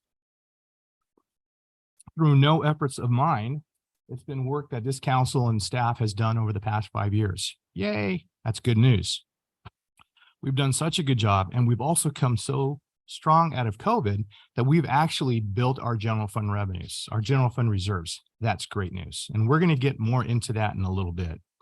That said, we're loosening the locks on our general fund reserves. We've been contributing to that. Now it's time for us to start doing some one-time projects. And we're proud of that. We're happy about that.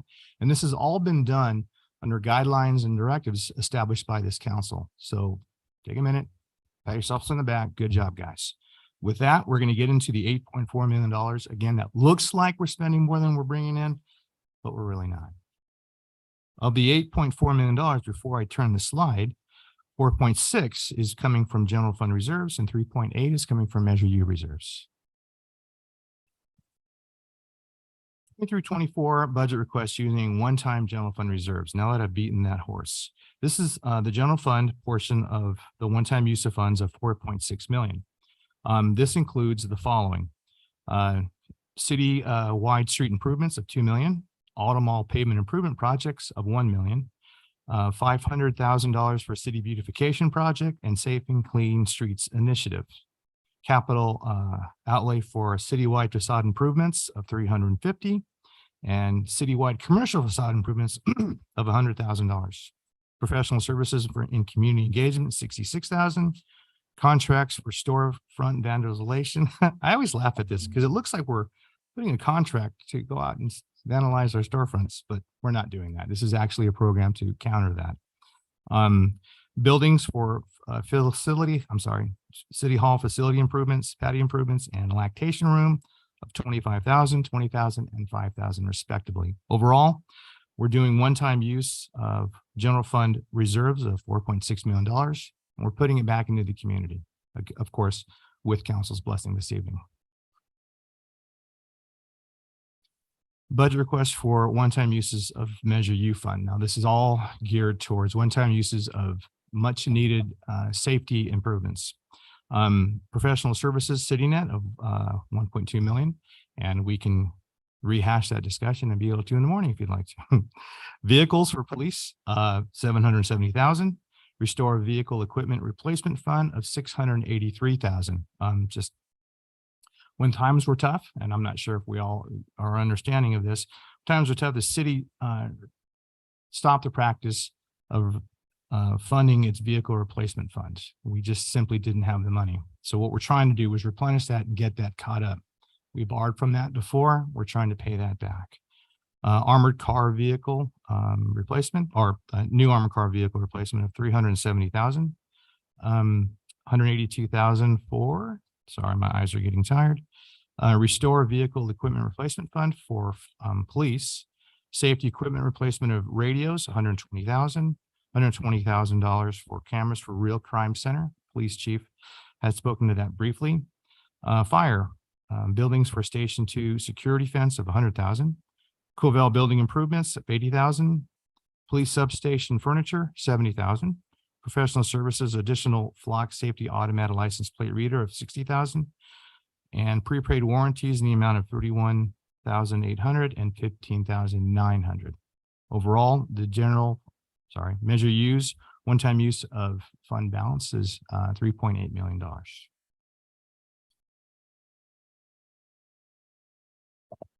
General fund balance. Again, I just want to emphasize that our year isn't over yet. We'll be over in a few days. And these numbers that we are projecting for our unassigned fund balance and projected reserve fund balance is based on what we know today. This may change. That said, currently we have a 20% reserve requirement, which we're earmarking. That's going to be about $8.7 million. Now, our general fund reserve, because of council policy, we have to put 8.7 and lock it away for that in case of a rainy day contingency, economic contingency. Given that this city council has passed directives and direction to staff, we built up our reserves as I spoken earlier. We feel more than comfortable right now that we can go ahead and increase our general fund reserves to 30% and as far as 40%. I've been doing this for about 30 years. And I've never worked for a city that has had above 23% contingency reserve requirement in its general fund. So again, this is a very robust general fund balance. This fund balance does not include Measure U. This is general fund balance. So we are comfortable in making these recommendations. Of course, we'll leave this to the city council to approve. After this meeting, staff will be coming back, not me, to present a reserve policy for council's consideration. And again, these are estimated and projected as what we know today and does not include Measure U.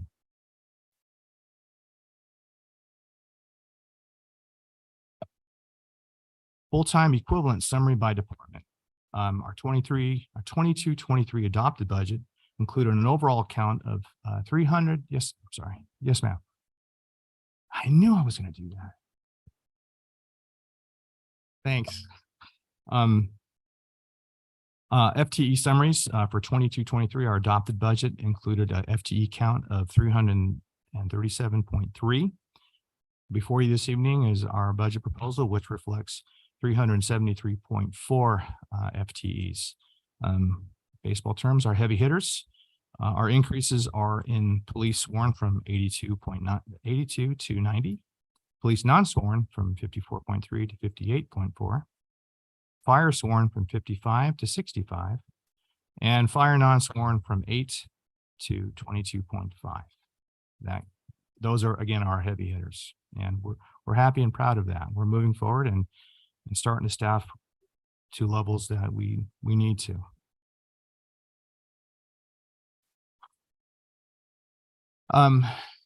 This concludes our presentation of the fiscal year 22-23 budget. We're recommending that council adopt the budget that is before you. At this time, staff will take any questions, concerns, or comments the city council may have at this time.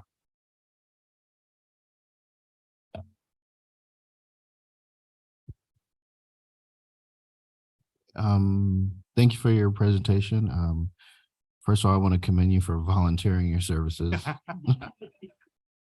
For those who don't know, he's not being paid.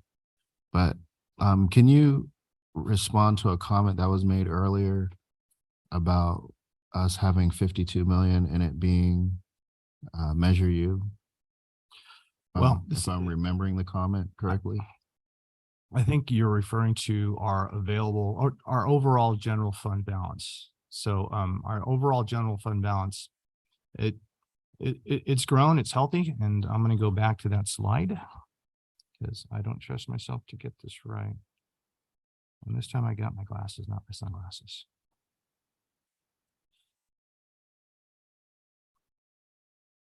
So if you look here, presently we're looking about $8.7 million in reserve fund balance with another 20 million in projected unassigned reserve fund balance.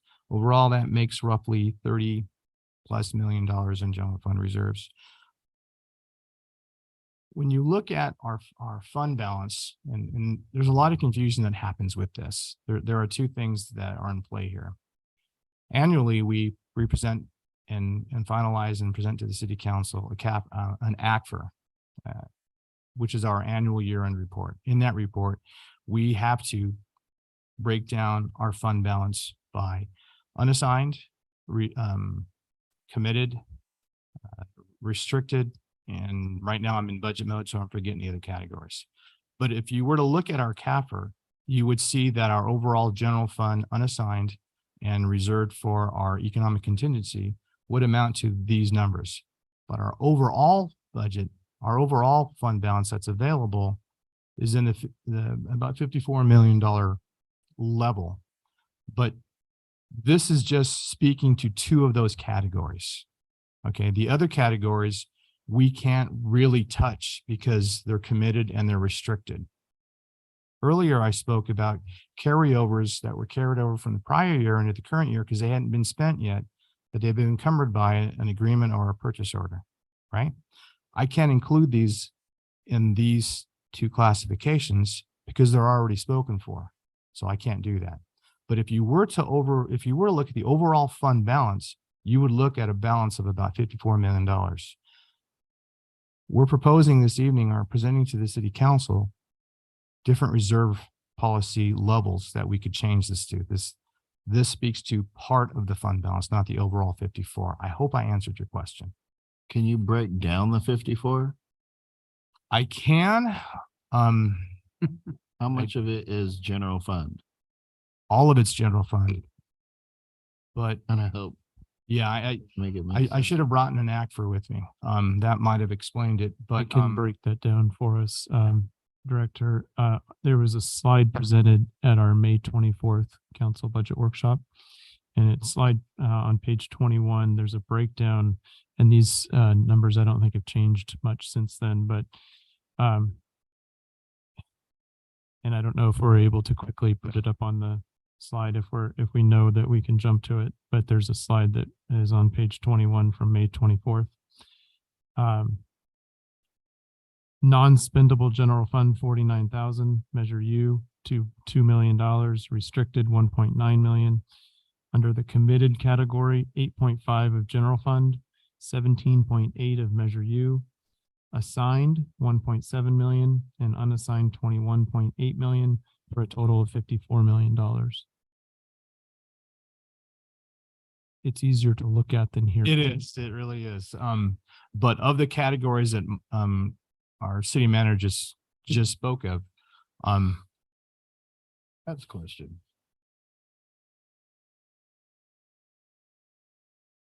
So in short, it's really a combination of measure U, fund balance, and to get to 54 million, the short answer is it's general fund balance, right, and measure U fund balance added together.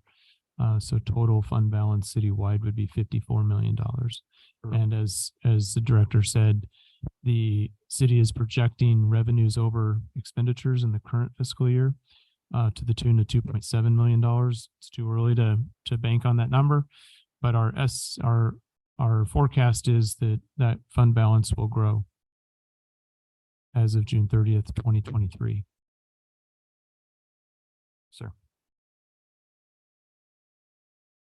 Any other questions, concerns, or comments the city council might have? I just wanted clarification on page, it's 74.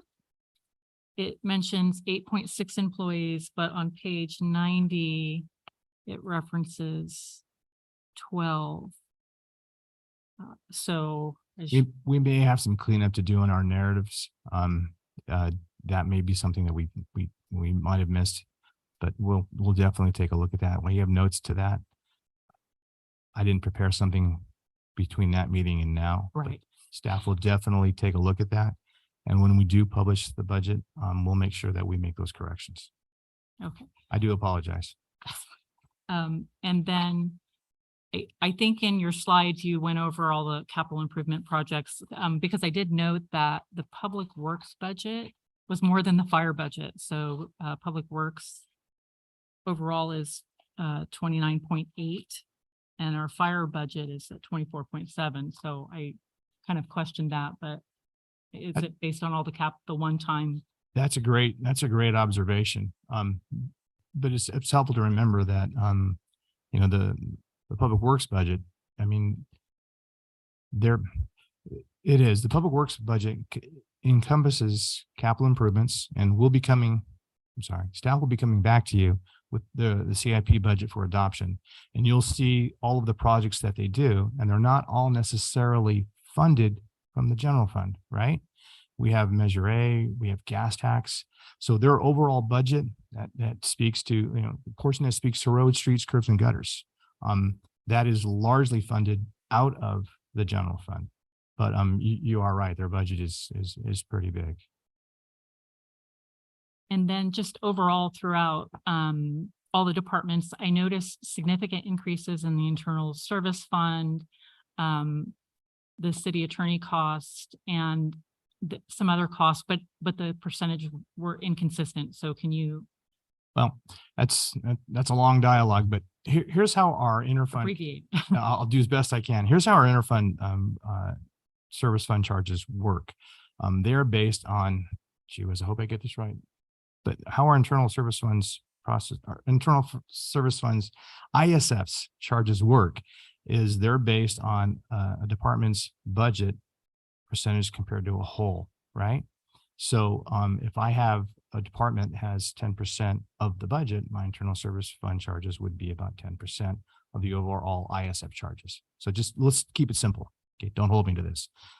In this past year, when I came on board, we were moving some of our community development programs from community development to the Department of Life Safety Fire, for example.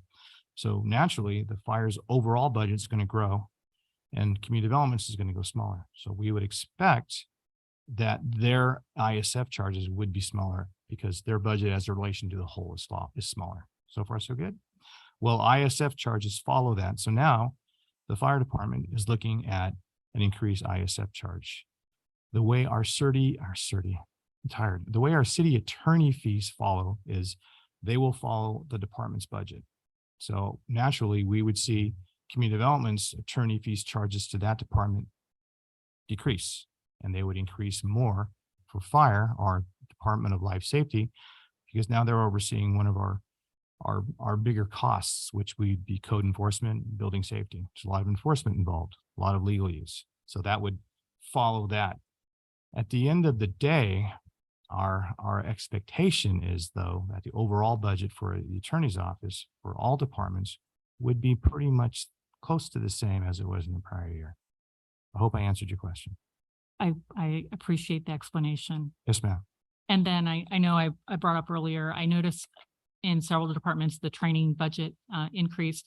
I think that's great, investing in the employees. I was just wondering, maybe next, or, you know, at a future date, is getting more information on kind of detailing, you know, what conferences, what training, how many staff members. I think that's important when when the departments are asking for an increase. I couldn't agree more. One of the items, one of our interim community development directors brought up there, I got that right, was that he wanted to send our if I get this right, our planning commission to training, all of them. And I fell out of my chair. I'm like, I'm not going to my city manager with that. And he goes, well, why wouldn't we? And then he sat me down, did the Jedi mind trick. And I'm like, yeah, you're right. We do need to send our planning commissioners to training. We could benefit from this. And I brought it up to Mark, and he said, that's a great idea. And I said, well, I thought of it. I didn't think of it, but in the years where we were lean, we had, you know, when we start making cuts, one of the first places we're going to cut is, you know, training and, you know, staff development. Well, as with our vehicle replacement fund, we're trying to replenish that and catch that up in the years that we cut it down because we just simply couldn't afford it. We're trying to do the same with training. We have in the finance department, you know, half staff goes to training one year and the other half goes the next year. I'd love to send all of the staff to training.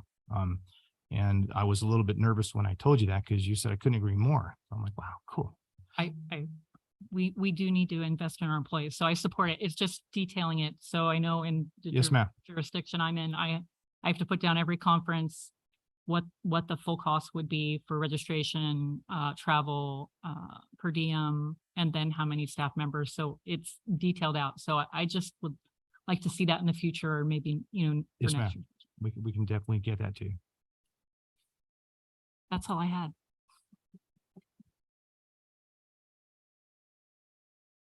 Anyone else? Ah, okay. Anyone, would anyone? Are we 14D? Thank you for your presentation. Does anyone want to make a motion?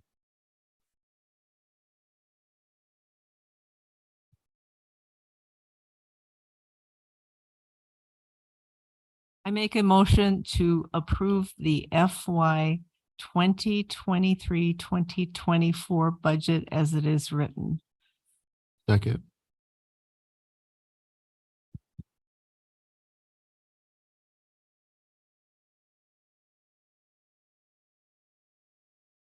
City Clerk?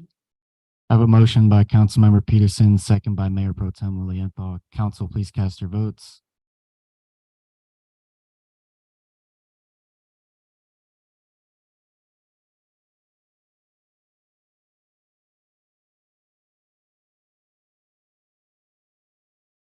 Was there a question associated with this about whether general fund or Measure U was going to do the fire vehicle replacement fund?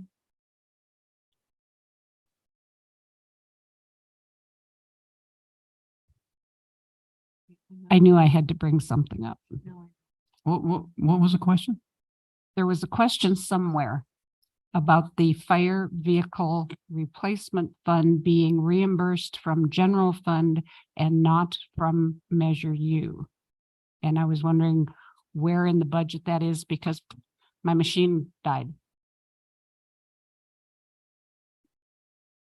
That was actually from the Measure U Oversight Committee, wanted that as their recommendation in their letter that they submitted with the budget.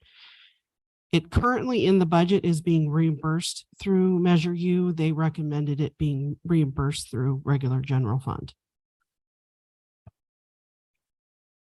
So that is part of the recommendation or in the presentation to receive and decide on that. Did they give any reasoning why? Yeah. Because I seem to remember it was originally established, although it was established with Measure U funds. With general funds because we didn't have Measure U. That Use the money for, would we use the money for to pay for something from out of general fund? back in the day when we stopped the practice of funding the vehicle replacement, you're absolutely correct. It was before Measure U. I believe the committee's recommendation is that it not be funded from Measure U, be funded from the general fund. We took that recommendation and it seemed right. So we did make that recommendation before this evening in the fiscal year 23-24 budget. It is coming from one-time general fund reserves, I believe. No, it's coming from Measure U, right? I'm sorry. So we left it in there, but if it's the council's consideration and council's direction that we take it from general fund, then we will do so. I think we should honor the Measure U committee, Oversight Committee's recommendation. That's my personal opinion. How much was that? $653,000 or something like that. That's a good question. Yeah. Come on, somebody's got to have it off the top of their head.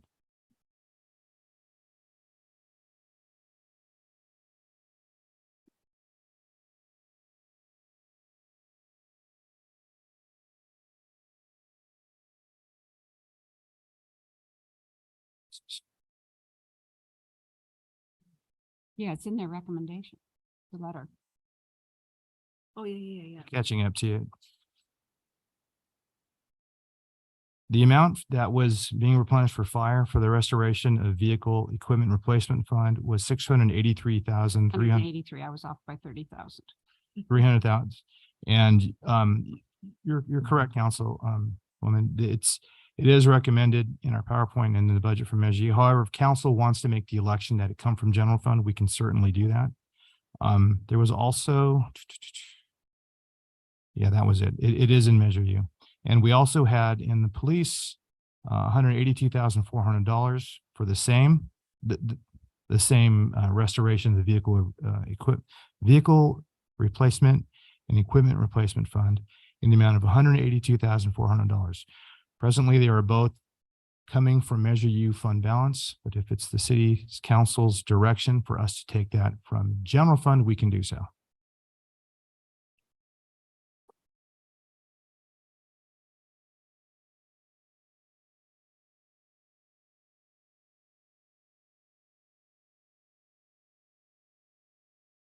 Include both of them, is that correct? Both police and fire? Oh, absolutely. Great question. Thank you. Sorry. So it would, the letter from the Measure U oversight reference public safety emergency vehicles. So that would include both police and fire. So it would be the 683,000 plus 120. 182,400. 182,400. Correct. Absolutely.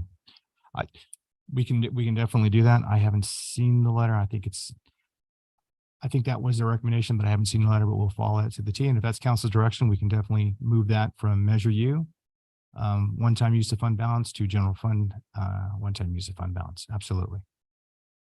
My comment on it is I think we should respect their recommendation. And that's up to you guys, whether you want to amend your motions going forward. I'm okay with it.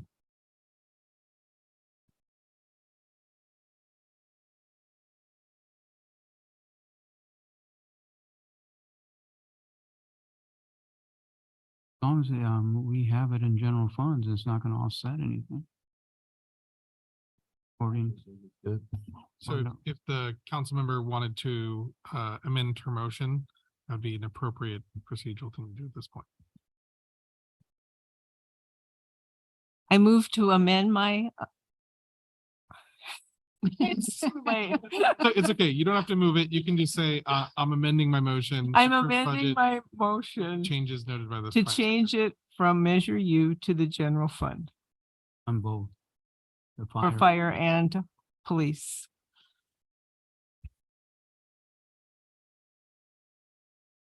Second. Oh, city Alright. clerk, yeah. All right, council, please cast your votes. That motion passes 5-0 to adopt the budget with the amendment to restore the equipment replacement fund using one-time usage of general fund balance instead of Measure U fund balance. Thank you, sir. And thank you for volunteering to do this. We Yeah. appreciate it. And staff. We have an in and out coupon for you waiting at the door. There was one more item that I'd like to just bring up if I could. We did present to council, 3 scenarios for, changing our reserve level from Oh. 20%, 30% to 40%. And staff will be coming back with a recommendation. Do you want us to come back to the city council with the 3 recommendations and what those amounts are, or would the city council like to? 30 and 40%, right? So Correct. Yes, both sir. recommendations. You want us to bring both of those back and, Good, yes. okay. So we do have both of those recommendations in the staff report this evening. Council like to elect one or the other? Yeah, let's get it, we're here. Let's just get it over with. Not midnight yet. Hey, who wants 30? Who wants 40? Raise your hand. Who wants 30? I want 40. You want 40? What do you want? What do you want? 40. What do you want? All right, 40 it is. 40. We need to make a motion for that or just a, Direction to staff to bring back the form. What we'll do is bring back a consent item that updates your policy. And Okay. in fact, it may be in code. We'll bring back on consent the appropriate item. Right. okay. Can I Thank you. just say this is the most amazing thing. In the 13 years I have been on council, we went from having a discussion of declaring bankruptcy because there were no reserve funds to a surplus that to me is absolutely mind-boggling.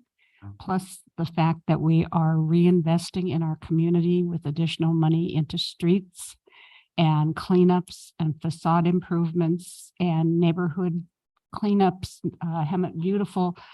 These things are, I was the mayor when we got put on the auditor's watch list. It was not fun to go up there and be lectured by these people in Sacramento and then told, we're watching everything you do. And it's been a tough 13 years on council. It really tough decisions. We laid off over 200 people the second year I was here and cut salaries. And I think staff, thank you all for sticking with us. Most of you, well, I can see a lot of the people that were here when I got on council.